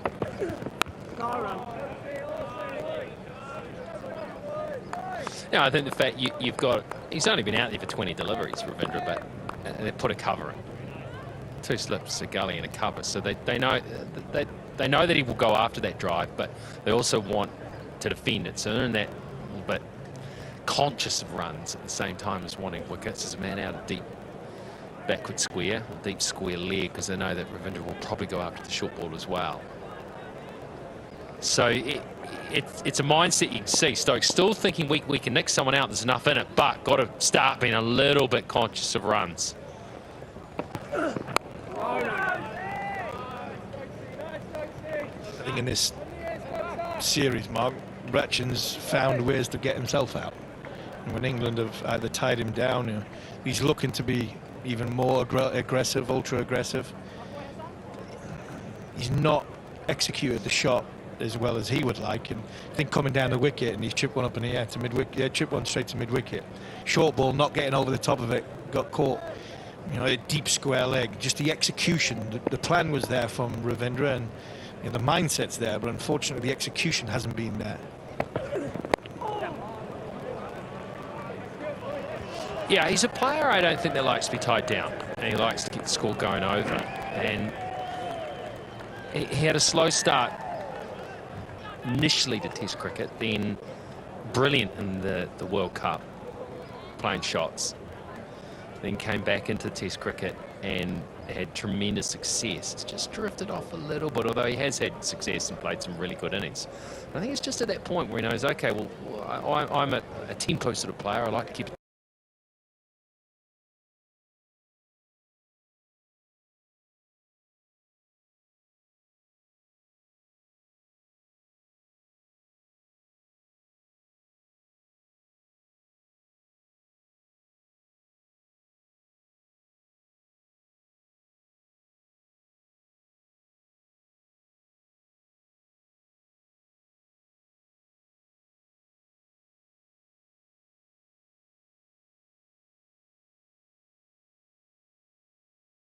over. Probably just needs to start to just fine-tune again. Take a couple of the rough edges off and still keep attacking. Just find that maybe just a little bit more accuracy in the execution and he'll be off again. Wants to, won't get it. You don't get many 2s and 3s at this ground. Yeah, and that's perfect for the way Ratchen's gone in this series. It just seems as though he gets to a certain point, 20, 30, and you feel as though you want somebody like Kane or somebody to go and tap him on the shoulder and say, this is the dangerous point. This is the point where you are maybe the danger to yourself. And you then have to make sure your execution, you switch that back on, because it feels as though when he's in and he's, like you say, the tempo's there and he's going and the shots are coming, and all of a sudden he makes a mistake and that's when you get out. Oh. 171 for 2.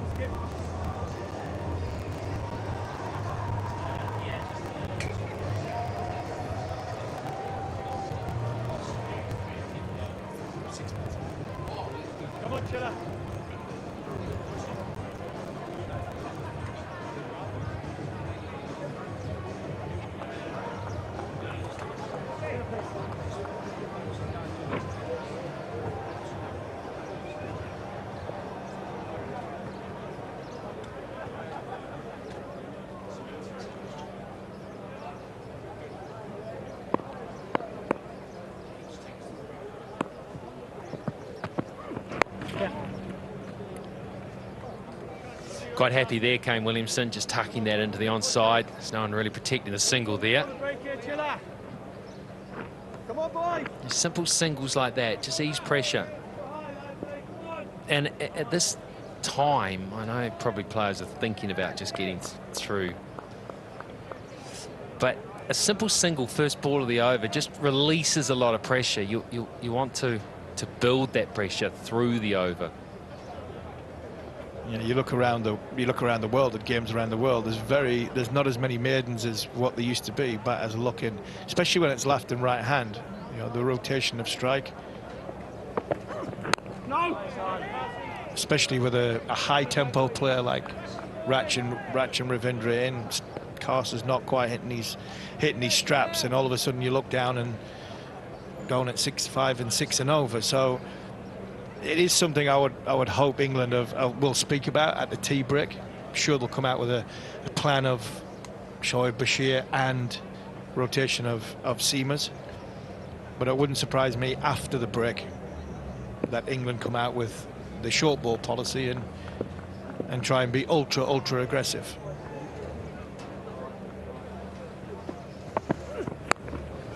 Oh, wow, it's loose from Ravindra, and he's gifted his wicket away just before the break. Checking the front foot.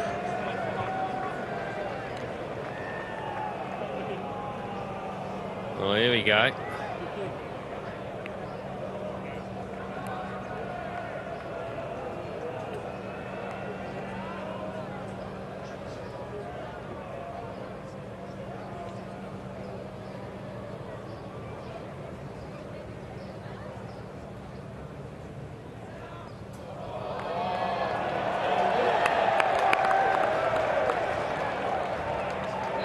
So that'll be it's a fair delivery.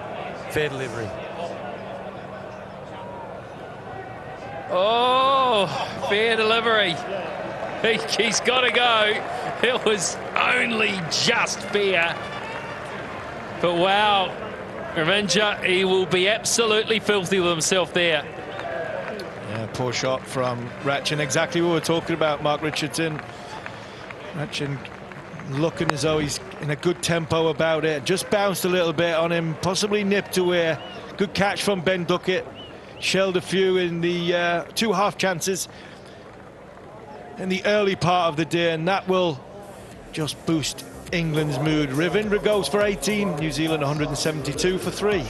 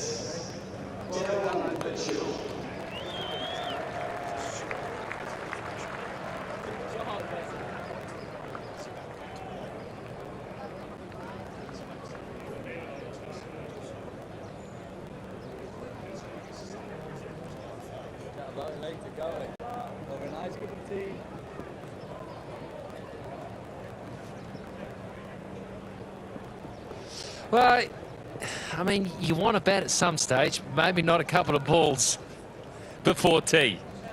Daryl Mitchell comes to the middle. He really has a wonderful record. He's been quite splendid in the number 5 position for New Zealand. Just playing away from his body here. Ravindra out of control. Good catch from Duckett, just dipped on him a little bit. Something that Cast really needed, just to give him some confidence going into that tea break. Oh, how much did Duckett needed as well? Yeah, I thought it was 2 really. I mean, Duckett's a very good slip fielder. He's a very good. I think he's a very good fielder. Full stop. I think he had half chances. Not many. I don't think many people would have gotten anywhere near the ones he dropped. Especially the first one. The second one, yes, it was obviously a little bit easier, but the first one was a ridiculous tough chance. He's a very good slip fielder, is Ben Duckett. Good fielder in general, good outfielder as well. Good, nice little time to bring Daryl Mitchell to the crease. A lot of needle in this series between Mitchell and England, Mitchell and Carse especially. And this might be the duel that really sort of kicks the rhythm into Bryden Carse. So what's been missing so far in these sort of 52.4 overs?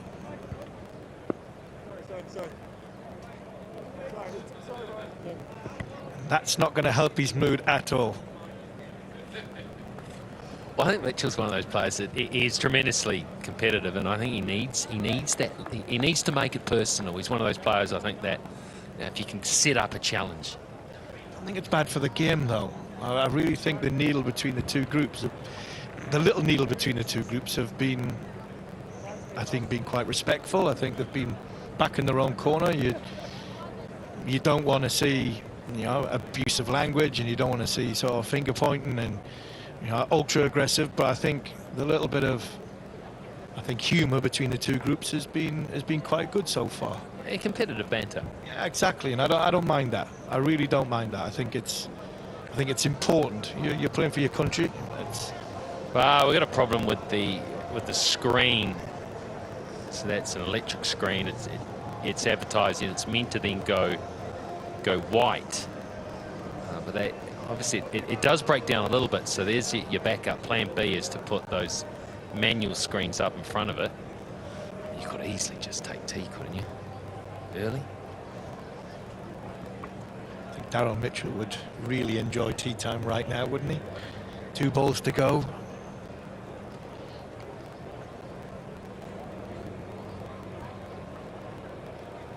Tell you what, it's not bad, Plan B. They've got that up pretty quick.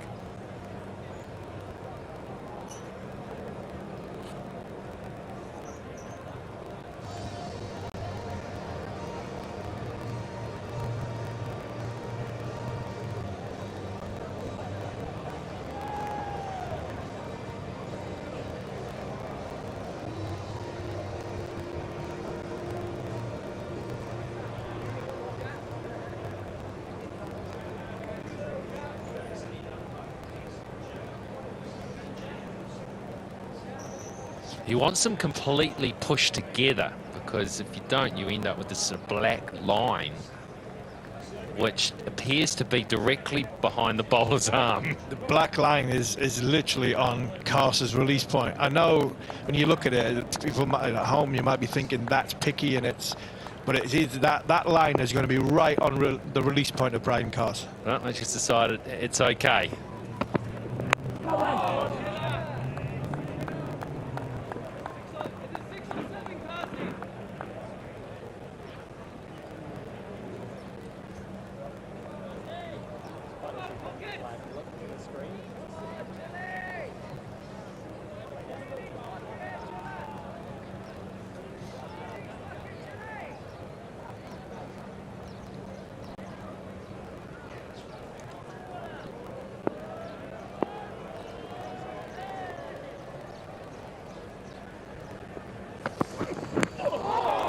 He wanted to leave it. He wanted to leave it. In the end, no harm done, because he did leave it and it bounced a bit, but it was an interesting one and a little bit of a scary moment there for Mitchell, as he thought that was heading more down the leg side, but he survives. There's 2 types of leave, as they say in the game, and sometimes you hear a death rattle, and sometimes they're very, very uncomfortable. That's a beauty from Bryden Carse. He's got the ball to straighten a little bit, and that's going to be a little bit painful. And there's going to be a little bit of a bruise for Daryl Mitchell as he goes into the tea break. Good end to the session by England.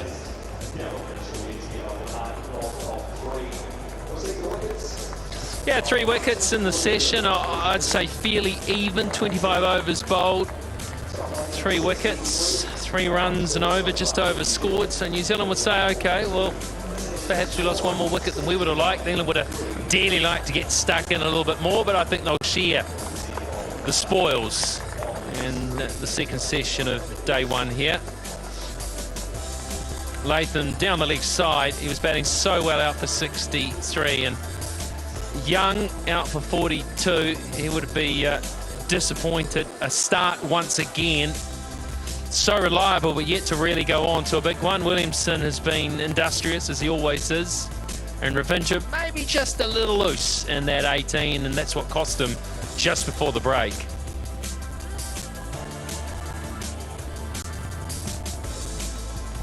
Yeah, one for Potts, one for Atkinson, and one for Cars. Being a good session from the England's point of view. 4 seamers used, no spin yet. That might change after the break. Gus Atkins, probably the pick of the bowlers. 1 for 19 and a good wicket for Cars at the end there.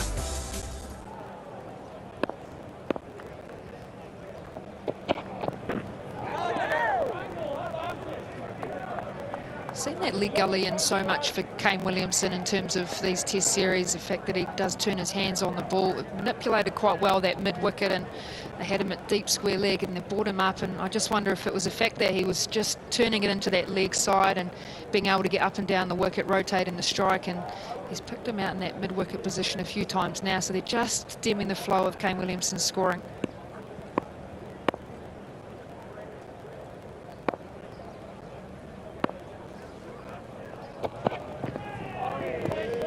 Yeah, I'll be interested to see if England try to go with a slightly straighter plan to Kane Williamson now.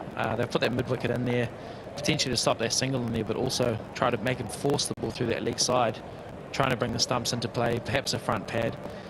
Often you find when the wicket stops nibbling around a bit in these hotter conditions, once the wicket's dried out a little bit, as you can see, the tinge of the wicket starting to become a little bit browner.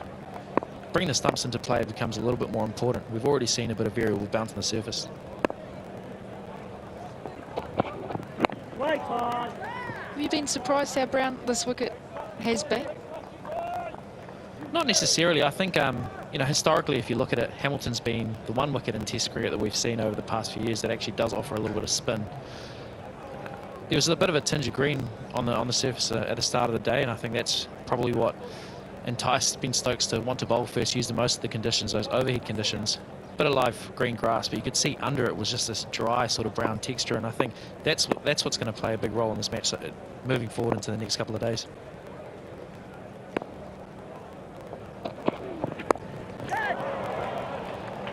Pulled away, but safe enough. Yeah, they also use that brush where KJ and his team will brush across the top of the wicket, whether it's just to pull that slight grass out of and that flattens and browns out as it goes, but it's quite interesting the approach where they do use that brush to try and bring up the grass out of the wicket. Certainly different characteristics from the first 2 wickets that we've seen. A lot less live fresh grass. The grass is certainly a lot less green on these surfaces is what the last 2 test matches have been. Potentially a little bit less pace in the wicket, and often if you get yourself in Hamilton, days 2 and 3 can be a great time to bat.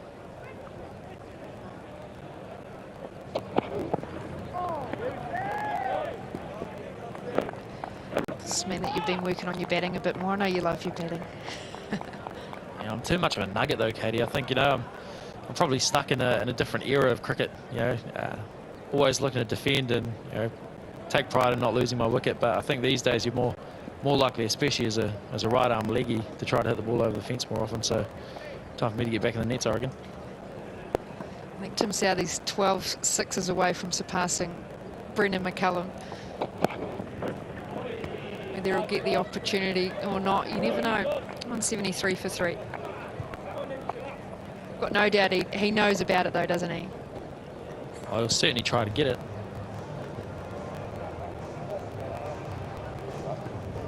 I reckon if he says wagon wheel, probably that'll be maybe wide long on to mid-wicket. Surely he's got not a 6 over the offside.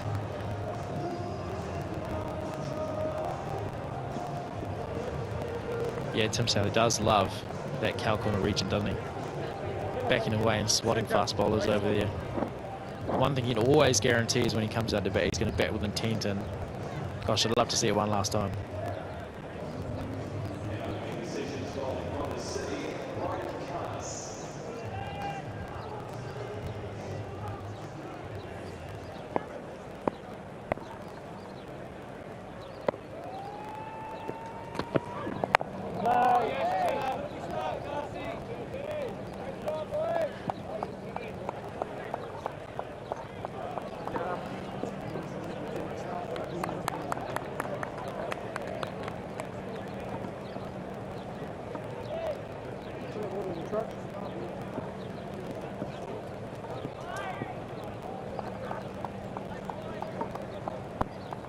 Deep square leg out, fine leg. They have mixed up their lengths to Kane Williamson. I've seen that plan so much just outside of off stump, and then seen a couple of shorter deliveries. Not the same bite out of the wicket.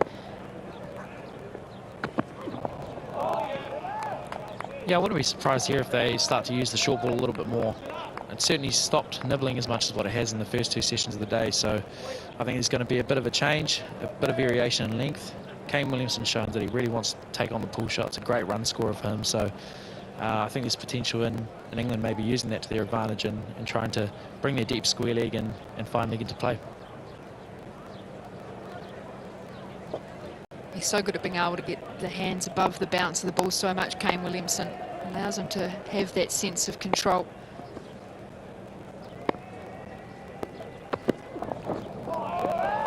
Quite intrigued on where you sort of see this England side, and you've played a lot of county cricket, how you sort of see the way that this team is approaching it and how that's been filtering down into the county scene. Has there been much of a change? I certainly think that the way that they're approaching their test cricket, firstly, I think it's been a great product to watch.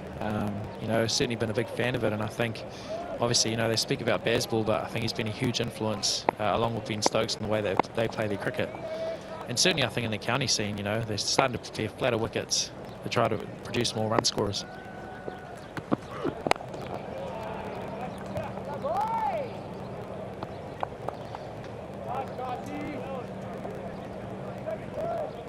Yeah, certainly I think in county cricket at the moment, the wickets are getting a little bit better, and they've also started to experiment with using the kookaburra ball over there a little bit more. And, you know, as an overseas player, you generally go there and you've got the threat of the duke ball swinging a little bit more.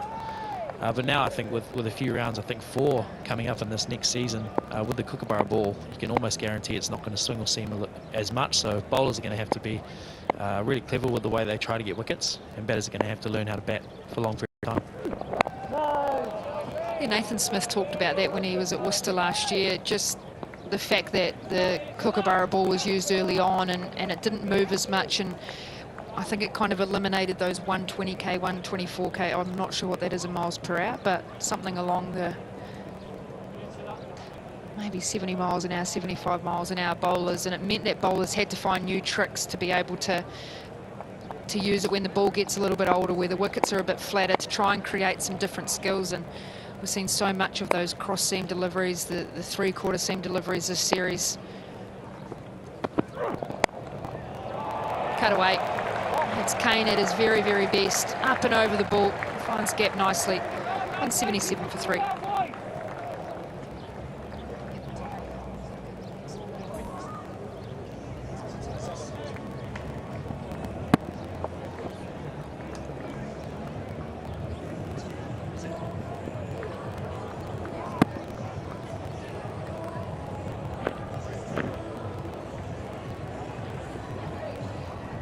It's a nice comfort having Kane Williamson out there batting. He's sitting in the changing room and he's just controlling an innings. He makes it look so effortlessly. Yeah, he sure does, and he's really precise with the way he manoeuvres the field. I think, you know, even there, the wicket's shown a bit of variable bounce, but he's been able to get into a position where he can get over the ball and find that cover gap. What is it like in the changing room as a teammate of his to go, you've got Kane out there, do you just give this sense of relief? I think having someone like Kane Williamson on your side is always like brings that, you know, sense of calm. What I really love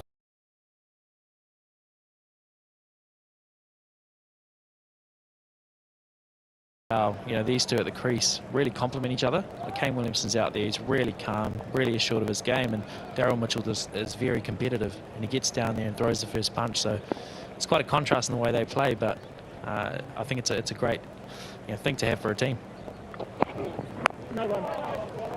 Yeah, quite contrasting styles in terms of how England play, but you feel New Zealand's batting is built around Kane Williamson. If he's out there, if he's batting time, absorbing pressure, it allows the guys like Rach and Ravindra to be able to play that aggressive or expansive game. You've got, I guess, the other aggression that comes from Mitchell, Phillips and Blundell as well.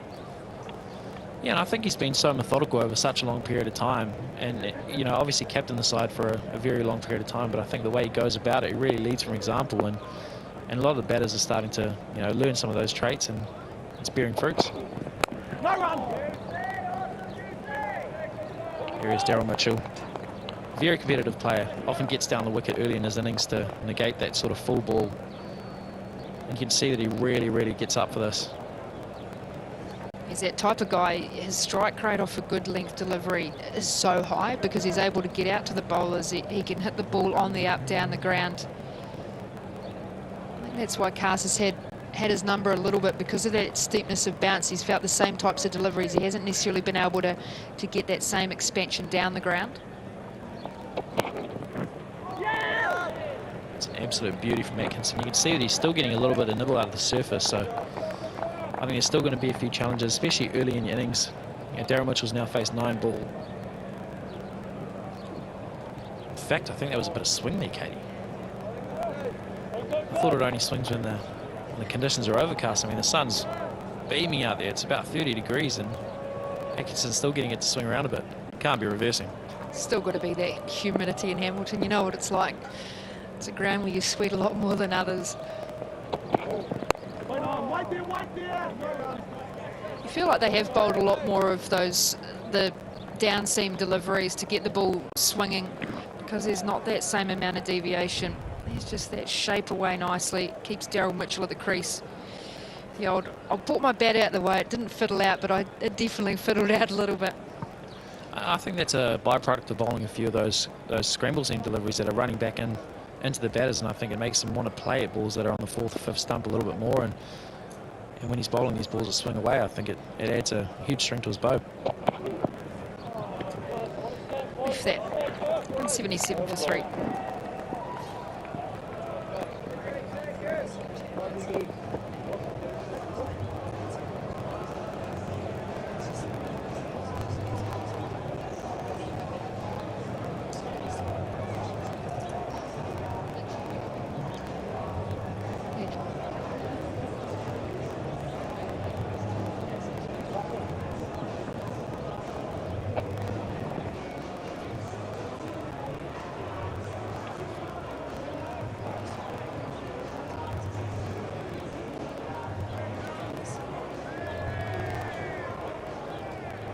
Brighton Crust loading up for another over here.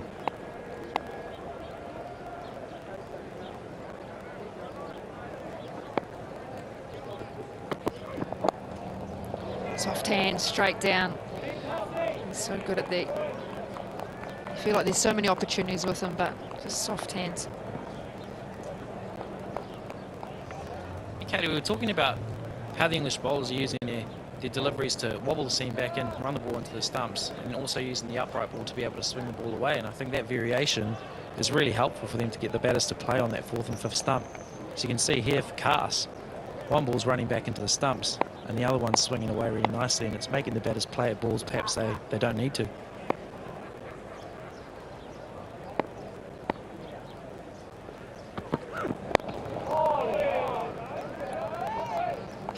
I think even looking at that, Ish, the subtlety of what he does, so he very much pushes out with his fingers, but it looks very similar in terms of his release. Just wonder in the right on his wobble seam, maybe just slides his fingers slightly down it as well, but he very much gets that swing because he's ripping his fingers down the seam, whereas not so much on the wobble seam and slightly off the ball as well. Not only that, there's a bit of movement out there, but he's doing it at a pretty steady clip. You know, he's hitting up to 138, 140 kilometres an hour. So when things are happening at pace like that, it's very difficult for batters. You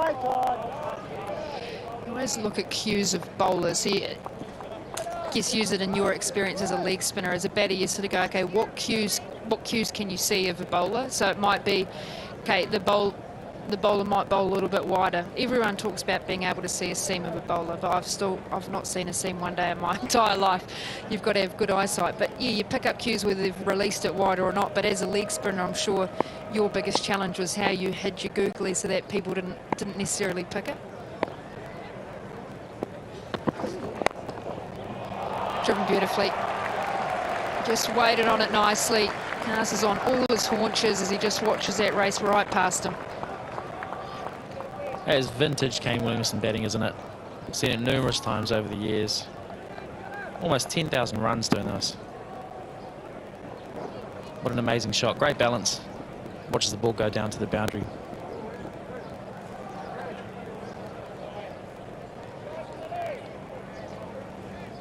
Yeah, I think variation as a bowler is really important, Katie. I think, especially on wickets like this where it's not really doing a hell of a lot.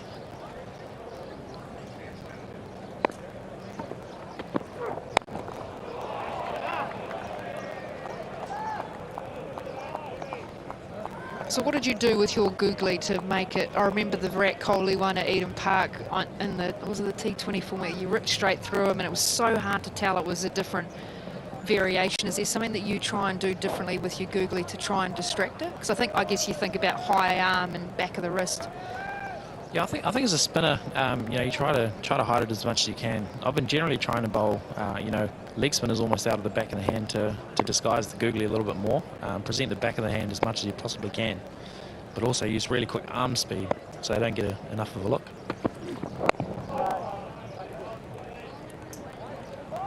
Just the one boundary off that over, 181 for 3.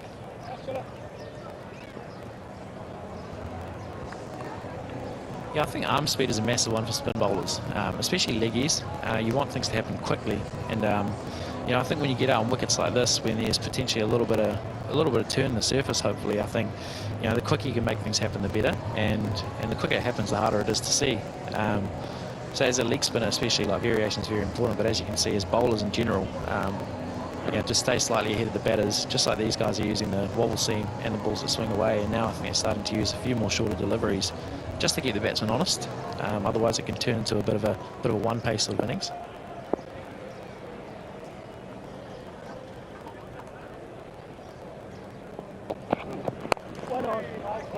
Again, beautiful shape. It's one thing when you see a browner wicket, it's a bit, and the hardness that you've talked about, that's when the ball quite often will actually lose its sheen, lose its shine, and not get so much of that. There's also not necessarily the blocks where you can bounce the ball in to be able to try and soften the ball up. So it still looks like it's got a nice shine, nearly 60 overs in. Tell when there's a bit of writing on the side as well that you can still see.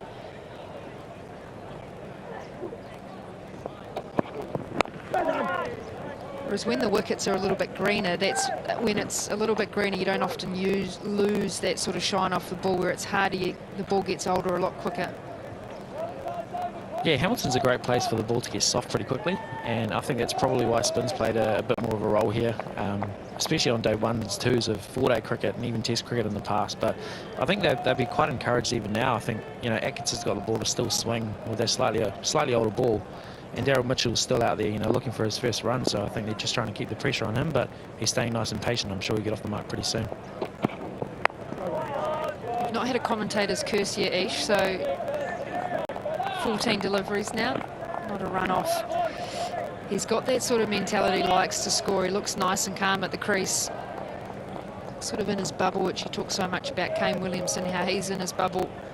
He's in his own space, walks out to square leg, walks back in, resets himself, sets his gloves up, a couple of taps, just a normal routine.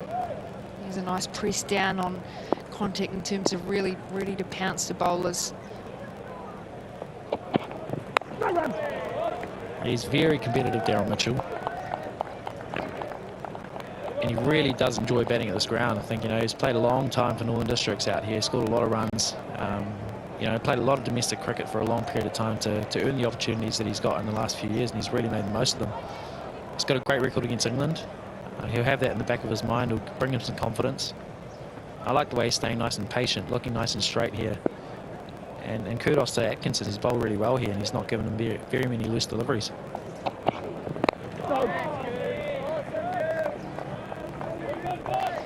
I heard Riga talk about the fact that because you don't see too many horizontal shots because of the up and down bounce, where you don't feel like you're not sure whether the ball's going to stay low, whether it's going to shoot up, which creates the opportunity for that top edge. And we know so much just that press forward and the slap in front of square leg is such a strength of his. Just bowled really nice tight lines, but also the lengths have been really good to him, so he hasn't felt like he's got any freebie, nothing off the pads or anything like that to work away and to find. And this time just something changed, just a little shuffle down. This is good competition. Right at 181 for 3. So I wonder if he's changed his bat. You so often see, similar to Harry Brook's bat, he has a thicker top of the blade just to be able to, on top of the handle.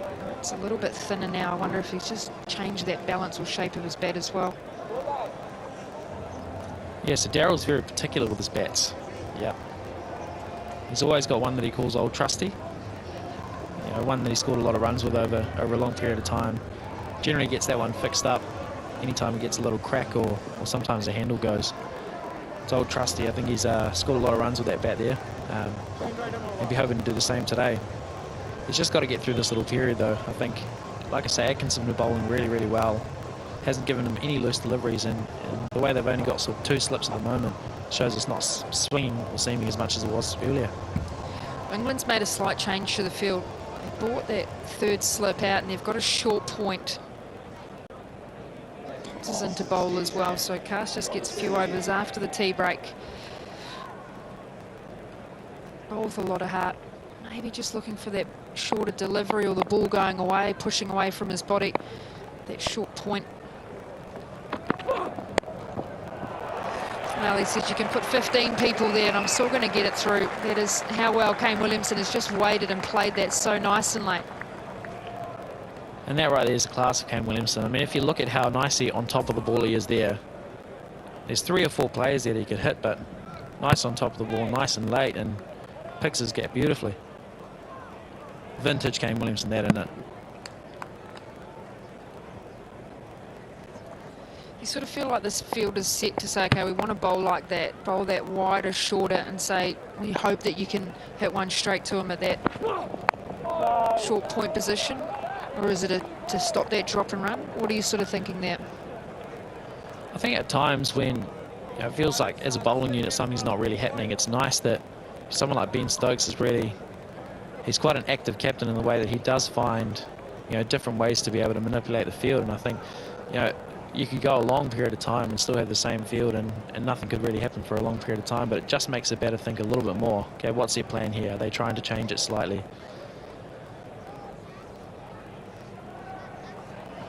Well, the ball's got a bit of paint on it. I'm not sure whether where that's come from. Whether it's the only paint that's out there is the pop and crease line. Maybe he's played it down onto that. I don't think we've ever seen a ball change because there's a little bit of paint on the seam.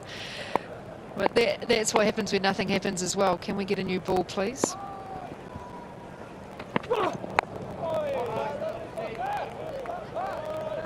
That's exactly right. I think, you've always got to be looking ahead and how you can sort of make a difference out there in the field.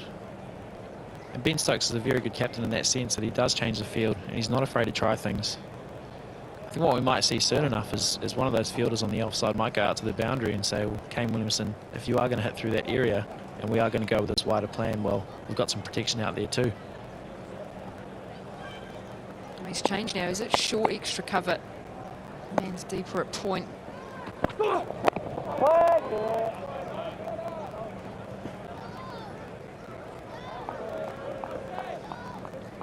Itching to see a spinner here.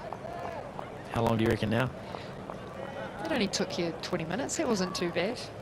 So intriguing that you look at Bashir and Satner, and they're actually 2 players that have really high release, and you talked about the bounce that is here at Seddon Park, and I know you've been able to extract a lot of bounce out of here over the years, so it'd be quite intriguing the challenge that will present.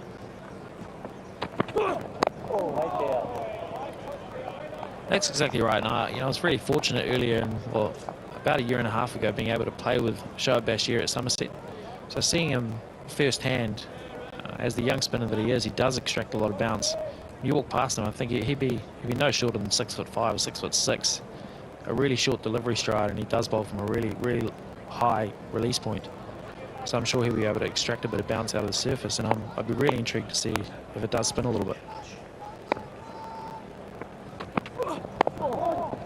Oh, kick back onto the stumps. He cannot believe it, Kane Williamson.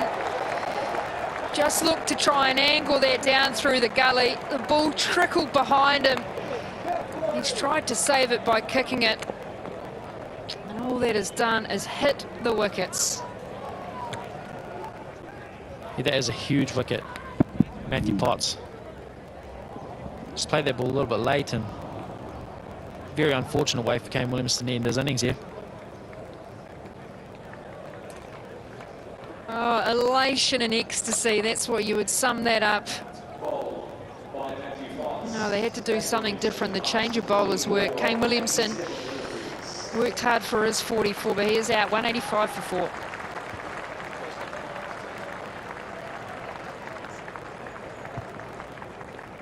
The incoming black cap to the crease.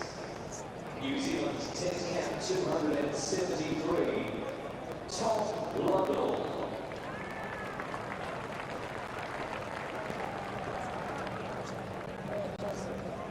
Now Tom Blundell coming out to the crease after a fantastic knock in Wellington.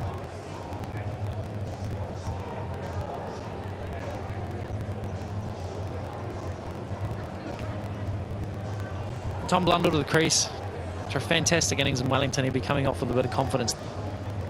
Be interesting to see how this wicket plays, but I think there's a lot of hard work to do now to put a bit more pressure with Tom Blundell new at the crease and Daryl Mitchell yet to score. It's been a great hour for the England bowlers, apart from the 20 minutes of the tea break. Did he kick this back onto the stumps? Oh, he's thrown his head back. This might show it. Just trailing back. He's just tried to save it from going back onto the stumps. This will show it. Yeah, it did hit the stumps.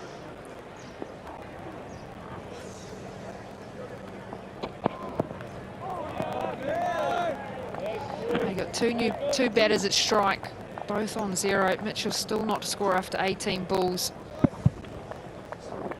Yeah, Kane Williamson almost running out a bit of room there, eh? The ball sort of spun back onto the stumps, and it was really difficult for him to be able to kick it out of the way. And often you see batters use their bats a little bit more, but you do have that fear of kicking your stumps or hitting the stumps with your bat. So very unfortunate way for Kane Williamson to go. So I love when you could. I'd love handleball not to be a reason. Oh, close opportunity in front again. That build up of pressure. Still not scored a run. Often, Katie, you can see that mid-wicket gap being open. And so when batters come to the crease early in an innings, it's easy to get a single into that mid-wicket area, but I like the way they're not over-attacking here, trying to keep the pressure on the New Zealand batters. He's trying to hold his shapes nice and straight, isn't he? Just to not try and create that leading edge. At least downfall on that occasion. Driven beautifully. What a way to get off to strike. After 19 deliveries, he finally gets one that Atkinson just over pitches. Great shapes. Outstanding patience from Daryl Mitchell. A little bit over pitched here, and he slammed that down the ground for 4. I think he's been waiting for something like that to break the shackles a little bit, but he's been really patient. He's finally got a delivery that he can score off, and I'm sure that'll give him a lot of confidence moving forward. How much would he have been battling with himself over those 20 deliveries? Oh, he's a bit of a competitor, but you know, he takes a lot of pride in his wicket, and so I think he's really patient, nice and straight, and it shows a lot of maturity in the type of player he's become. This time he's just high up onto his toes. He's punched that so nicely through the gap. All of a sudden he's got 8 off 2. That's what a boundary can do. Feeling the ball in the middle of the bat. He's up on his toes, confidently smoking this ball through the covers off the back foot. That's a hell of a shot. 2 boundaries and 2 balls.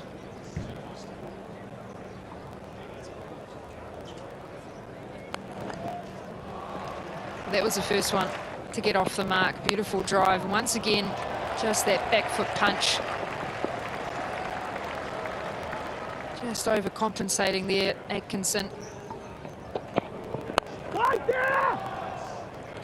Now you hear the confidence and the call. So often you hear a player with a loud call. You just feel like that gives you a sign of the intensity that they're bringing out.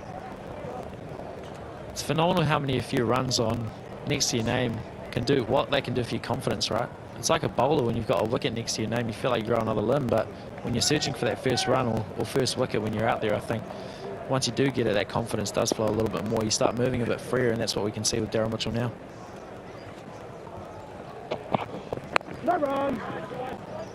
back to status quo to close out the over for Atkinson. 193 for 4.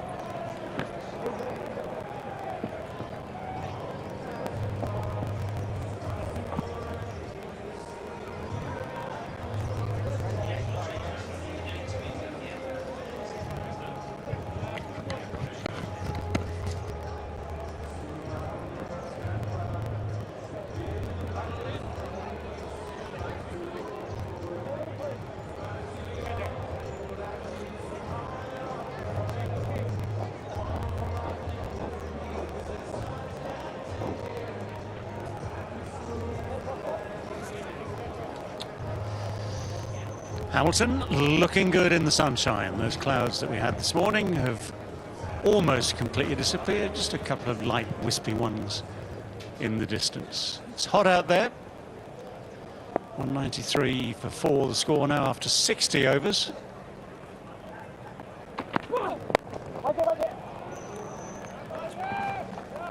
I reckon we're in for a fascinating little period of play here, because England get another one quickly here. They can get stuck into the New Zealand, say, middle and get into the tail, and all of a sudden the day, having won the toss and bowl, goes from disappointing day, changes complexion very quickly. However, New Zealand have a middle order who like to play their shot, so if they're not getting out, the runs will be ticking over. It's been slow since tea, but the 2 out there, it will not continue if they remain in.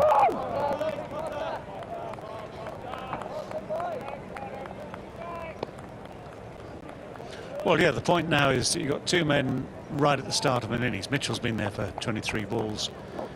Finally found his feet with 2 boundaries. Blundell, 2 balls. If you're England, who have persevered with the pace bowlers throughout the day, you're thinking chip away another couple now. And already you're thinking you've had a better day than you first thought when it was none down at lunch.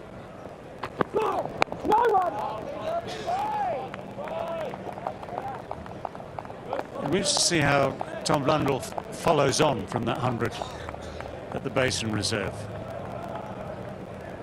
I won't say no one noticed it, because it was a very gritty, very well played 100 there. The point was, of course, that New Zealand was so far behind that it made not a jot of difference to the final result, which was still a crushing England win. But from an individual point of view, for Blundell, that was an important, very important innings for him. Well, it took a little bit of the white-hot heat of being questioned about your place in the team. You got to back it up. That's the key now. He misses out in this test, the next 2 innings, and all of a sudden those question marks are asked again. So I think when you've had such a poor run of form, you get 100, it doesn't really sign your lease that long. If you don't back it up, it's no more than a stay of execution.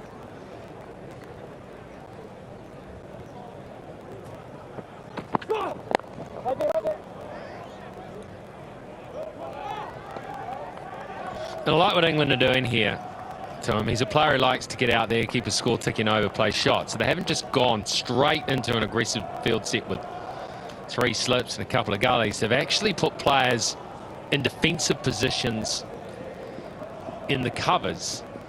2 on the onside, 3 on the offside, a backward point as well, so probably you could say 4 on the offside. So they don't want to give him easy runs. They don't want to let him to get underway easily.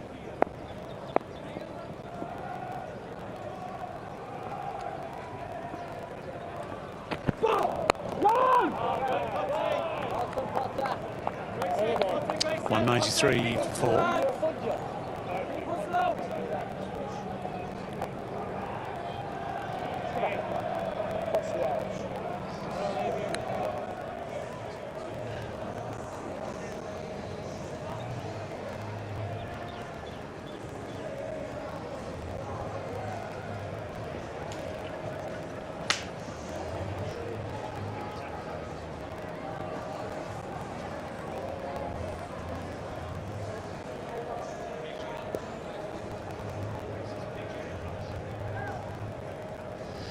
Four seamers, that's all. 4 seamers used today. pretty evenly too. 17 overs, 14, 14, 16. Ben Stokes has shared it around and played his own part. Last ball bowled.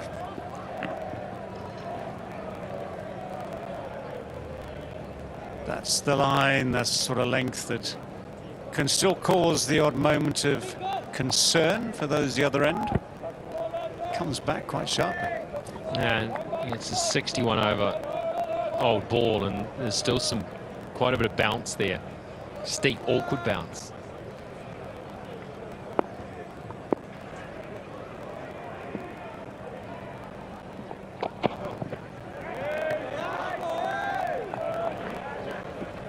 Yeah, those aren't the ones you have to worry about as such. What about the shoulder? Yeah, we've just seen, haven't we? We've just seen every now and again one bounces a bit more, especially from this current end. In between, we've seen pretty even bounce.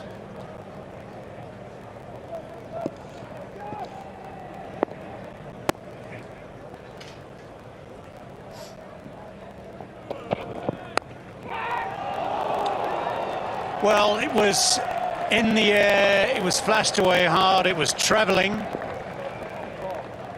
It was a brave effort, brave diving effort. Duckett has been in the firing line today. A couple of low chances went begging. One he's caught, and this one escapes as well. It's a real shame for England, this, because they had built some pressure. They built some pressure. It led to a forced shot when he had half a chance to get into one and attack. That's what happens. The execution, because of the pressure that's been built up from a batting perspective, the execution isn't there. Half a chance. England have to start again.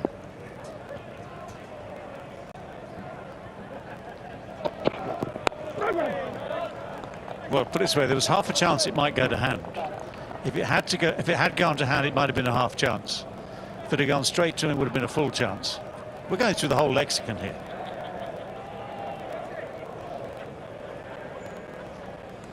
What? We just call it encouragement for England.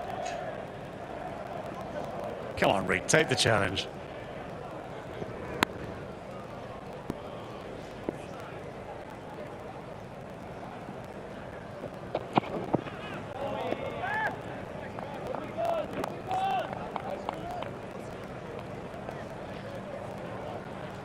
So you just see that one there. That's the similar ball to the one he attacked. And this one he lets go because he got away with it. Picks up 4. 4 for the score. A little bit of a reminder to get tight. He reminds himself again. If that ball was bowled after a succession of maybe 10 or so dot balls, maybe he goes at that.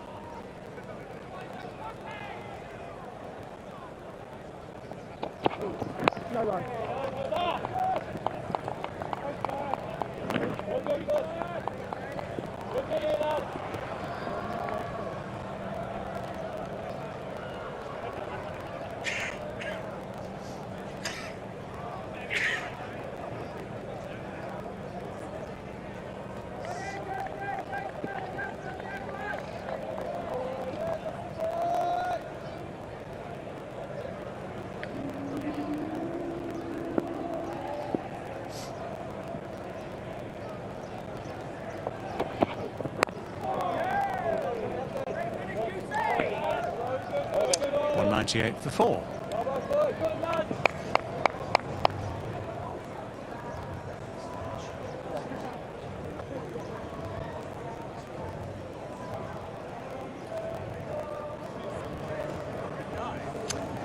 What a hard work was put in at the start of the day by Latham and Young. Young playing his first test of this series with Conway away for the birth of his first child.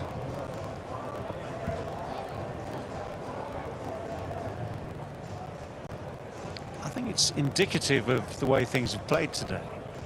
A lot of encouragement for the bowlers, a lot of graft from that top 3 especially. 63, 42, 44. No one going further than that.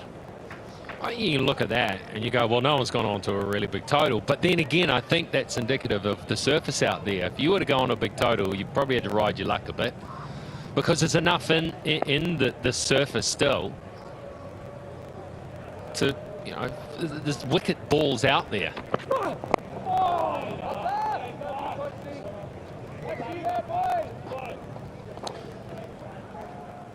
Well, we can run through those that have fallen. That's a good delivery and a really good catch by Brooke Lowe.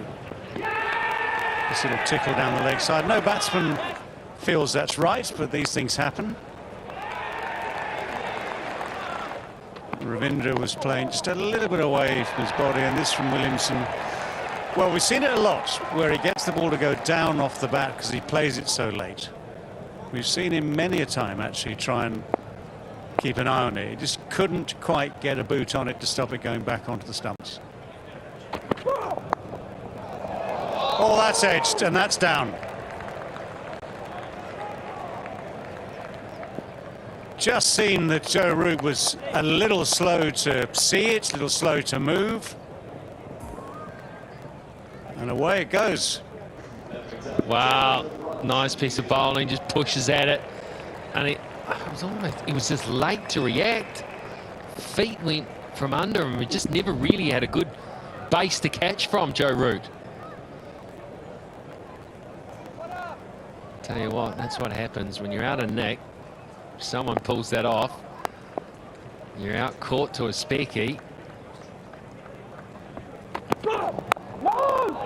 Off the back of 100. And something like that happens. If you're blunder, you're going, I think the worm's turn.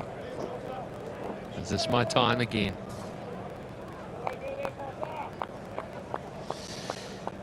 Yeah, it was a sharp chance, of course it was. But if you're going to get down to it, there's a slightly different route you can take. I don't mean change the fielder. Just doesn't quite get the balance right. So the right foot slides a little bit. Oh, that's nearly carried as well.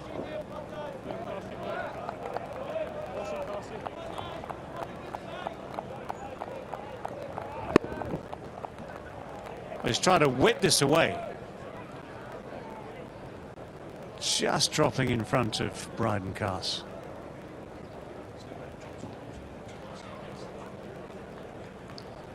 Just looking back to that second test 100. Dropped on naught, gets 100.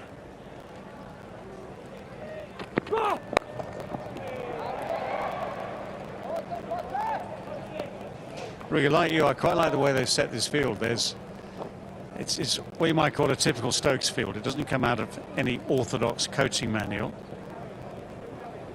So the slips were in play, could have been in play a couple of balls ago. Got those two men short at extra cover and a very straight short mid-off. So that threatens the drive. If that's at all mistimed, there's a man behind them splitting that gap.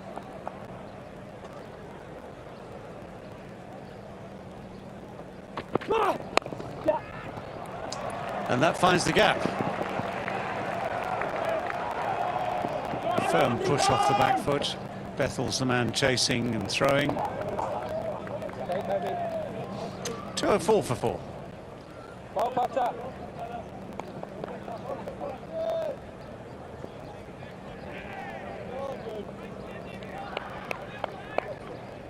right, boys.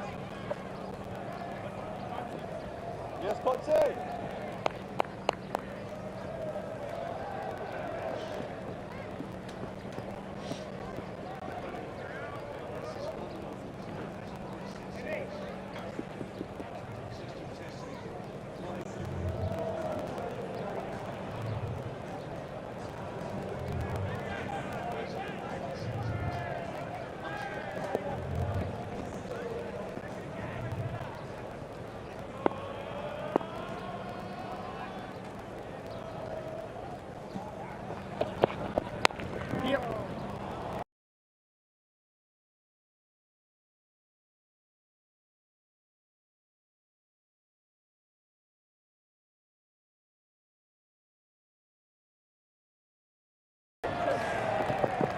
It's one of the shots that Mitchell loves. Just stands tall, keeps the bat very straight, rides any bounce, punches it away through the offside.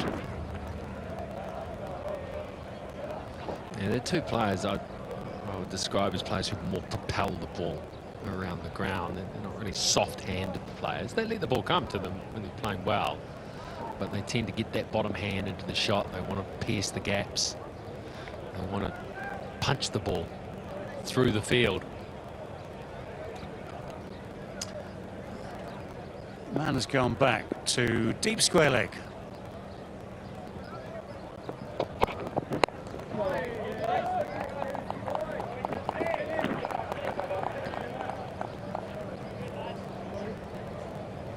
Yes, even that had an element of punch about it, didn't it, that last shot?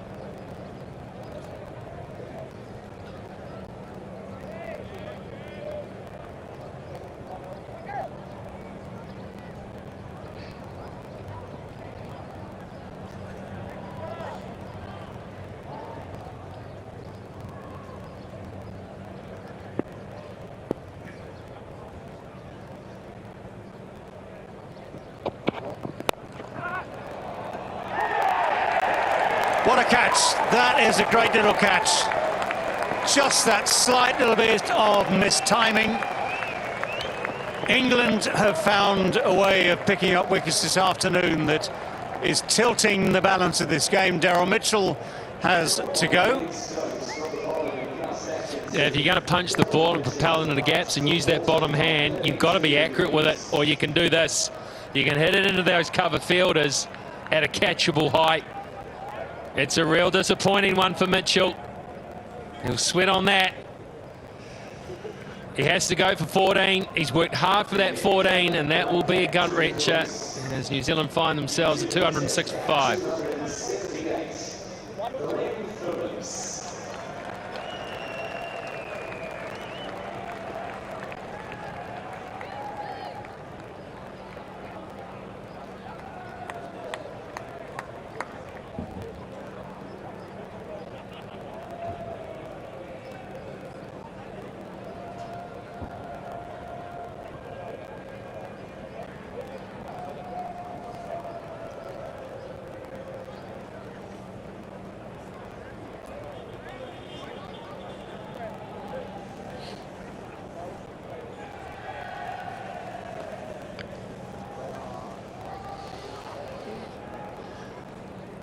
.206 for 5 then.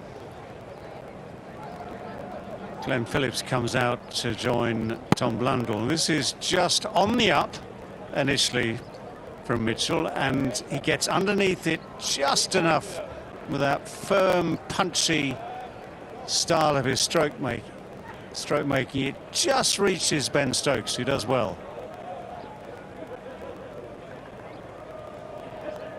50th Test wicket in not too long for Gus Atkinson, who started his career just in the past English summer.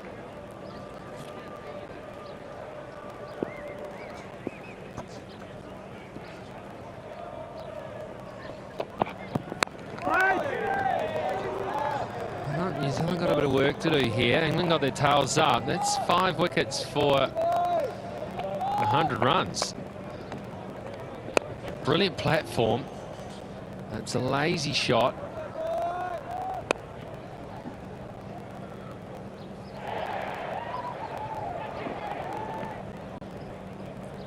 Now the day takes a pretty even complexion.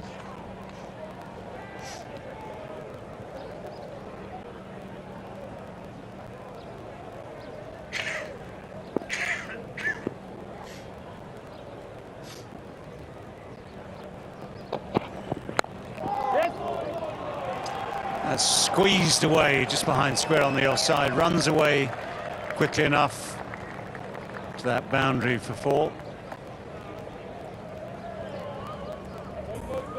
Well, Phillips is another player that won't go out there and be dictated to. He'll go after anything he gets half a chance to go after. That's the way he plays and will always play. That'll keep England interested as well. You can just sense that the tempo, the mood is different out there.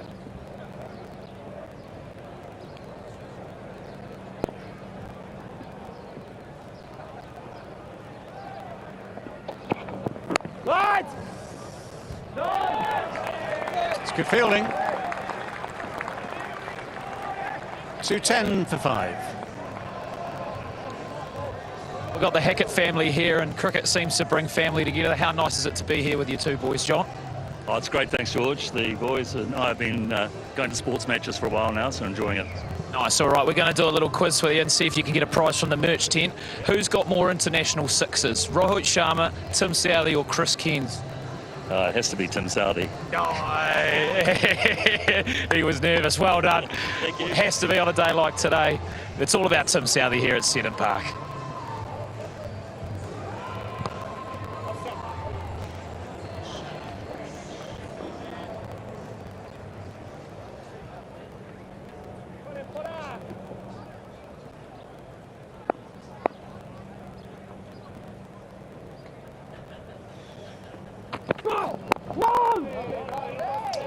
Well, this partnership becomes very important now. Blundell on 6, Phillips on 4. Blundell already dropped, Phillips away with the boundary. Still to come, Santner playing his first test of this series. About a bit, of course. Henry Southee O'Rourke.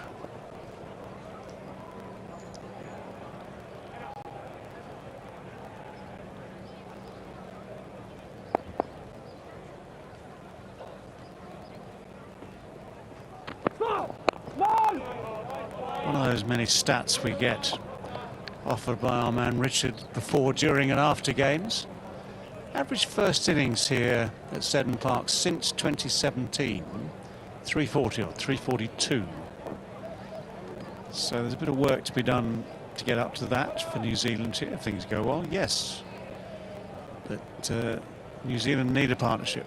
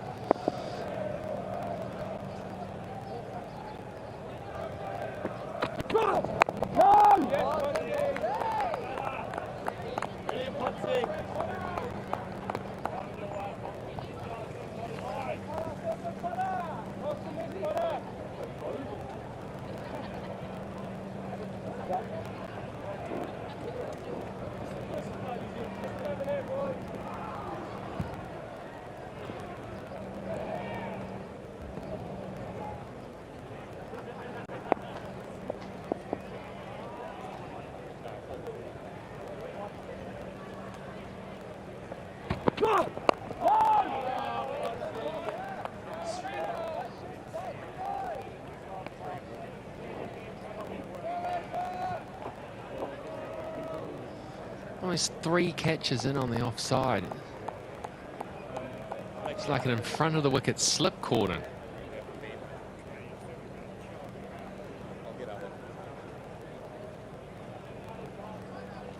They're all going to be at you, giving their opinion and assessing your technique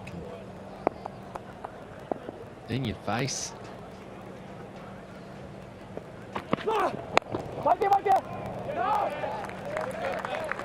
Well, that's one of them.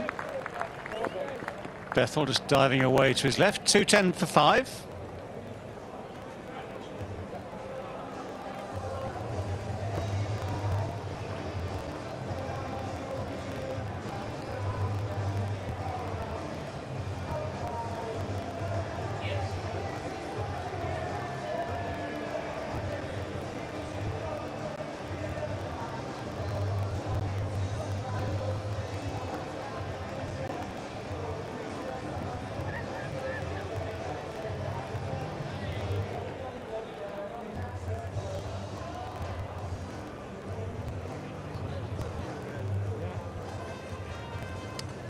To 10 for 5.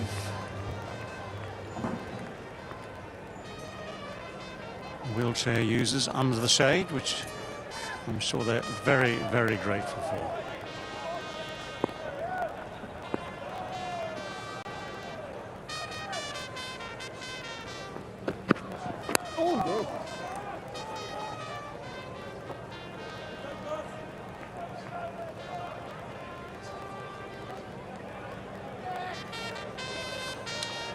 One of the things about this particular venue, Seddon Park, is that New Zealand rather like playing here. An unbeaten run currently stands at 9. Just tabled around the world: Australia, Sydney 13, India, Delhi 13.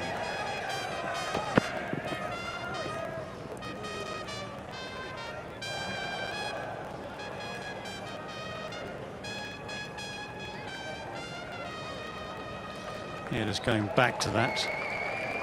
India unbeaten runs 13 and 13 at Delhi and Mohali. England Durban thing spreads over many a year. 1931. Well, you don't want to play Sri Lanka in Zimbabwe. The things you learn from statistics.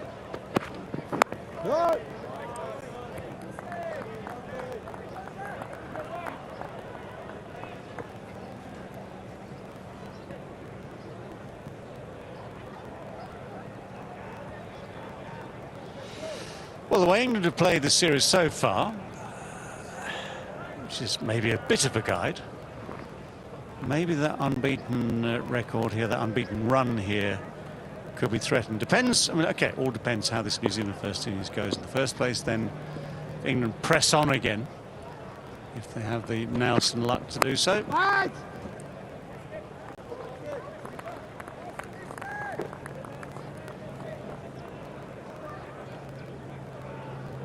And that's where Stokes' decision this morning, the bowl first decision, it's been mentioned before today that if conditions are best for batting in the middle of the game and England bat as well as they can do and at the pace they normally do, that's the way they put pressure on in a game. They can give themselves, as it were, extra time at the end to try and win matches. Once again, deep square leg goes out, 5 yards in from the edge. 2 balls left in the over. Yeah.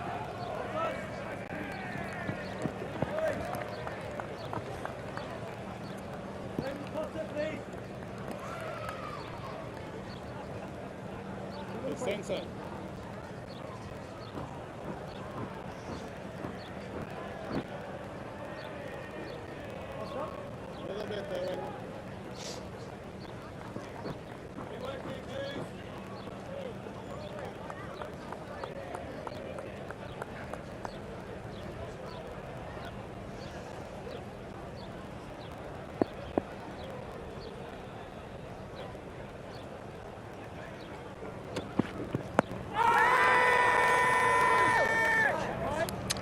Not the most convincing appeal. And even if it got a little bit more convincing, it wouldn't have mattered. The no ball conveyed by Rod Tucker, third umpire.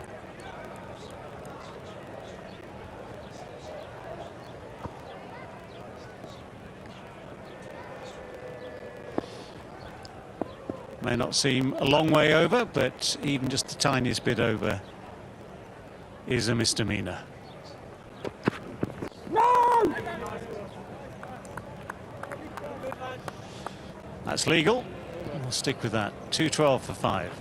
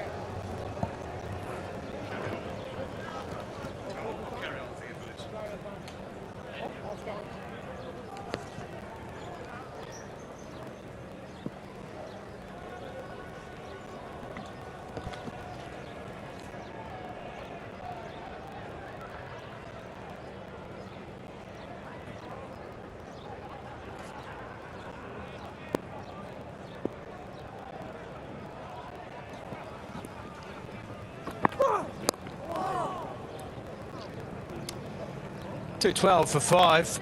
Matthew Potts, I think his skin's three tones darker than it was when this game started. He's been out there for a long time, hasn't he? Sun beating down. First game on tour. He's getting a tan. And it was 20th over. I think his hammies are taking a bit of hammering too. He's done a great job out there. He's bowled exceptionally well, taken a couple of big wickets, broken a couple of crucial partnerships in this BLACKCAPS lineup. Yeah, he's been impressive. He's Sodhi joining us in commentary, and it's just a wild old swing outside off, and another one falls. That is reckless in the extreme. Potts has a third. New Zealand lose their 6th. Crowley takes the catch. Here he is bowling that full aggressive length again. 20 overs. Certainly bowled phenomenally well. Deserves another wicket. I think it's been fantastic for England today. 20 overs deep, and there's still a fair bit of session to go.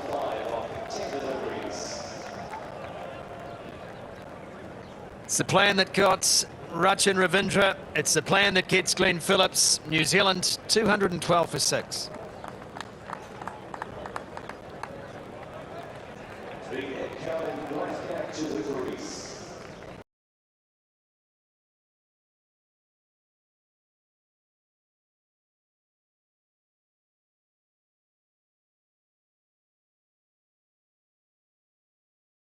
New Zealand Test cap 268. Mitchell Sagner.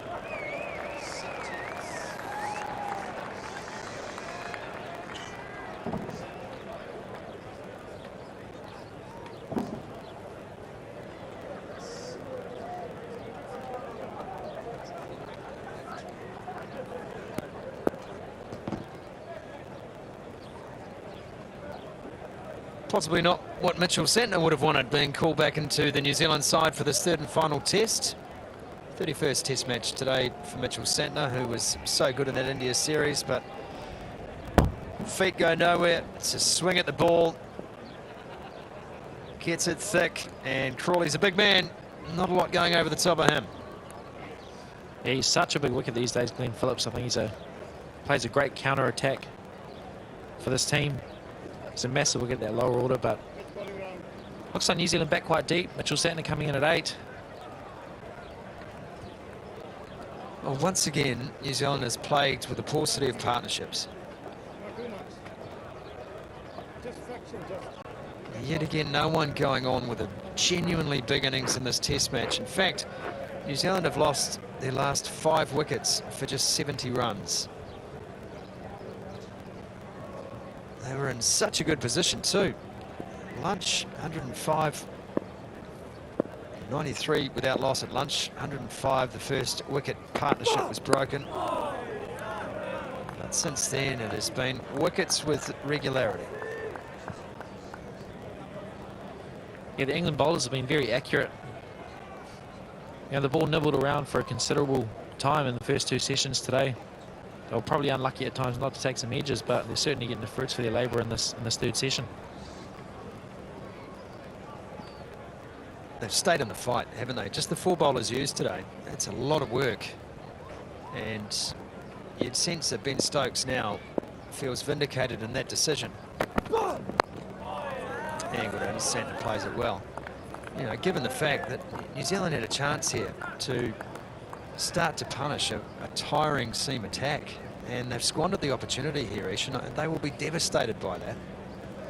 Yeah, what can happen sometimes, Sumo, is when you're into your 20th over, like Matthew Potts is now, a couple of those wickets late in the piece can keep you going for a little bit longer. I mean, it's not easy to bowl 20 overs. I mean, I can tell you it's pretty hot out there. He's doing a phenomenal job for his first match of the tour.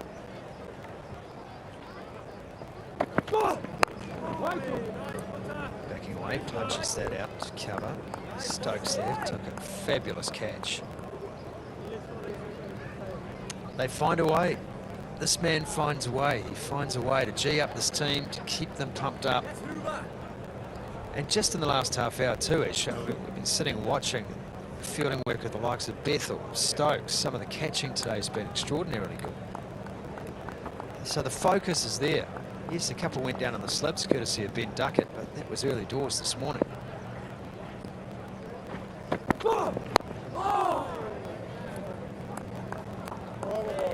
It's an examination of Santner, a wicket maiden for Matthew Potts, 212 for 6.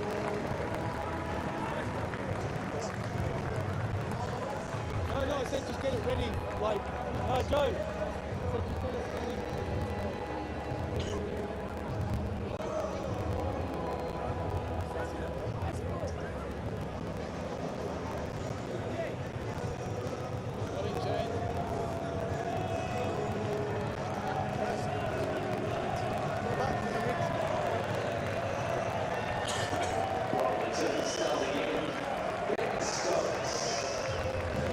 Well, New Zealand made a promise at the top of their batting order, but they failed to keep it below.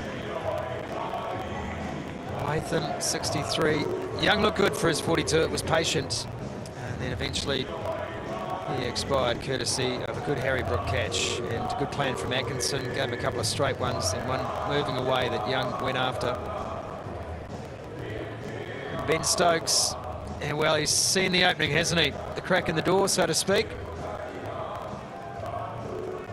Came back in Wellington, of course, in New Zealand's last dig, and duly mopped up the tail. Took a quick 3 for Blundell on strike.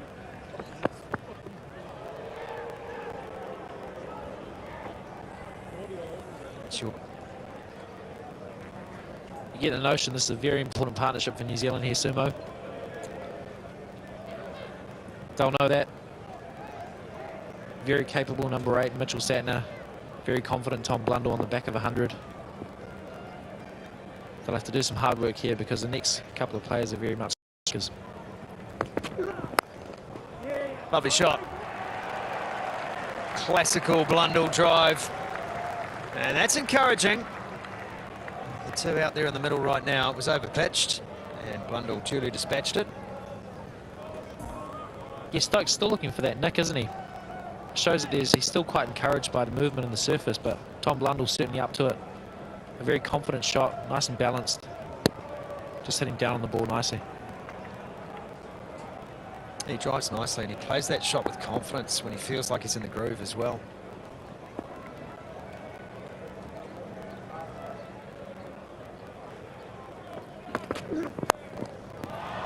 Yeah. Same ball, same treatment, same result, 4 more. Very important runs these for New Zealand. I think these two are going to have to build a bit of a partnership here to stay really nice and competitive in this test match. Blundell up to it again. Another boundary through the covers. That was the first. Got that on the bounce and then got a full toss and treated it the same.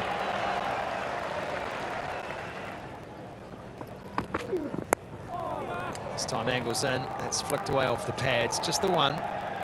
To me, Ish, the conversation between Santner and Blundell here should be very clear. We can see this day out.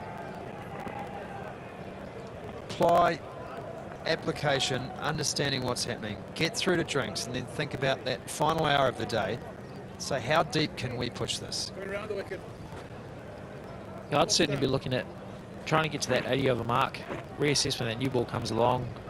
As you can see, the 4 bowlers for England bowled a lot of overs. So if we can try to drag it out a little bit more, not give them a wicket until that second new ball, then maybe there's some runs to be scored at the back end.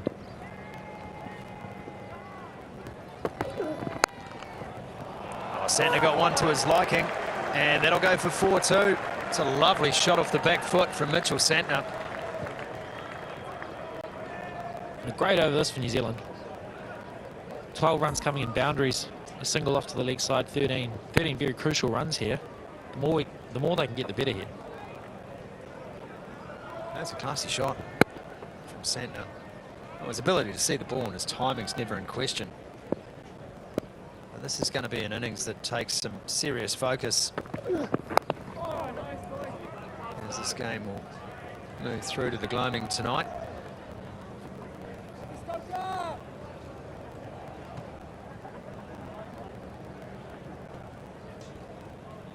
You spend a lot of time with that man, Ish. He is preternaturally calm, isn't he? Just a laconic figure in this New Zealand team. You often wonder if he's got a heartbeat sometimes. He's that relaxed. Slinky. Oh, that one just come off the pad. There's a hint of bat. There was some brief interest from the English. It is 225 for 6.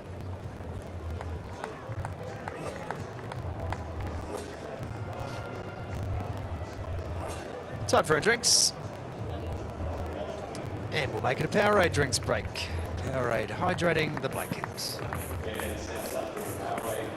I think New Zealand would like to get a partnership here and try to get that score as close to 300 as they possibly can.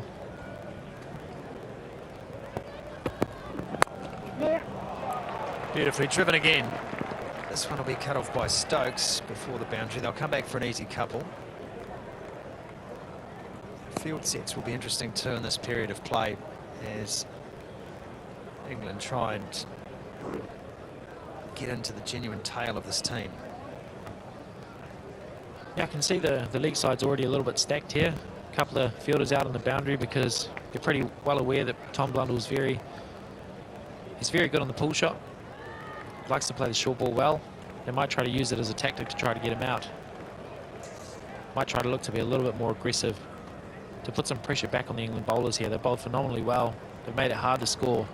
And through that, they've been able to take consistent wickets, especially in this third session. 2 back on the leg side for Bryden Cass. And deep backward square. Long leg.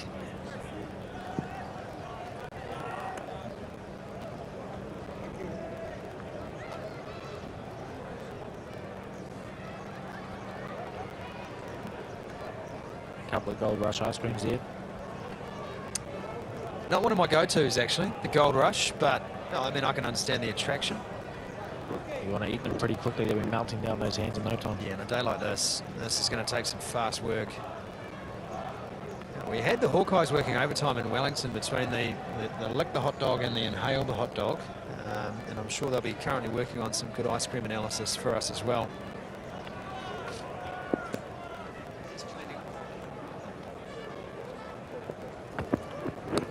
By edge, fall short. No carry there. Been a lot of those today. If the balls have gone through to the slips, they've been very low. And we've seen a lot fall quite short. Shows that the wicket's probably quite variable in bounce. And still probably a fraction slow. Well, that's the extra bounce delivery again, though, from Cass. And that has caused some trouble today. We saw this pitch has been variable in terms of the bounce that the bowlers have extracted from it. And that just comes on a little quicker on Blundell. No! Cass comes in. He hits the deck pretty hard. Cass, doesn't he? Often when you do get down into the middle of the wicket and hit the deck as hard as he does, at the pace that he can extract, with that little bit of variable bounce can make it really hard to be able to be precise on your shots. Wouldn't surprise me if we see a little bit more short pitch bowling in this next phase of cricket.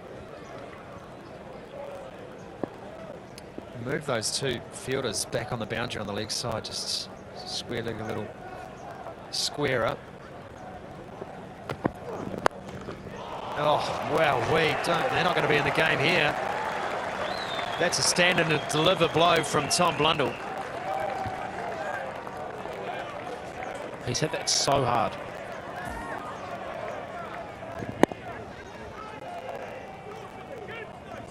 Not really a half volley, that. A reasonable length. He's just thrown his hands through it and found the gap beautifully. It's a lovely shot. It really is. Cass is disappointed. Whew.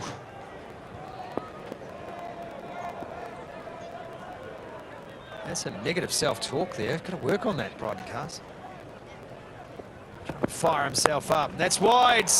And that's gone again. It's the same plan. Tom Blundell can't believe it. Glenn Phillips fell victim to it. Cass executes it perfectly in New Zealand again. Swinging it one wide, and Blundell has perished. I'll be disappointed here. A little bit of swing out there. Probably shows that the wicket's still a fraction slow. Driving in the up seems pretty difficult. In the field settings they've got catches in those areas, and I think they're bowling really well to a plane here. Jacob Ethel, the man. Another good catch for England. This is turning out to be the Hannibal bowling experience here, and they love it when a plan comes together. He goes for 21, 2-3-1 for 7.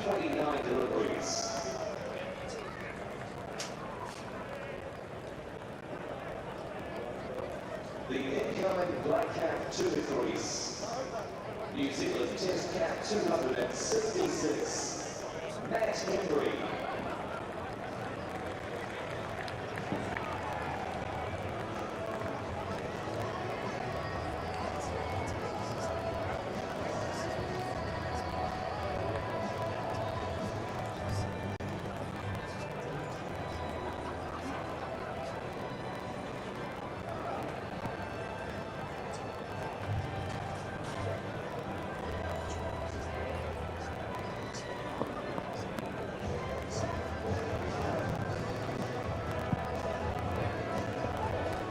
Well, Matt Henry's at the crease because of that.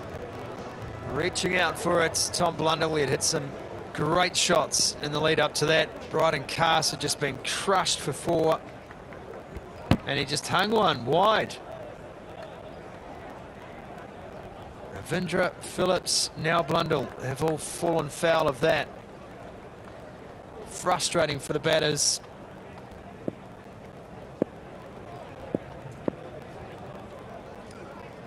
Stokes to centre. Falling straight, and he just got enough bat on that.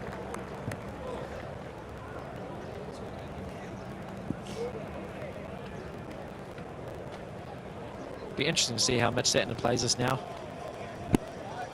Batting with the likes of Matt Henry, Tim Southey to come, and William O'Rourke.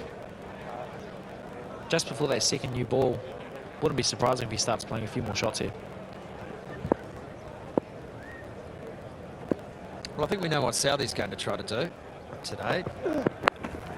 Santner can't get this one away. Well, O'Rourke, for all of his work in the nets, not really thinking the number 11 is going to add a ton of runs to the total. He can certainly hang around. And if he's with a set batter at the other end of the crease, I think they can potentially eke out a few more runs at the back end, but there's a lot of work to be done still. 3 wickets in hand, trying to maximise this little period. It'd be great to see if they can be batting at the end of the day.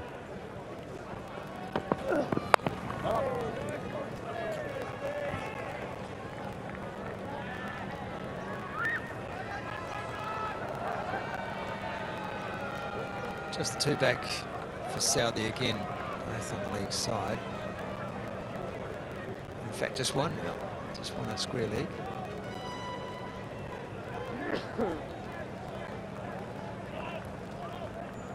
And on, mid off up. And a man at short cover as well.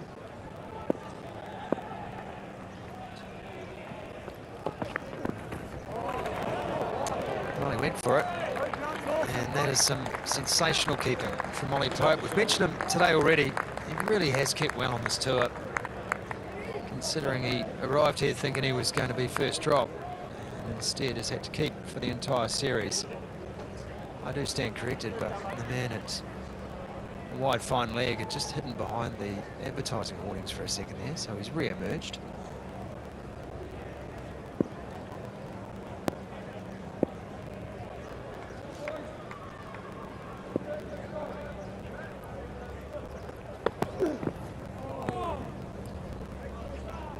Let's one go to Satner.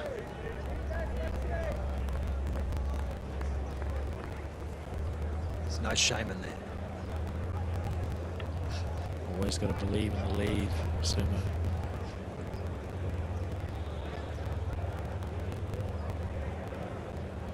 I do find it, yeah, it is getting harder and harder, isn't it, for multi-format cricketers to get back into the rhythm of Test cricket after T20. I think Ben Duckett's your prime example.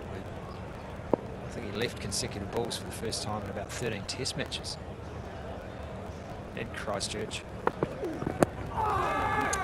Just goes down leg. Sanders upset here. He feels like he's missed out on a couple of runs, but they'll get a leg bye out of it. 2-3-2 for 7.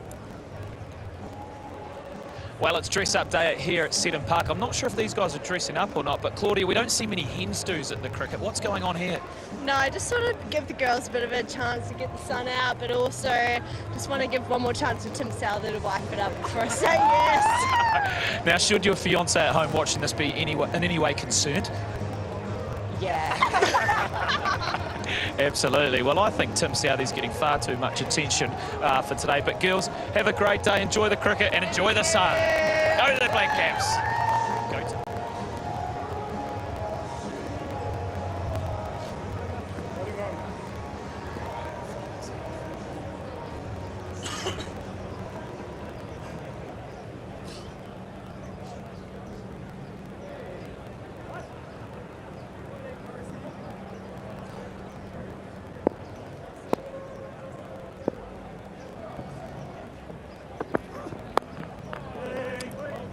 down nicely. Cast will have his back up here. Yep, mentioned it too earlier with Potts bowling his 20th over, taking that extra wicket and thinking, well, that's another life, isn't it? Bit of a battery recharge, and Cast will be the same. Looks like a bowler who's pretty tough on himself, and there is the sexy camel. Tim Southey's nickname here in New Zealand. And our friends at the ACC have had that delivered, and Tim's words were, couldn't you find a sexier camel? Few wickets in those arms.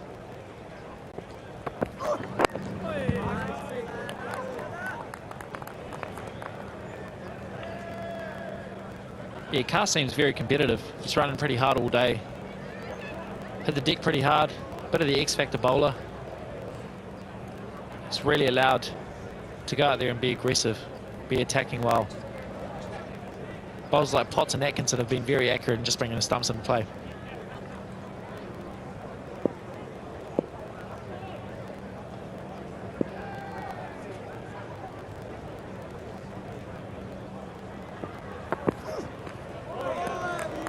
There's a duck under one.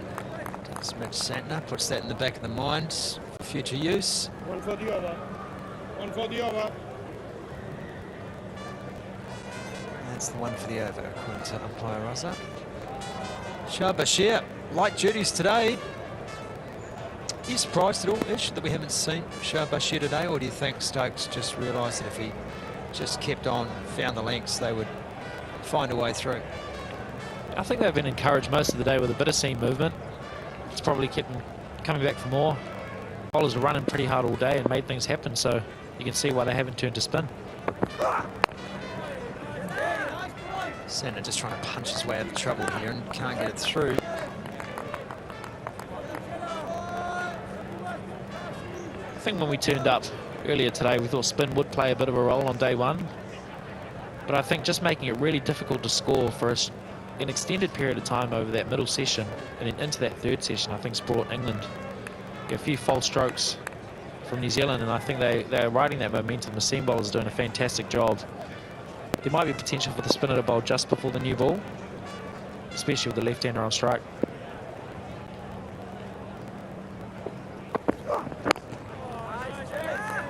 Solid in defence.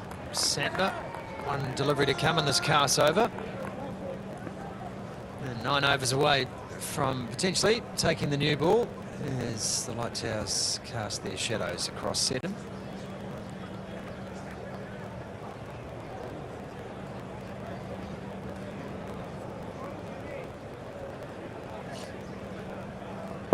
Of course, this was your home ground for a long time, Ish, before you up sticks and moved south.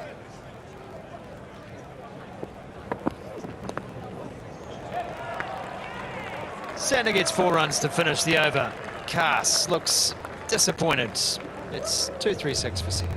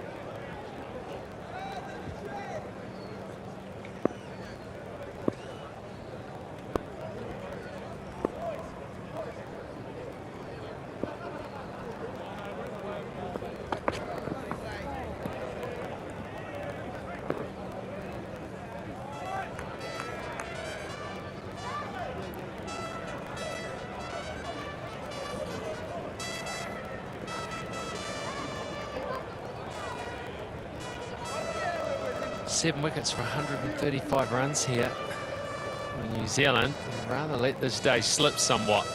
Still got a confident batter and Santner out there, and Henry, who can hit the ball and score useful runs. So he's just trying to push him back a little bit here with some short stuff.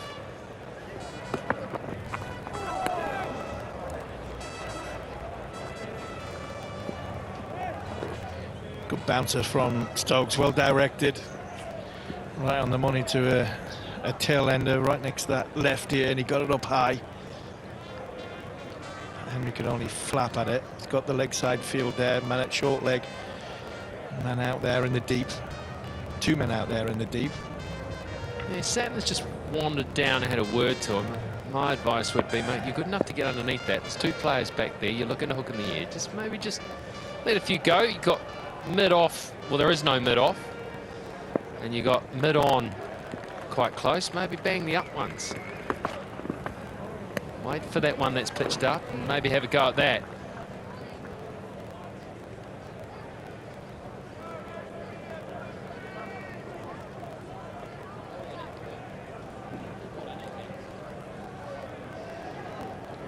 So you'll see you've got cover coming across there only because he wants to be able to throw the ball to the bowler.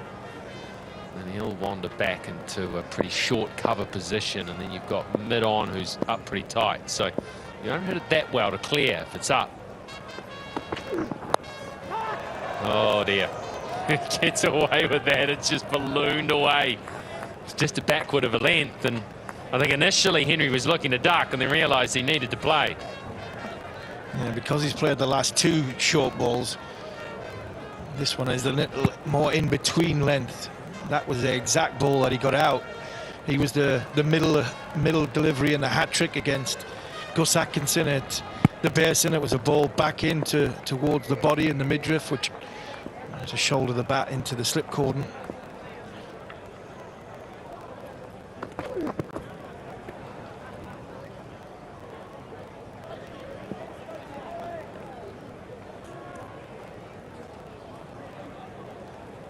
It's been a great effort from the England bowlers. First hour probably weren't the lines and lengths that they wanted, but then as the day's gone on, I mean, it's been a really great effort from Potts and Stokes, who had to give the bowling attack some energy.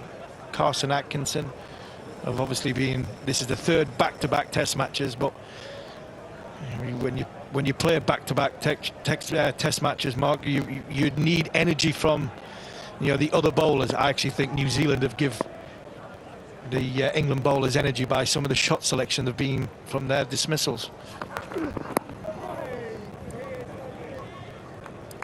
236 for 7.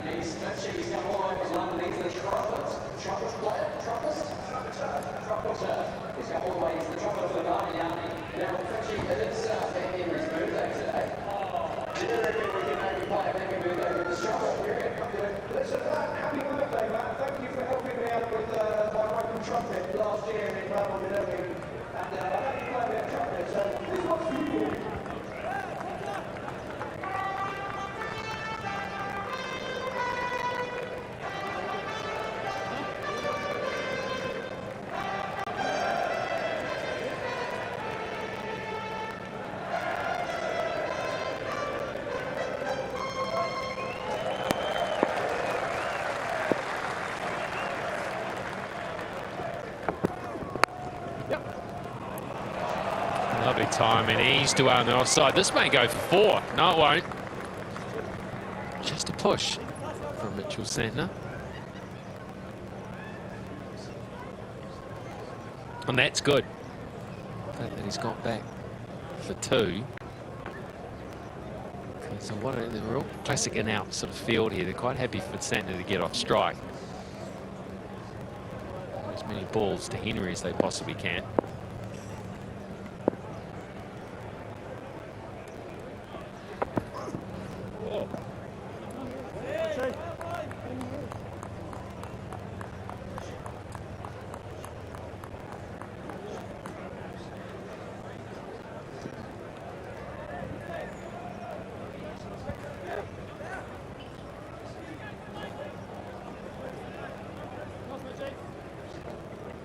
And now we're going to go down the bouncer route to Mitch Santner.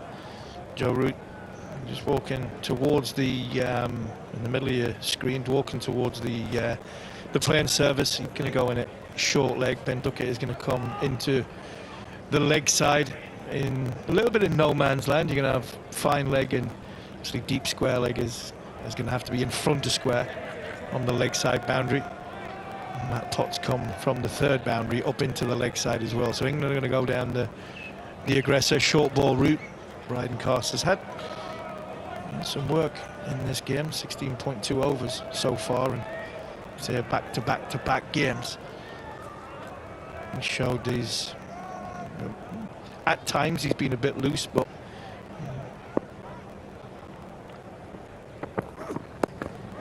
takes it on, but controls it, keeps it along the ground. That'd be encouragement for England, encouragement for Carson. Say the energy levels as a bowler, if you're constantly making something happen, it always just gives you that little bit more of a spring in your step, rather than when you've played games in consecutive, a lot of games in a short space of time. The last thing you want is nothing to happen, wicket getting flat, ball getting soft, because psychologically it has an effect on you mentally and physically. But when you're constantly getting hope and energy from the opposition by poor shots or a quick run of wickets, it seems to have what happened in the last couple of hours for England.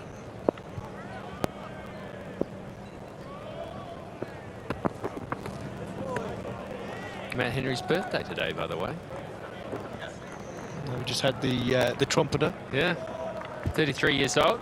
Looks like he's going to get a whole bunch of bounces for his birthday. Yeah, well, the one thing you do as a tail ender, the reason why you do bat that low down is predominantly because obviously you don't play the short ball that well, or not as comfortable when the ball's in and around the sort of chest and head area. But it's a big ask from Cars, because he has looked at times today quite tired.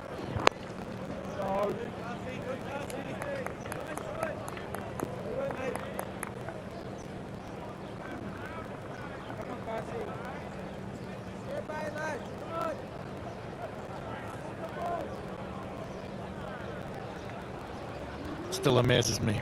A man that's played 151 test matches standing at short leg in Joe Root.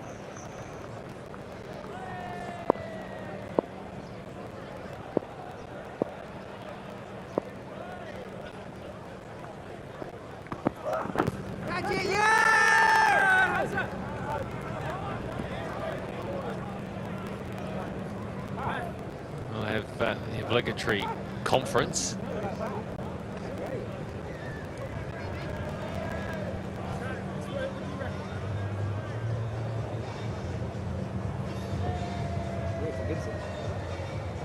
And we can continue.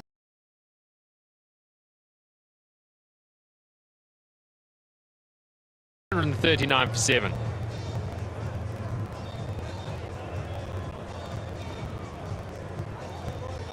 Coming up on TVNZ Plus, the NBL.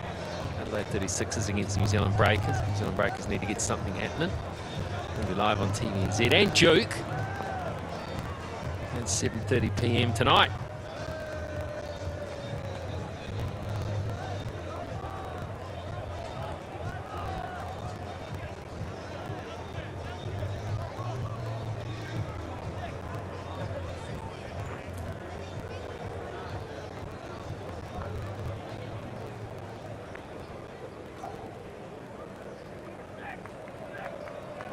Well, it was the pads. There was a noise, but it wasn't the bat.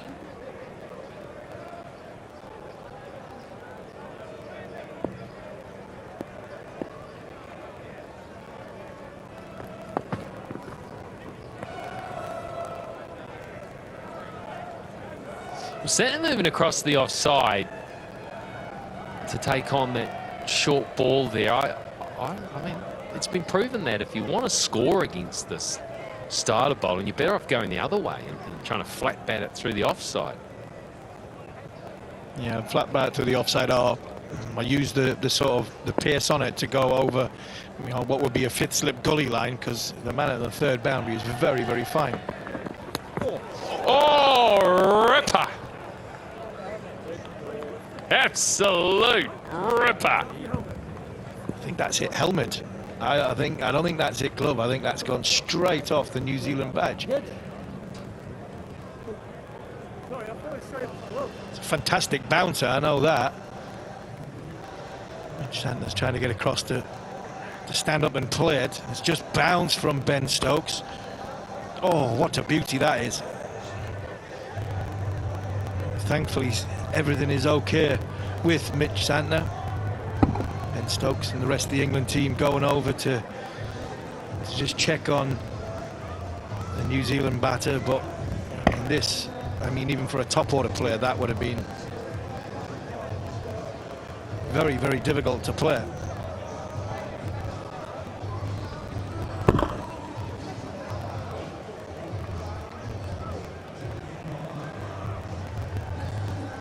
Make a heck of a picture, that side on one in the paper tomorrow. The old West Indian fast bowlers bowling at everybody in the world, wasn't it? I think Ben Stokes looked at Mitch Santner then. I think he was asking, did that hit you? Ben Stokes thinks it's hit him on the glove. Just asked Mitch Santner, that hit you on the head. And then he apologised. Why don't they take a run? Because you can take a run for evasive action. Evasive action, yeah. Possibly to keep Santner on strike, possibly startled, and because it's his helmet, I'm not sure Mitch Santner really understood where the ball has gone.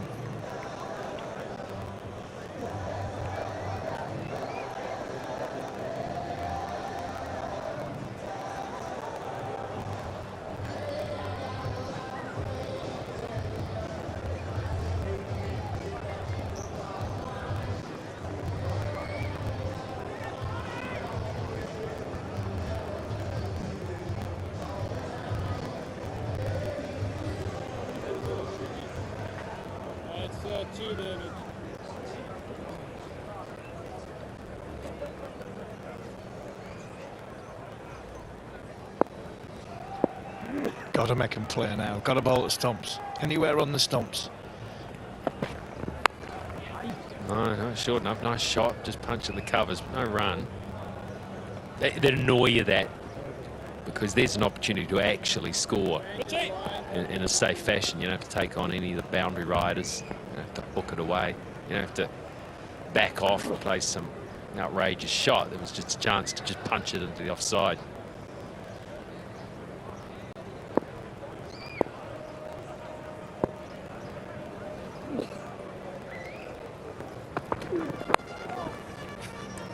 We saw him going across and he looked to knock him over there. Santner was up to it, just was able to just rejig things somewhat so he could get back to the ball. Good from Santner, very good from Mitch Santner. Just watching the ball there, Ben Stokes seen him go all the way across his stumps. It wasn't exactly a leg stump Yorker. At least Santner's got a plan. He's trying to execute. We'll give a chance to hit with his bat.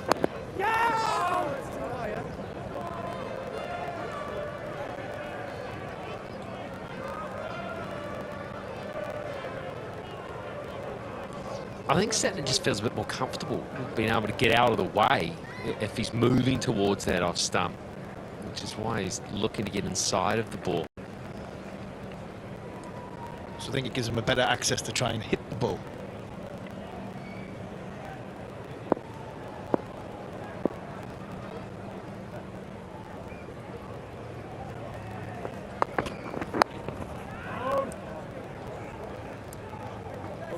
$239 for 7.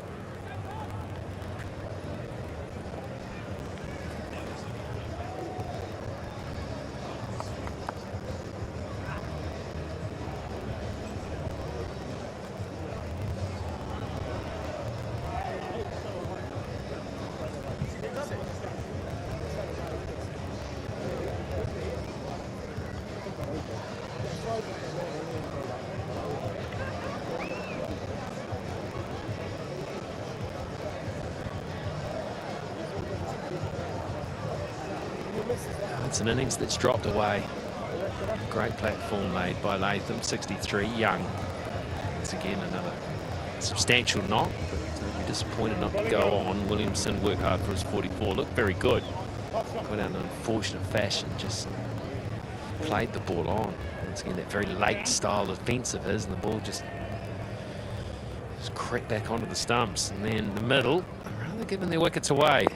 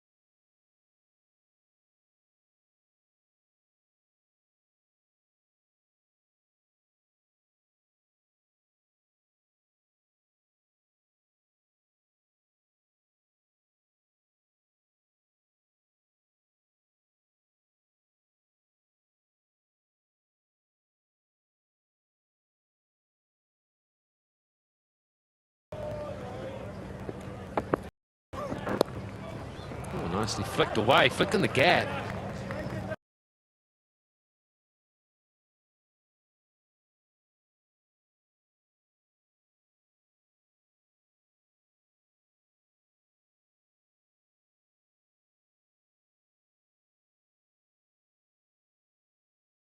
Just one.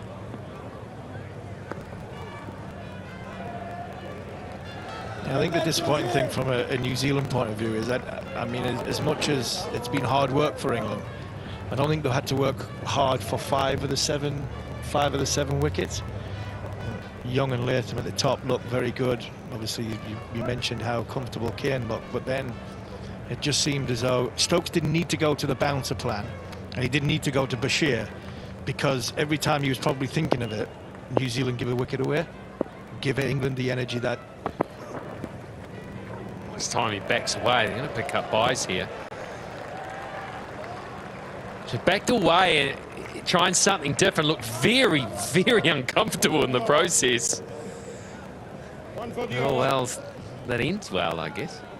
He backed away and left it. I mean, that's so hard. I mean, that's so harsh on Ollie Pope. Giving 4 buys. He's done everything he possibly could. I think that's the second one now.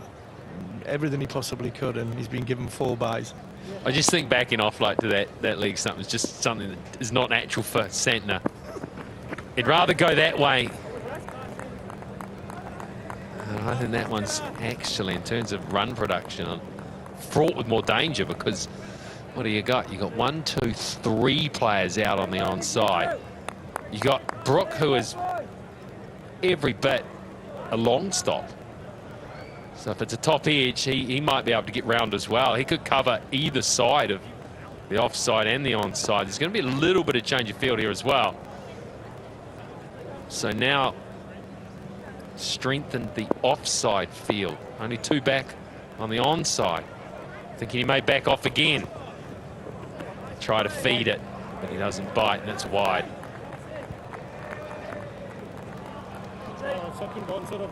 That's a wide. I think the Santner backing off has just made Ben Stokes think that he's going to go, he could potentially go both.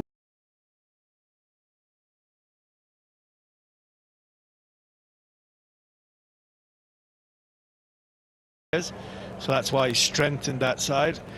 I think I'd be more encouraged from Stokes' point of view to leave the field the way it was. The 6 men on the leg side, and if Santner does want to go, give himself some room and go sort of uppercut. I think he's given himself far too much room, and the way he did it didn't feel natural, didn't look natural, and I think by that you could, as a bowler, throw the Yorker in and bring the stumps into play, because he's going too far towards the leg side. He might go to the offside here, maybe try to knock him over with a full one. No.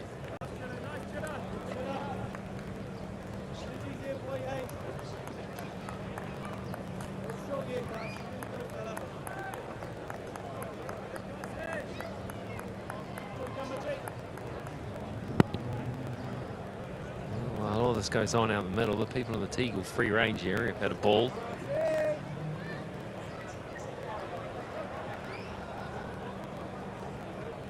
There it is, Teagle free range area.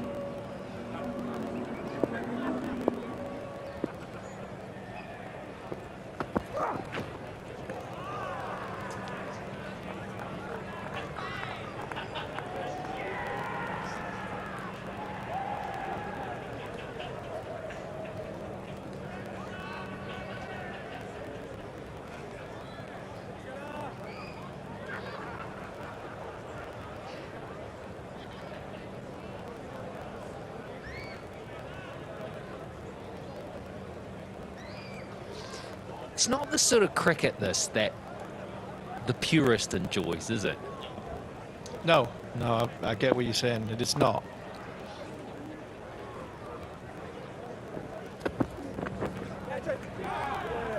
But it's definitely cricket I think England would take, because they have come into this game more and more as the day has gone on, and New Zealand have contributed that very, very well. They're interested again here. It was almost like the appeal was, well, that's out. Such was the lackluster. Yeah, they're going to have a look.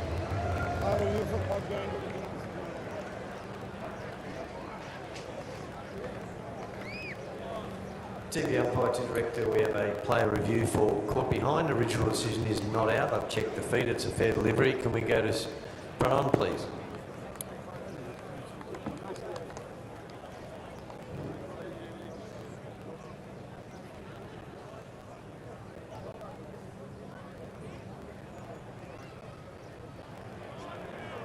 Thank you. It appears that it's touched the thigh pad there, but we'll confirm that with Ultra Edge, please. Ultra Edge coming up now. Ball going past the bat with a gap between bat and ball. And that spike as it hits the thigh pad, so we can stay with your on-field decision, Hassan, of not out. Let you know when you're on screen. Hassan, you're on screen now. Signal now.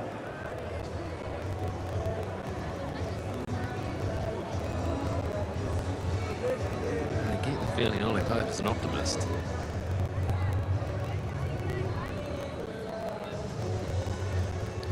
Yeah, he's not somebody who's had a great time with the reviews. I think he was none for 8 during the summer when he was captain. And now they've given the wicket-keeping gloves. He's not had the best of time when he is right behind the bowler. So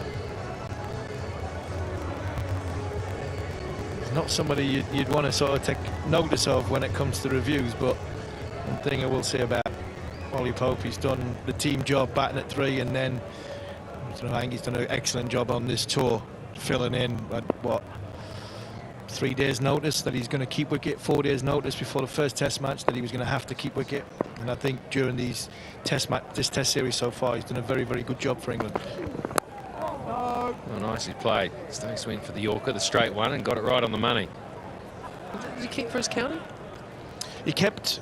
He spoke to Ollie about it. He kept all the way up till he was 18 years old, and then Surrey signed Ben Foakes. So there was obviously Ben Foakes came into Surrey. Ollie Pope just went as a batter alone, and then he kept out here. Actually, I think he kept here in 2019. I think it was.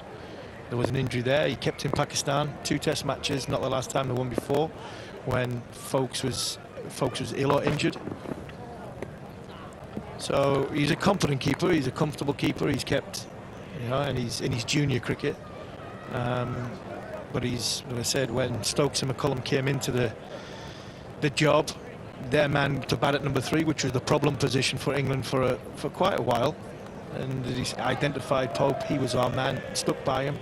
Had an indifferent summer, Ben got injured, he captained, and England, won both test series. And then even here, when he's come to here, he comes on this tour expecting to be batting at number 3, with Jordan Cox breaking a thumb, 4 or 5 days was it before the first test match. He ends up with the gloves, and he's done another good team job, and batting at 6, he looks very, very comfortable batting at 6. So I think England have got some nice problems to come. Jimmy Smith's back at home. For me, he walks back into this team because I think he is an exceptional talent for both bat and gloves. So England have got some good headaches.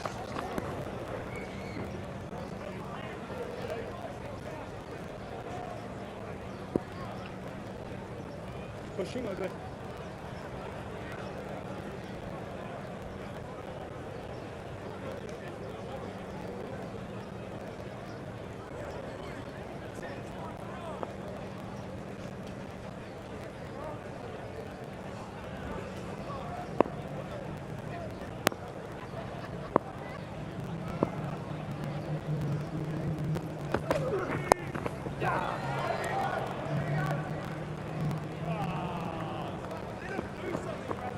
England will mind that.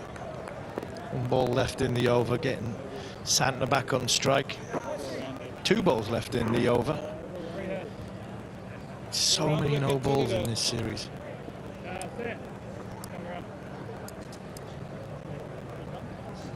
It's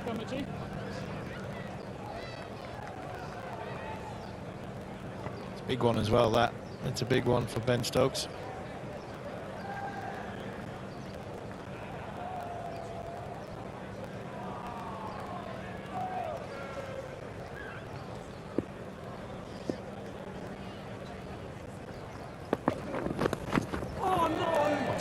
Off the glove. You might have heard an oh no. It had come from the bowler. The ball pierces the gap out there. Good from Santner. He's taking it on. Didn't change their field at the back end of the over to try and keep Henry on strike. Stokes has gone for the short ball and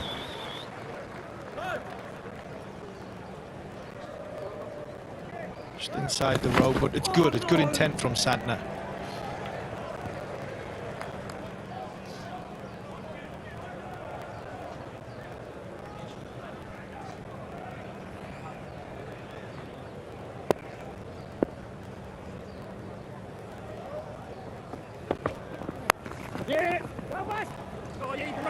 There should be a couple here. If they run quickly, they might actually pick up 3. Rarity on this ground, and they will.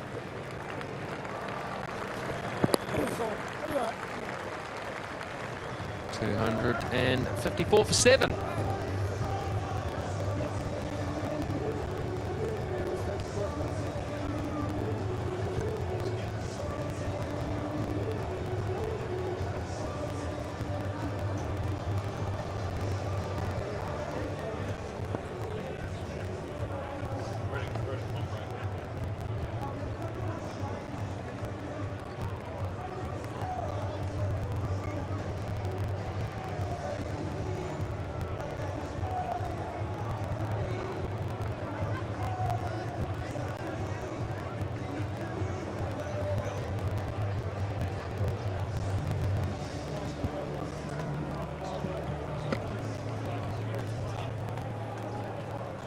Oh, it's a beautiful scene, isn't it?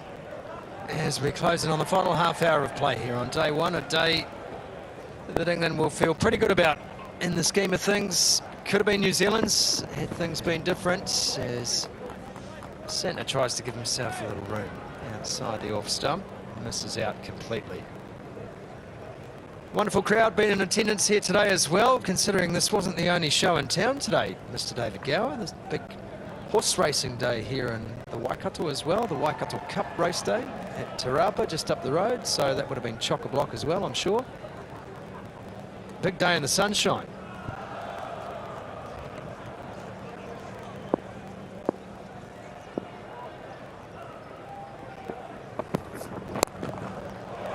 He's gone after it. Oh, that is Santner. Unpredictable, cashing in. Well, I'll tell you what was highly unpredictable here is where that ball is going to end up.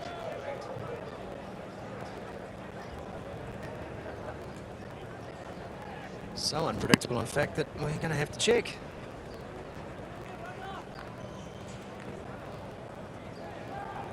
If you'd frozen that shot at the point of contact, where would you say it was going? It was going over point, maybe over cover. Correct. It's ended up over long off and just cleared the boundary.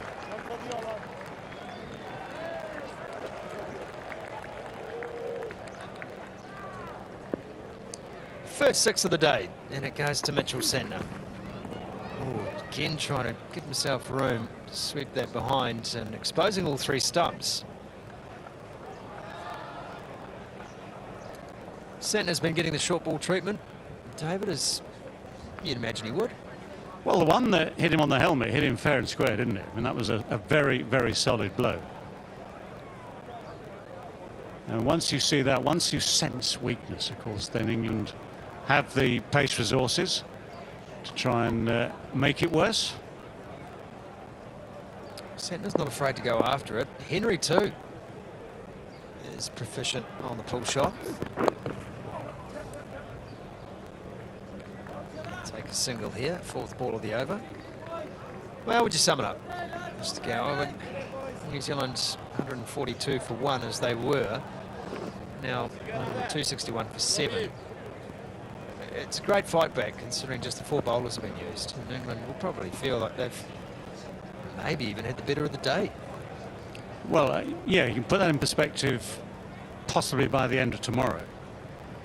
Yeah, the ironies are these, that England started bowling because they liked the idea of cloud cover, which was there at 10:30, 11 o'clock in the morning, toss and the start of play. Didn't get the results, a couple of half chances, a couple of chances went begging, and then when the sun came out and you'd think time to make hay as a batsman, everyone started hitting it to cover and point. Yeah, it has been strange the way that Latham and Young were able to navigate that first couple of hours, heading to lunch 93 without loss, and only to both be sitting there now thinking, we got the team off to a good start. What's happened? Yeah, they had to work hard. They battled through. Just that little bit of luck a couple of times, yes. Wonder if they noticed.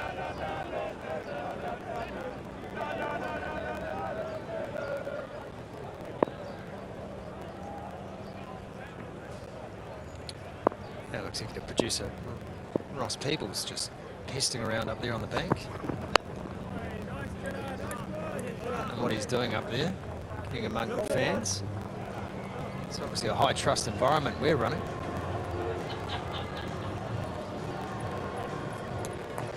.261 for 7.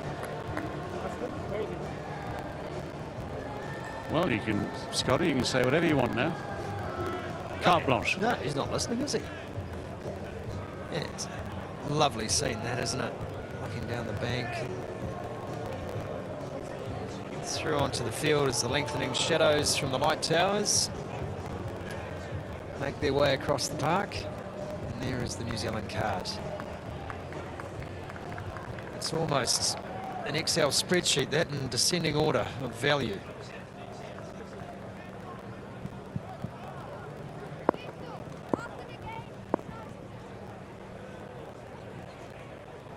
Stokes still searching for a first wicket. Short again, and that is flat back clubbed right back over his head.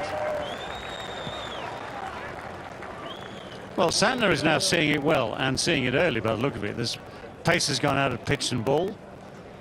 So that's twice he has stood back, given himself room to swing, and swatted it. Once down to long off, this one down to long on. And that is not where the fielders are. Wow. Stokes tried to stare into his soul too as he jogged past him after that last shot.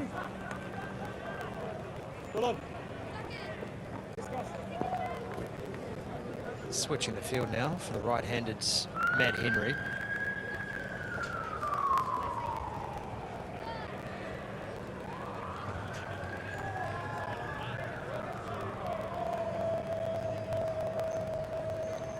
So 5 on the boundary, 2 on the offsides, 3 on the leg.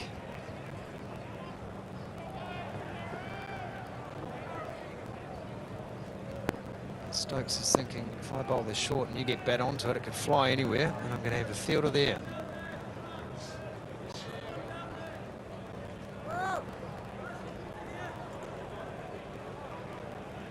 And now decides to bring one up. On the offside, extra cover in place.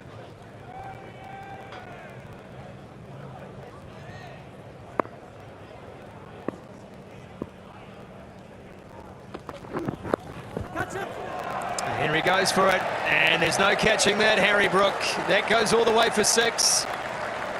Talked about his proficiency on the pull shot, catches up with this one and dispatches it in a bunch of bananas.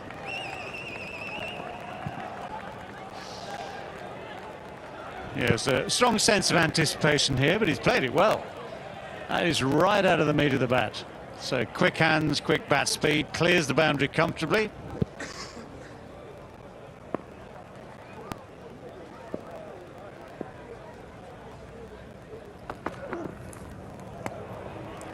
Ducks under the next. They're going to keep coming.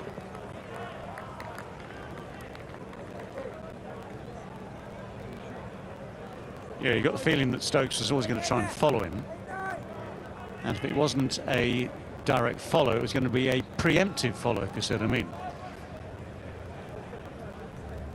41 runs now, this 8-wicket partnership for New Zealand.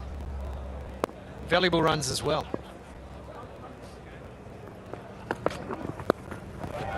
Goes again. And this time, oh, he has not, he has not, he has! Harry Brook, you're outrageous.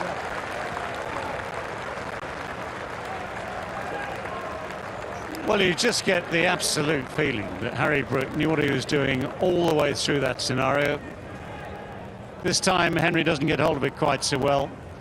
Harry Brook is comfortable there, knows full well where he is, and he has time to assess the situation, has time to assess the throw up before those feet both clear the Toblerone, and he's thrown it high enough to give himself plenty of time to complete the manoeuvre. That is so skillful. Every part of that is just very cool, calm and collected. Well, here's a moment too. We go from an absolute highlight to a huge moment at Seddon. Tim Southey comes out to bat, and what a touch of class this is from Ben Stokes and the England side. Watch, admire.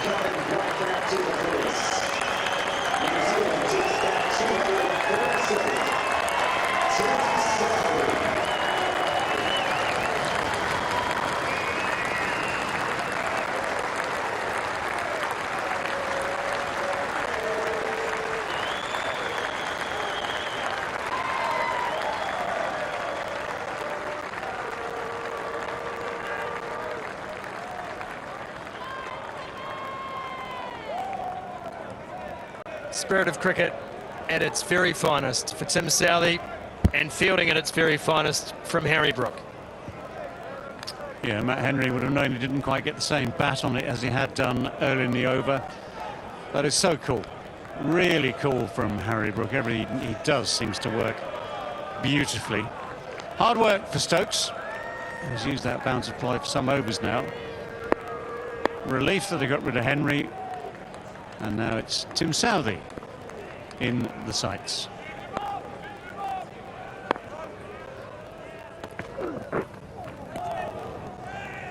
Southey follows it down leg side. That's slightly anticlimactic after all of that. 2-7-2 for 8.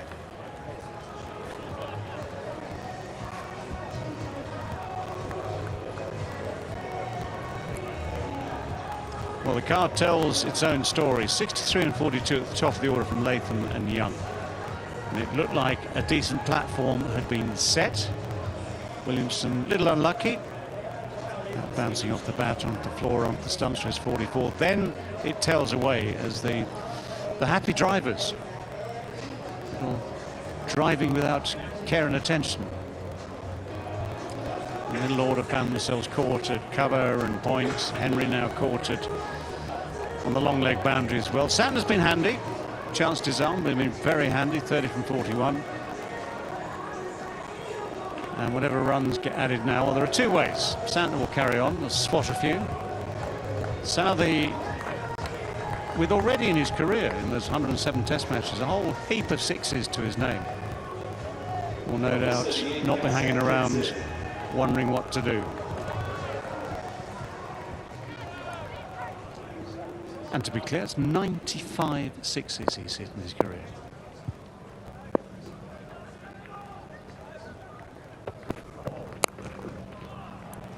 Santner can't Yes, the field here.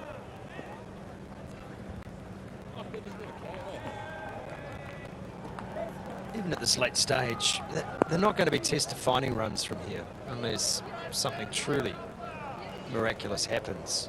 But there's a point of pride for this New Zealand innings. Certainly they'd like to break through the 300 threshold. 11 balls until the new ball is taken, if taken. One for the over. One for the over.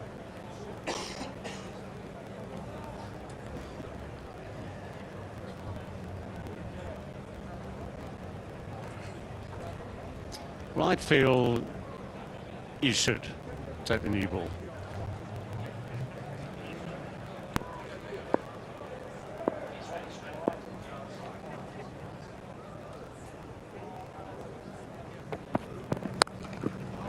Width offered and taken. That's a nice shot from Mitch Santner. And they will have to be on their guard. Santner is a great striker of the ball. Yeah, just get the impression the old ball is getting a bit tired here. And this just sits there. So Santner, who's been swatting him from shorter than this, just takes advantage of what is just a bad ball, short and wide. You can see actually Atkinson's own self-criticism there. He just turned straight away, wasn't going to look at it, as if to say, no, that was just not good enough.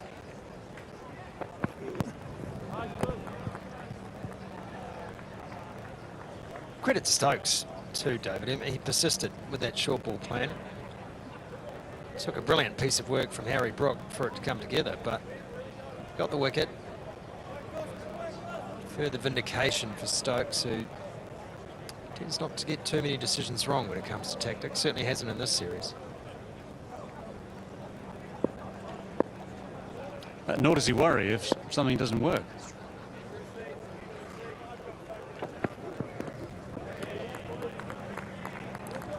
This time Atkinson follows Santner, who you can tell just wants to free the levers here.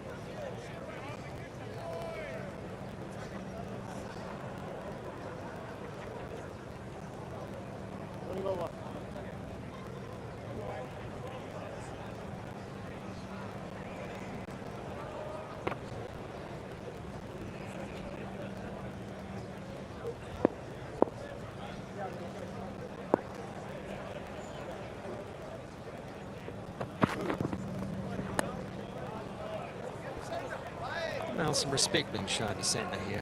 I think more than anything else, they realise that there are still runs to be had out there. Tired legs, the bowlers, 2-7-6 for 8.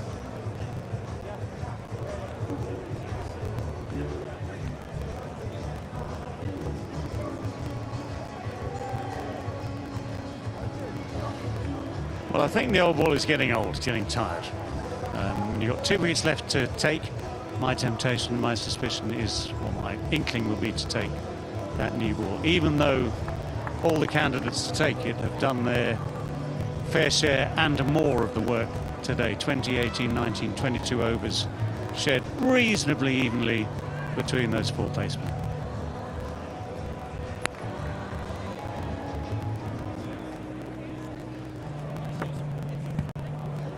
Who would take the new ball? Well, Atkinson's in a spell, he could take it.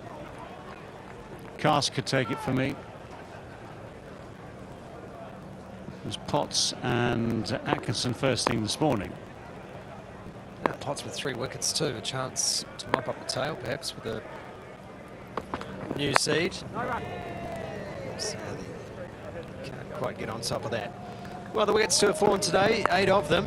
Will Young was first to go, and he had seen a couple running through that channel that had either gone through or bounced before the cordon. Latham then chased one down leg.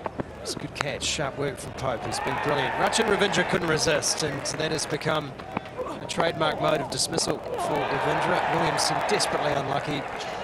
Ball bouncing up, and before he could kick it away, tumbled into the stumps, and the bails were off. Southey goes for it, and that's 696. Straight into the Seddon Cricket Club.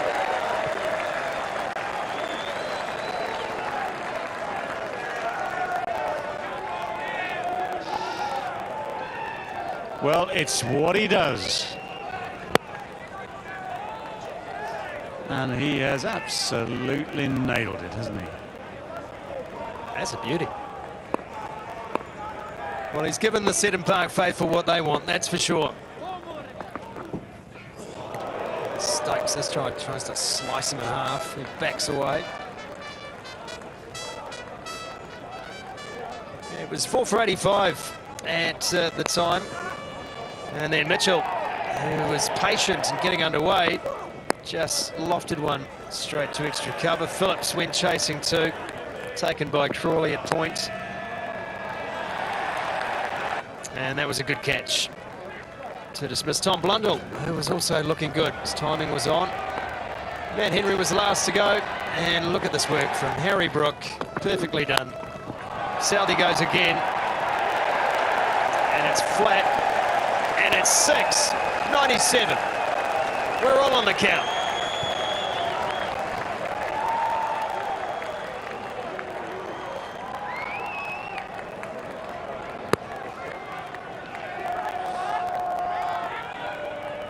Well, there's no doubting the hand-eye coordination when he's in the right place and still looking at it.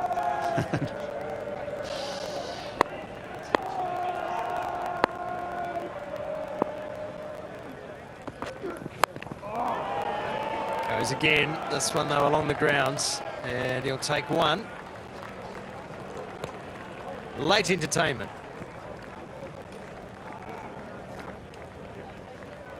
Well, it's entertainment for sure. It has a purpose. So most sixes in test matches. Stokes, McCullum, Gilchrist, Gale, Callis. Top order. Sewag, Sharma, Matthews, Lara. Top order. Cairns, middle order. Southey, tail ender. That is incredible, isn't it? It is one of the craziest graphics you'll see in cricket. It is a list potentially like no other.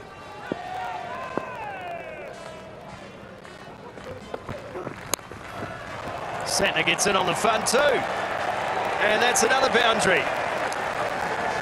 Expensive over Ben Stokes. He goes for 17.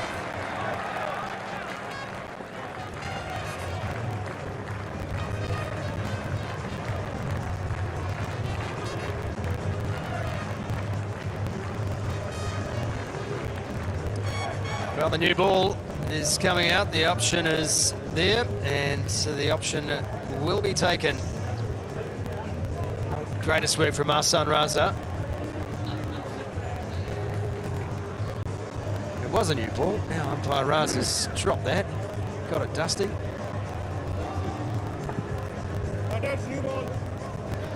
Well, he's got a firm grip of it now. Ahsan Raza, who's just let it slip from his grip a moment ago. And I can understand entirely why England will want this new ball. That old ball is starting to disappear. New ball should come off just that little bit more quickly off the pitch. And that'll make the Southey swing a little tougher. Could go further, but it could make it a little tougher. Yeah, that's, and the flip side of that is, of course, you get a thick edge and that sails over the boundary too behind you. Also, you could try and bowl properly. Novel idea, but you could try and bowl properly. Whatever do you mean? And ruin the show. Oh, he's gone again. Oh, that's huge. Make it 98. New ball, same result.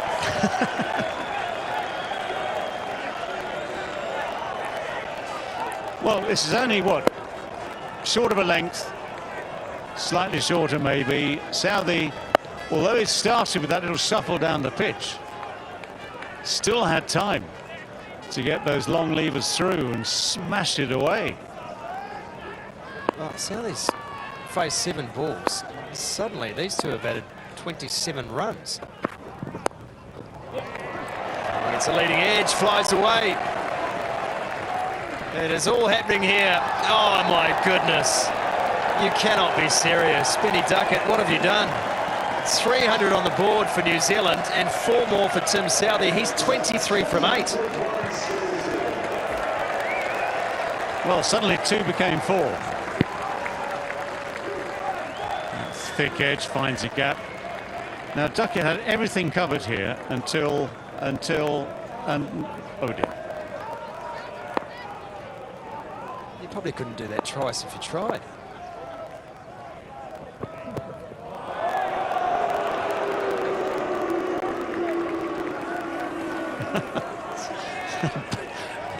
Well, boos from the crowd. we know which element of the crowd that would be. It's the Tim Southey Supporters Club who want to see his 106th in this innings. Atkinson just lost the rhythm of his run-up completely there.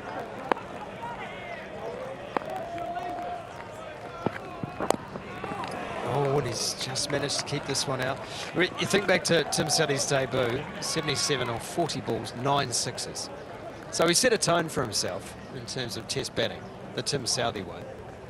Right, well, if you can bookend it, that would be as incredible as those stats, that chart we just showed, with the leading batsman in terms of 6 hitting in Test match cricket. And there's a few thousand here who would love to see it. Comes down the ground, that's high, it's just gone straight up. Who wants it? Cars takes it. And that's the end of this innings for Tim Southey. It has been entertaining, you'd have to say. Dismissed for 23 off 10. 2 short of 106s in Test match cricket. He will perhaps get one more chance. Well, certainly he'll get another chance. This one skewed away. It was a good catch. For a moment, no one wanted it. Well, mid-off, mid-on. Cast eventually decided at mid-on that it was going to have to be him.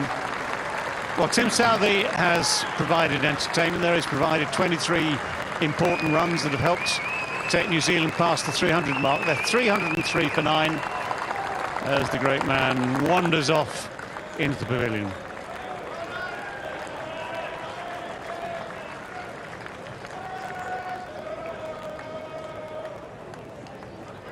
New ball gets the results and the new ball wins. And England now 1 wicket away from ending New Zealand's first innings.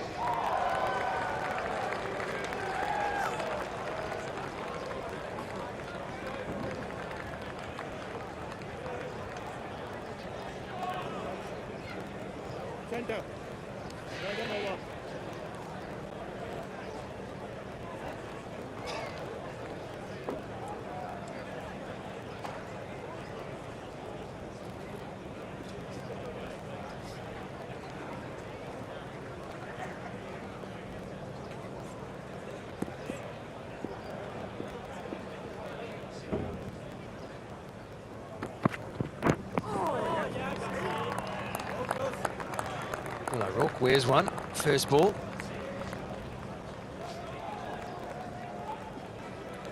Just climbed on him, kept climbing Southey, and then undercuts it with the bat. Good catch in the end, went high.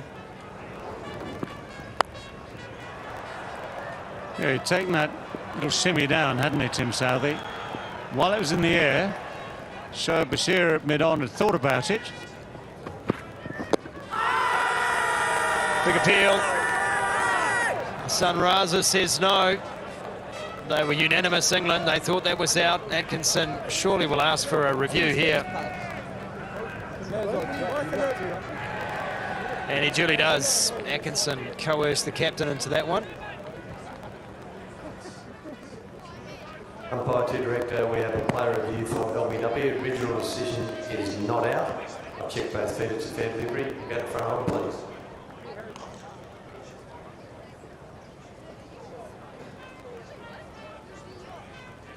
Front arm coming up, thank you. And it's gone close to the bat and then through to the bat. So can we have a look at ultra edge, please, to confirm if there's any bat involved?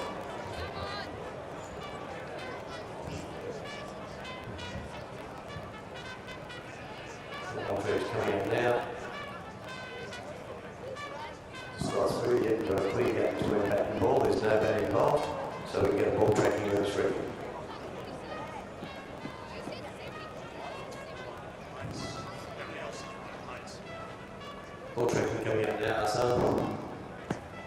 looking at sort of impact in line and missing wickets. You're stepping to a literal decision of not out.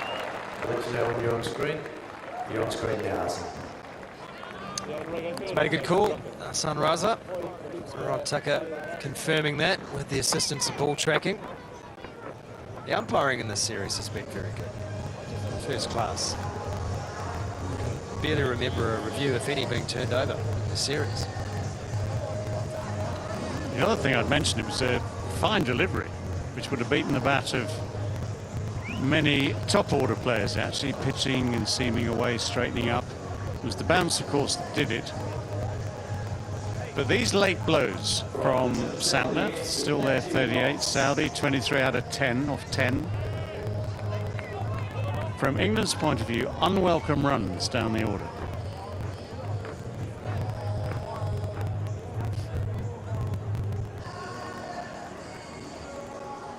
Well, another wicket on the cards here for Matthew Potts. Yeah, 3 for 63 so far.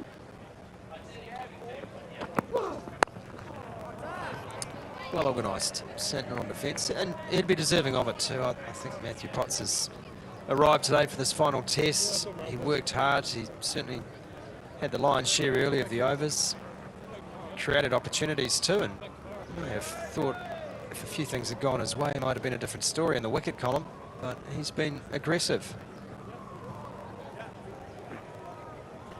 It's kind of an audition for Potts compared to Wokes. Wokes having played those first 2 test matches.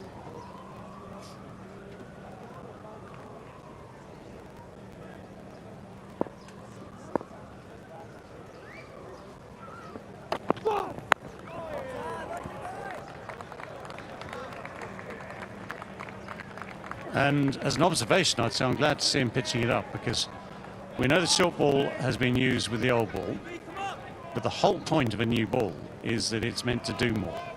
And if you can still hit the right sort of lines and lengths that would disturb an opening batsman, then why not try the same sort of thing? Okay, I know things can be slightly different in terms of sort of the whole feel for the situation, but at the same time, if the ball's going to do something, got those 2 slips in place and the leg slip as well, earn the wicket by orthodox means if you can.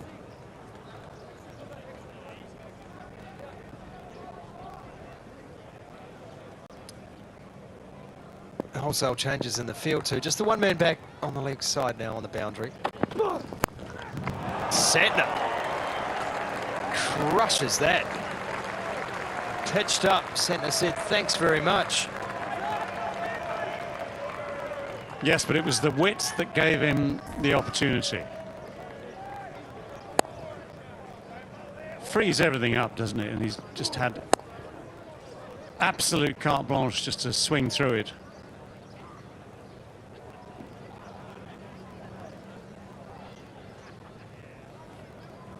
And the attempt at that shot's met with a few victims today. Not for Mitch Santner, who leaves this one going. He's got incredible hand speed, Mitch Santner. He's a huge golfer, almost a scratch golfer. So he loves nothing more than just being able to free those arms.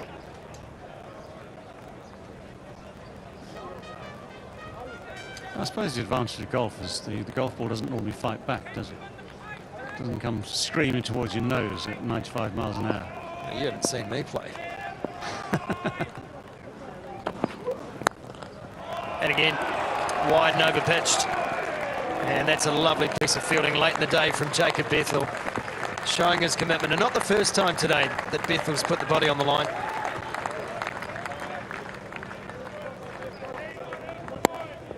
Yeah, it's a good shot.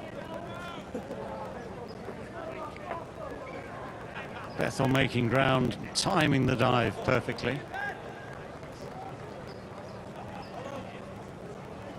Interesting technique there in the depth, wasn't it? Just smothering the ball with the hands, reverse, looking to slide into it.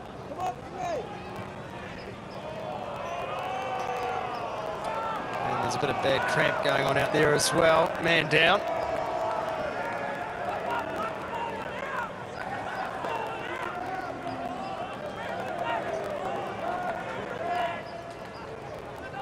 Just trying to pick who that is. Is it not Bryden Cars, is it, who's gone down there?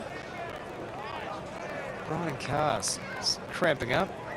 Drag him off.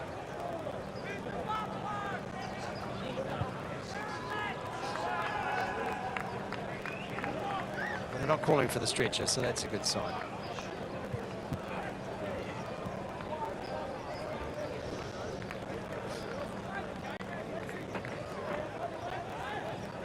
Well, there would have been banter there, wouldn't there, between the two men who play for Durham? Or two of the men who play for Durham, because another one, Potts, is about to deliver the last ball of the day.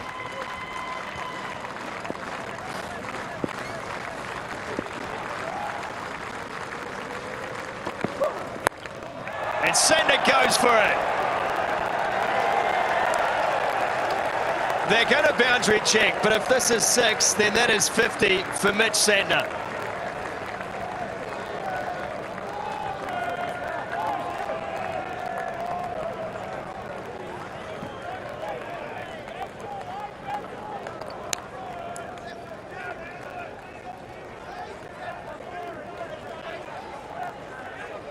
Last ball of the day, and Mitch Santner has a test match half century. He will finish the day 50 not out. O'Rourke yet to score. New Zealand 315 for 9.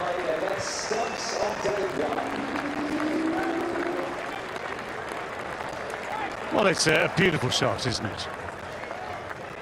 Played with absolute panache. Again, just enough width to allow Santner to hit through it, but he strikes it absolutely beautifully.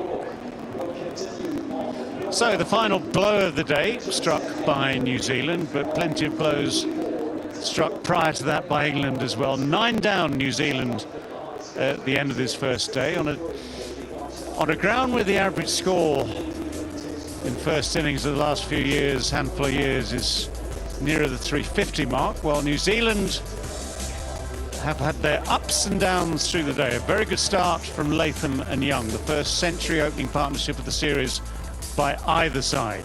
Williamson again looked good for his 44. The middle order kept hitting it to point or cover. Then Santner's flourish has certainly lifted New Zealand spirits and the score at the same time. Southey's 23 from 10, entertaining and valuable as well. So New Zealand finishing day 1, 315 for 9.